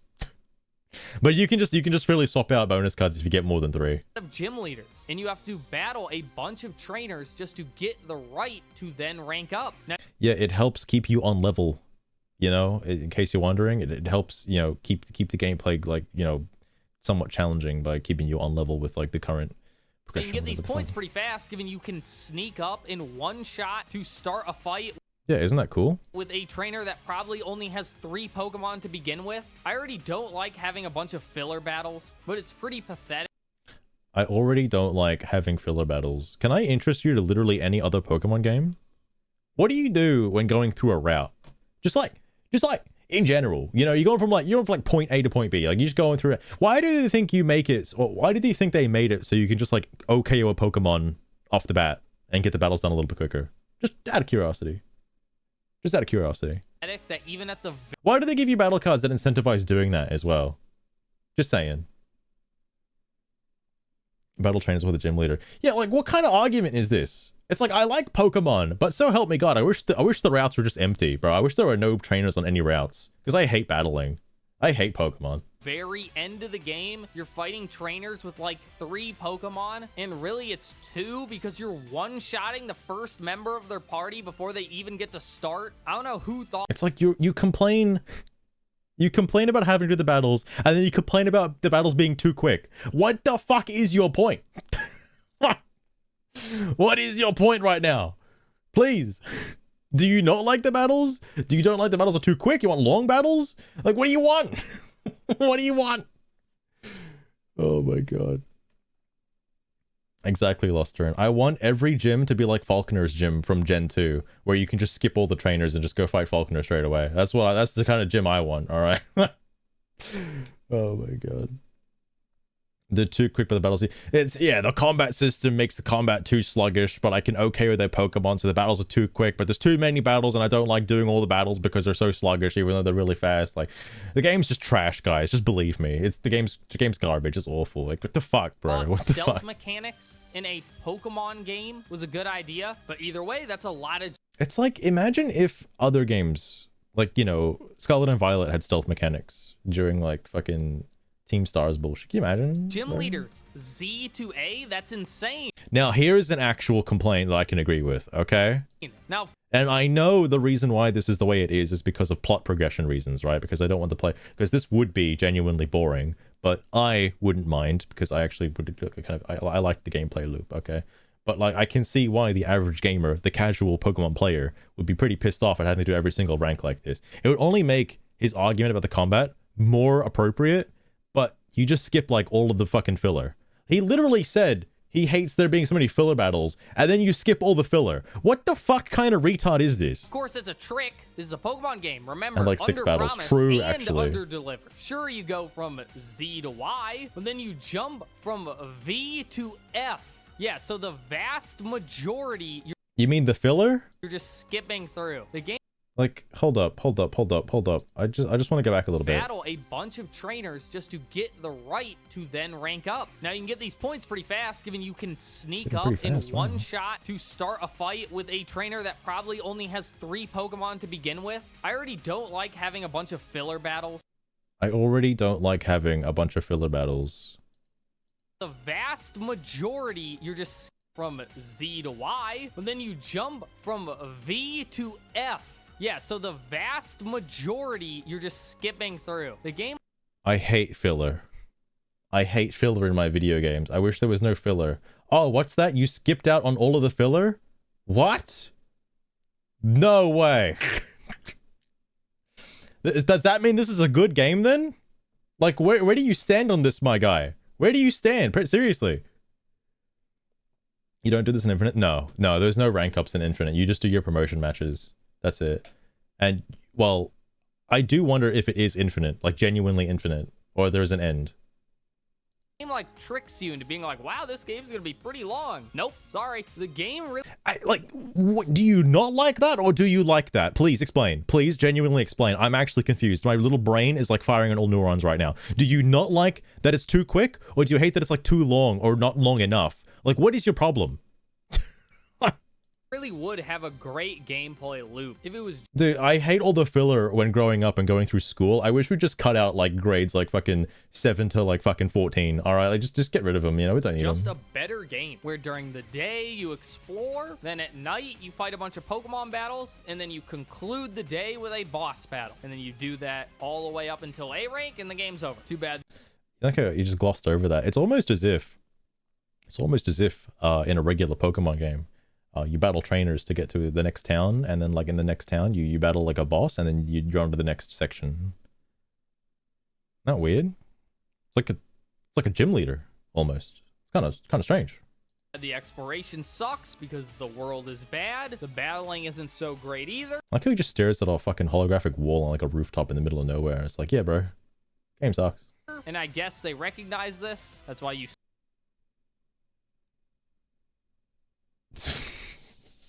play the game. Gameplay loop happens. You beat the game. Wow. Fuck. skip most of the letters, and most of the game is, oh, you have a placement match. It's time to fight the boss. Like, do you want there to be filler? I thought you said you hated filler. Like, I don't understand. To rank up to the next letter, but now we have to do some story stuff to go find that person. Isn't that kind of cool, though? Like, what are you talking about? You see who your opponent is, and you got to figure out how to actually challenge them. Like, that's great. And it also goes to show how many lengths that people would go through to hide their identity or hide their promotion matches in order to say the rank that they currently are. When like dealt with the earlier ranks, like, you know, the Z guy, Le Z Eternel, and the other guy, Yvonne, and Xavier, or whatever the fuck. Like, they just don't care. They just want to fight you, like, straight away. They're just standing there. You don't have to do any bullshit. But the high profile guys do actually hide. They don't want to actually, you know, have their promotion matches because of, I don't know, fear of losing, probably. Like, you know, just saying.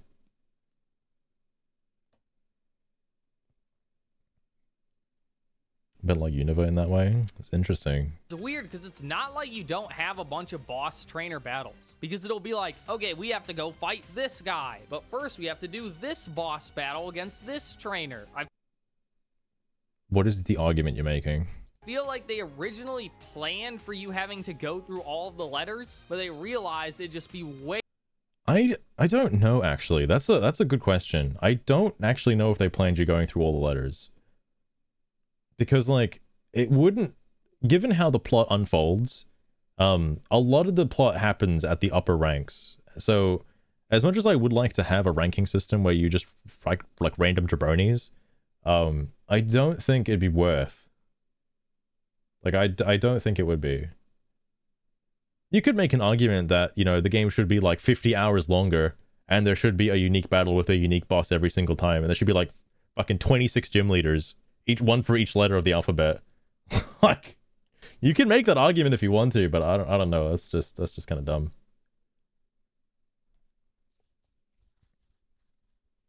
And just some guy sitting somewhere. That is also true as well. It's also true. Ooh.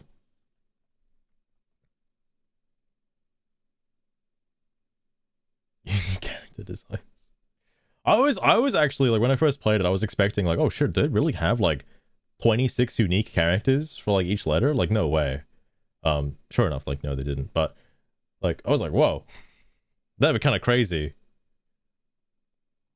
And it's well refined. Yeah, for what's there, well, for what's in the game right now, I would say it's pretty, like, you know, pretty well done. Unrefined for once. I know it's probably asking too much, but like, if they could take this and make it into like a whole region. Granted, that'd be a long as fuck Pokemon game, but like that would be insane. Like to have a whole game that's like this refined in terms of its like story plot. Yeah, that'd be kind of cool. Maybe one day. Maybe one day. Way too much padding, which it wouldn't have to be padding if they didn't make all That's calling it padding, I feel, is a little subjective given like it's literally the story. Like I don't know, man. I don't know. So stupid. It's like, bro, I just want to play fucking Breath of the Wild and just go fight Ganon without all of this padding. All right, this going to the different tribes, that's all padding, bro. Fuck that shit. Like, when I skip from B to F. If you want to say, because he's already past the point, now he's talking about the plot, but if you want to argue that the nighttime battles are padding, sure, you can make that claim, but you've already debunked that by saying how fast it is to get points because you can instantly kill out their Pokemon. So like, you could have tried that, you could have made that point, but you missed it. Like, that would have been an opportunity for a padding comment, but no. all of the regular trainer fights a joke. I know at this point I'm just complaining to complain, but there's also What? No, what? Really? You're just complaining to complain? No way, bro. You can't tell me there's a little bit of truth in this entire video. No way. have to be padding if they didn't make all of the regular trainer fights a joke. I know at this point I'm just complaining to complain, but there's also way Wow. too many refights. You will fight a trainer? Way too many refights. I actually am shocked there weren't that many refights, especially among your rivals. I was expecting to fight like your Team MZ members like constantly throughout the game. You only fight them like one time, like each. Like that's about it. You don't really like do more than that. Which I'm personally kind of shocked by. The only time you like refight a bunch of people is during the fucking, I keep forgetting the name, the Battle Connoisseur section, when they have like the special tournament put in place, and you only fight like three of the same trainers. Like that's it. Like what are you talking about, man? Like it's literally 3 refights.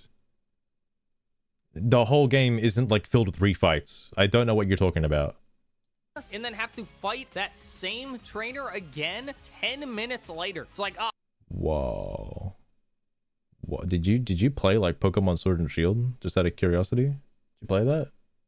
I've trained. It's time for a rematch. I just saw you. Whatever. Enough of the game.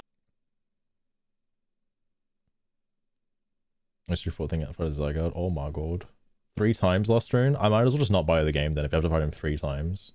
That's insane. Gameplay. It's time to talk about what everyone really cares about, or me, which is the new Megas, and why do they look so bad? That's subjective. I don't think the Megas look all that bad. The only one I dislike is Starmie. Alright. But if Starmie's getting memed, fair. That's fair. I think the new Megas, a lot of them are like pretty decent. What do they do? And why? Like, are you trying to say, hang on, my head's in the fucking way. Are you trying to say that Mega Scolipede is bad? Like, or just me, design-wise? Like, which seriously? is the new Megas, and why do they look so? Like, I don't think Mega Clefairy looks that bad. It looks like a pretty, unless you're talking about the nipple head, I suppose. But, like, it seems pretty decent. So bad. What is? Like, again, Mega Scolipede, pretty decent. You're using him, by the way, you fucking retard. Like, if you don't like him, why are you using him? Like, my god. Kanara, you fight thrice as well. I know you fight her. You fight her for the merch match. You fight her again. Wait, where do you fight her at the thrice moment? Where's the 3rd instance? Oh, you do also refight them on the infinity ranks, but I mean that's kind of how the infinity ranks are designed, because everyone's fighting everyone. So he doesn't know that last round. He doesn't know that. Are you telling me it's French? No. Not in my French video game. In my France, Paris setting. No way. Not a chance. What do they do? And why do I kind of like them? I don't Like, why do you say that? It's like, wow, well, the Megas are so shit, but I actually like them. What does that say about me as a person? know why people feel the need to defend garbage. That they'll show a Mega, everyone will be like, wow, that looks really terrible. And then a bunch of people will come out of nowhere and be like, actually, I like it a lot. Do you ever think about how many people there are in the world? You know, people like different things. I don't know, man. I don't know, man. It's because the loudest voices are the ones that, you know, spread hate. Just saying. I'm not trying to say defend. Like, you can critique the game all you want. You can critique the mega design all you want. But like, if they look like a natural evolution of the Pokemon, that's fine. Okay. Again, in terms of the new ones, the only objection I really have is like Starmie. And now, all of a sudden, that's me. I think I got brain damage. Starmie is one of It's like, yeah, you don't say. You don't say.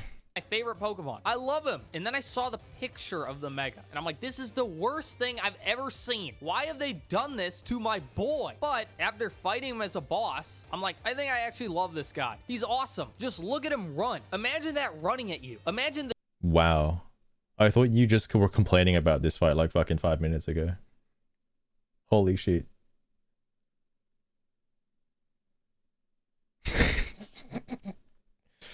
Alright, Luster, there was there's a YouTuber I used to watch. I don't watch him anymore because unfortunately I think he died or something. I'm just kidding. But I think real life took over and he doesn't make any videos anymore, which is sad. He actually really likes Sonic 06, like unironically, like from a lore perspective. Like, he likes the glitches in the game too. Like, but like not unironically, he likes it because of the lore reasons. Like, and like after seeing like the story, you know, I see what they're going for, but like maybe it wasn't like executed the best. Like, I see what the devs were trying to do. They're trying to do anyway. Attaching sights to the thing. I mean, fair. But why did they make it more physical instead of like making it more specially offensive? It just looks strange to me. That's all. Those are my stuff. I mean, yeah, that comes into like the subjective and objective argument. the true fear you would feel. There's just something Bro literally died. Is he not gonna be screaming and shitting about that?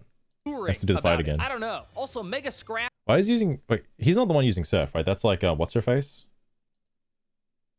Okay, thank goodness he has a Meganium. All right, he's not fully retarded. Also, Mega Scrafty. It just speaks to me. He's got a hoodie.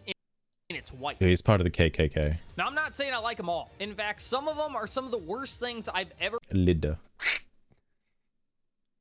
I wonder. I hope you get to refight her in the promotion match thing in the Infinity ranks. seen. Mega Clefable, horrible. Mega. Whoa, that's fucking straight fire, bro. Mega Clefable horrible. This is all subjective, but sure. Excadrill. Look what they did to my boy. How I thought Starmie was your boy. You can't have two boys, all right? What are you, gay? Jesus Christ. does he move? And again, like, he probably would look better if he did like a drill move. If he had like a unique signature move where he put his like hands together to drill. Maybe he does that for dig. I don't know. I haven't seen him use dig before. Mega Fraligator is a toilet. I know. I hate him. But his physical attack is through the fucking roof. And if it wasn't for that, I wouldn't have defeated Zygarde. They just made him a toilet. Why? But I think the laziest one is Mega Skarmory. I love Skarmory. I don't think Skarmory is that bad. I'll be honest with you. Like, in terms of a natural evolution for Skarmory, I think this is fine. But they're just like, all right, he's yellow now, and his feet are real big. Can they? Did you look at them like side by side? Have you read the Pokédex entries? Have you seen why his feet are big? They explain why his feet are big. Just saying. At least try like a little bit. Like, I mean, you read the fucking Pokédex entry for him, bro? Like, come on. Whatever. There'll be some guy who'll be like, that's my favorite. I love the color yellow. I love piss. Oh my god, it's a big piss mod, bro. I don't know, man. I think that's all I got. Don't buy this game. It's not good. Don't buy this game that I barely spent any money on because I bought the cheapest version of it available. It's just disappointing. Aren't you tired of disappointments? They made one. This is like kind of shocking because again, like this is the best Pokemon game they've made in recent years. Pleasant surprise, and they've taken that goodwill and are using it to milk their audience completely dry of all the money. This line would be perfectly appropriate when Ultra Sun and Ultra Moon came out. Like, just saying. They could possibly take. It's like, bro, do you just buy Pokemon Sun and Moon? Well, let me tell you, now you have to buy literally the same game again because we added stuff to it, and you can't transfer your saves. You got to buy the whole game again and beat the whole game again. Even though it's slightly different. $60, please. For a product that is low effort, low imagination, has no ambition, they tried one Design-wise, personally, like, I don't think it's bad. Like, in terms of, like, the mega designs, I don't think it's bad. new thing and sacrificed everything else for it, and it's not good. What did they, hold on, what the fuck did they sacrifice? What did they sacrifice for this? I'm actually curious. Possibly take for a product that is low effort, low imagination, has no ambition. They tried one new thing and sacrificed. Bro, what? Like, what? Have you, like, read the character writing? It's shocking, considering, like, what we had been eaten in the past, bro. Also, the music never fails to amaze me. Like, wait, what? What are you talking about? This shit's fucking hype. What do you mean? The music, like, keeps getting better each iteration of Pokemon. I don't know how they keep doing it.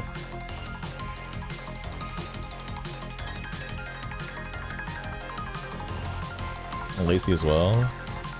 Oh, okay. I have not seen that last time. I still haven't done the DLC. But by the way, speaking of Litta's design, I forgot she said she wanted to be a dancer at the start of the game. I was watching somebody else's playthrough and she says she wants to be a dancer. I thought whenever going into a rogue battle, she just like throws out gang signs. I was like, okay, Lydia. Okay. Okay. I was like, well, all right. Fucking throwing them hands out. Okay. Okay. But you know, this shit slaps, man.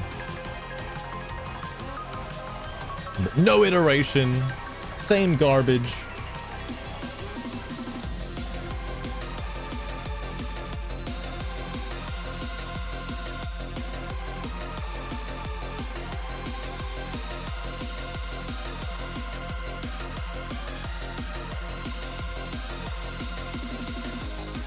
Tino's older brother. Oh wait, that's wait, what? I didn't know that. That's crazy. I wonder if Tierno mentions that in X and Y, that he has a little sister. I wonder.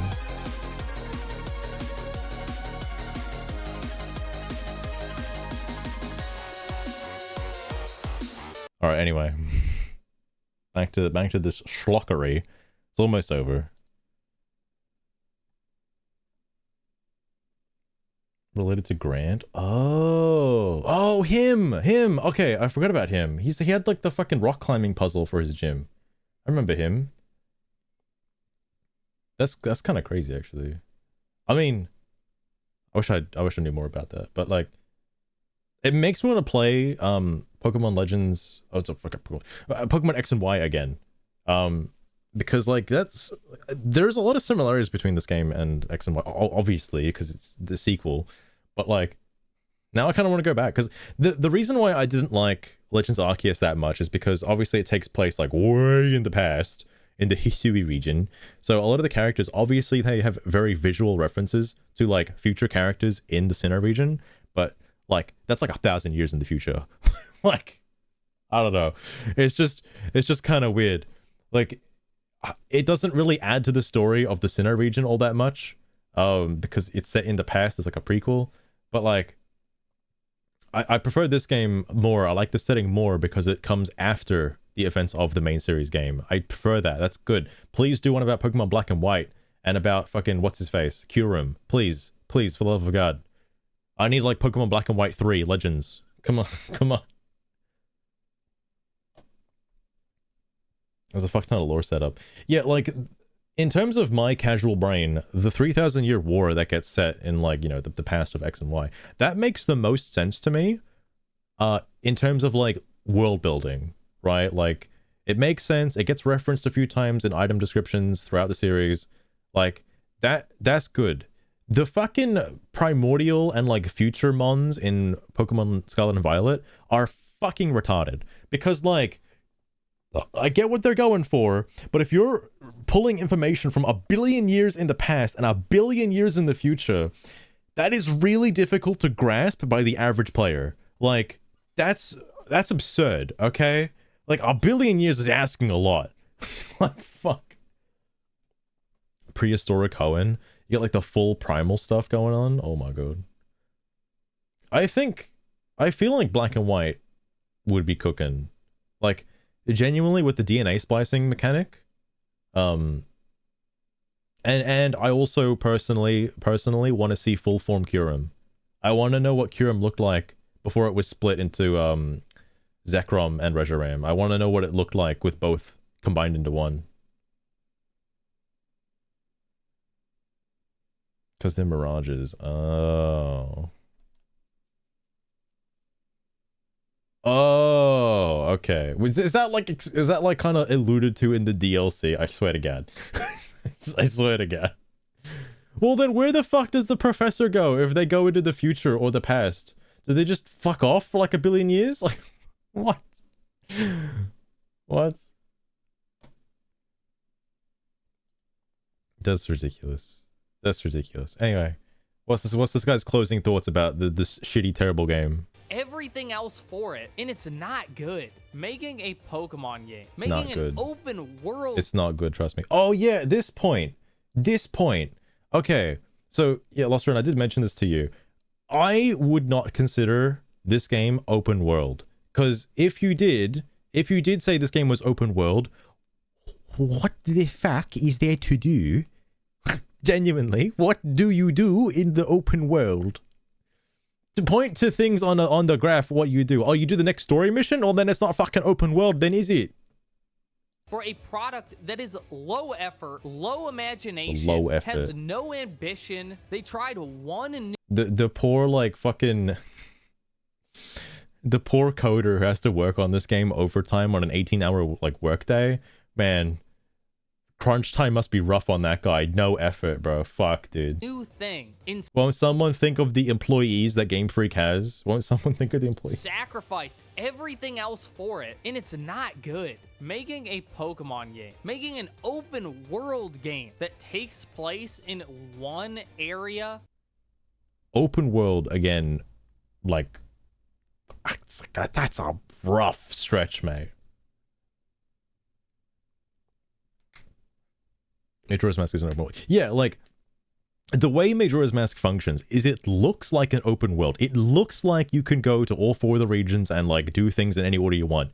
You can't. You have to do them in a very specific order and follow a linear path like this game. It looks like it's open world, but it's not. You have to follow the main story to progress more and unlock more wild zones and unlock more rogue fucking mega evolutions. Unlock more mega evolutions for yourself. Like, this is surprisingly a good linear Pokemon game. Like a genuine, like, normal Pokemon game. Not whatever the fuck Scarlet and Violet was, alright? Like, fucking hell. Scarlet and Violet wouldn't be so bad if it had level scaling. That's my only major complaint, is that it doesn't have level scaling. That's it. I kind of wish it did. Because that would make the open world aspect a little bit more believable. This game doesn't have open world. One map. Oh yeah, because hang on. Also, the open fucking world argument kind of dies pretty fast, because it's like you're basically on rails for the entirety. You go through here, up through here, you fucking fuck around in like area 2 or some shit. You go up through here, you fuck around in like area 3. Was it area 3 or area 4? Whatever. Anyway, you get to here, you get to Looker Bureau. Once you get to this point, this is where the rails come off a little bit, and you have to do like 3 side quests. In order to do those 3 side quests, you have free reign to go anywhere you want in this entire world.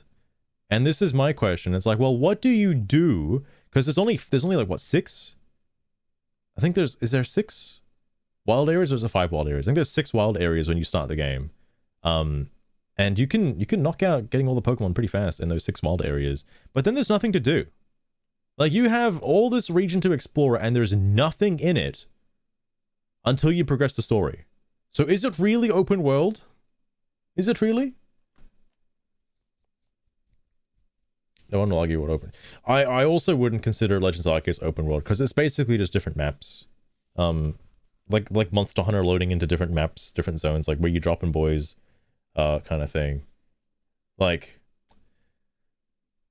because that's also a game you have to follow a very like linear story in order to unlock more regions or unlock more areas that you could explore.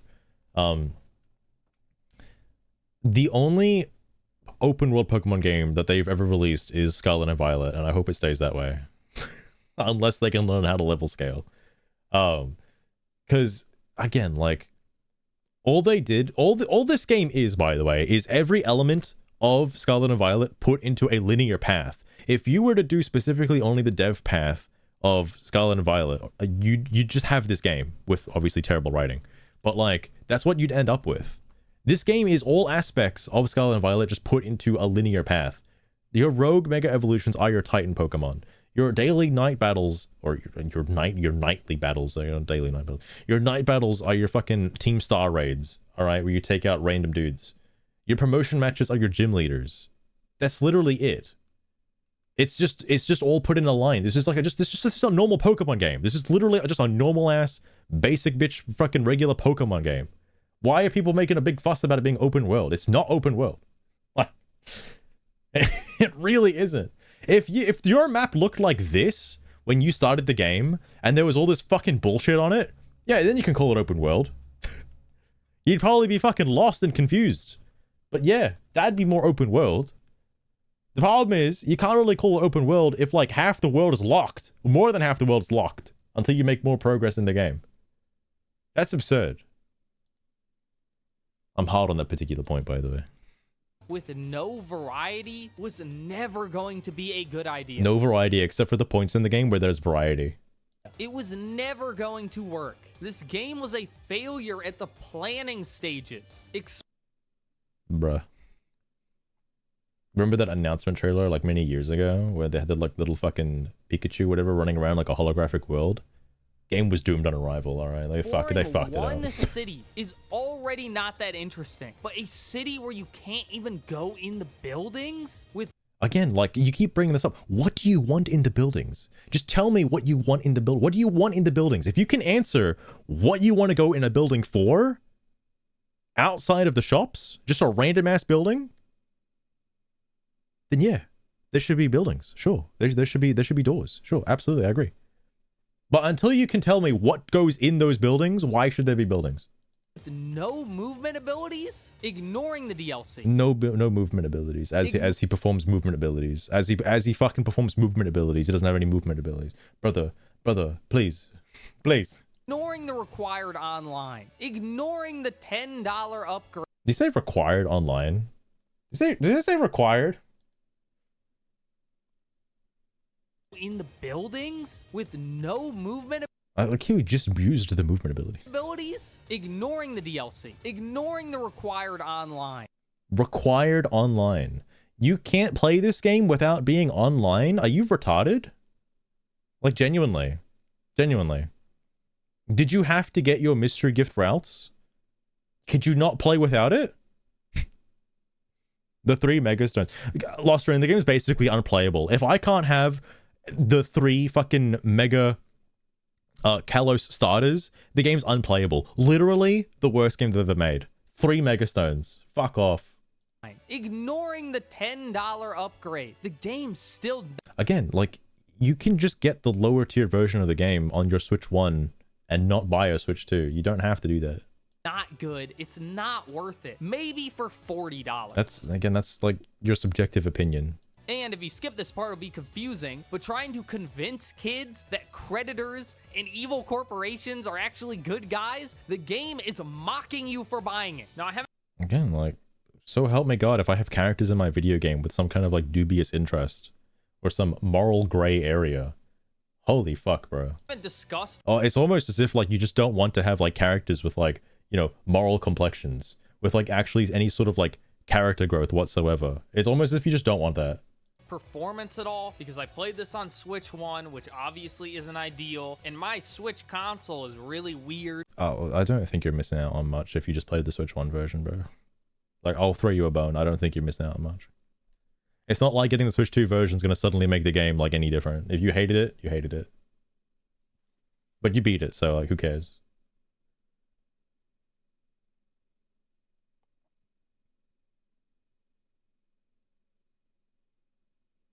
Oh, Interesting, Lostrian. I'm actually surprised they took the backlash from Scarlet and Violet into account. I just assumed they ignored reviews. Like, considering the amount of people that were eating up Scarlet and Violet and just playing it, like, I figured they just didn't care. But even with all of that, the game ran perfectly fine. I honestly had no trouble. Being stuck at 30 FPS, kind of lame, but I don't... Like, I can't vouch for this. I've been playing on the Switch 2. This is the Switch 2 version. The game looks fine. It runs nice.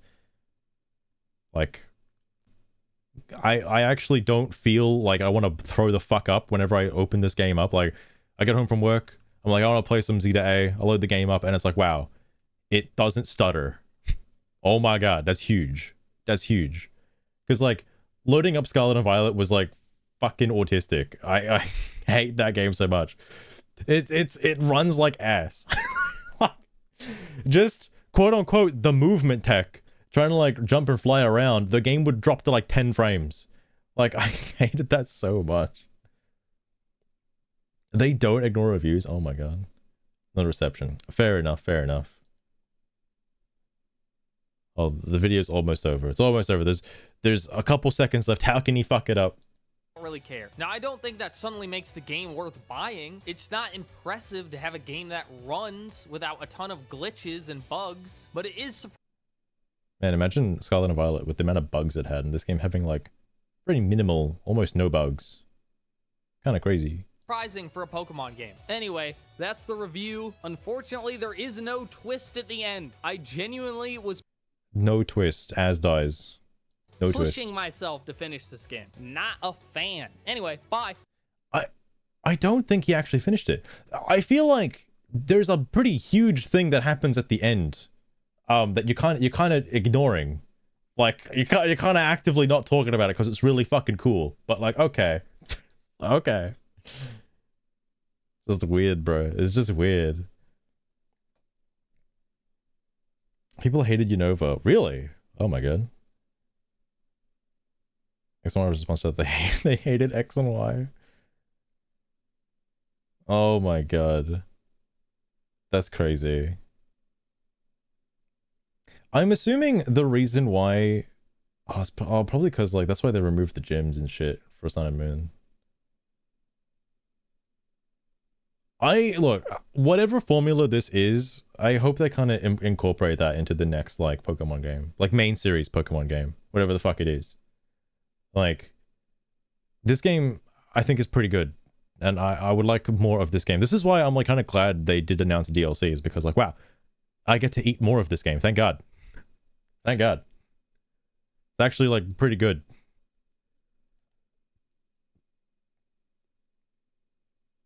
Really? I thought it was actually kind of unique to have, like, an entire region of its own, like, 150 Pokemon.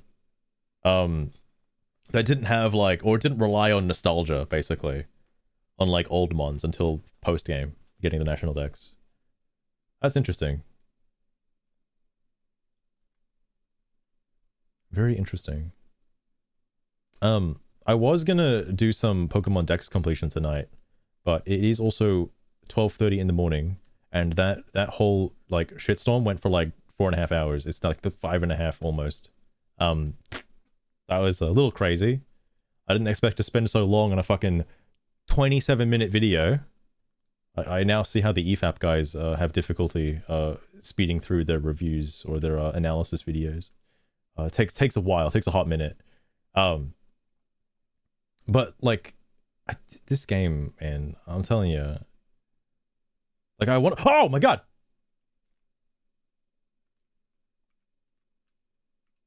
Not now, man. Not now. I'm having a fucking conniption, bro. I'm having a fucking conniption, bro. I don't even have the sound on. I don't even have the sound on. What the fuck, man? Bro, did Mr. Lord Frogmire just, like, spawn that into existence? Thank you, my hate man. Thank you, my hate brother in white Jesus. Holy shit. What a way to end the stream, though. Where is that fuck? Here he is. He looks the same. Come on, man.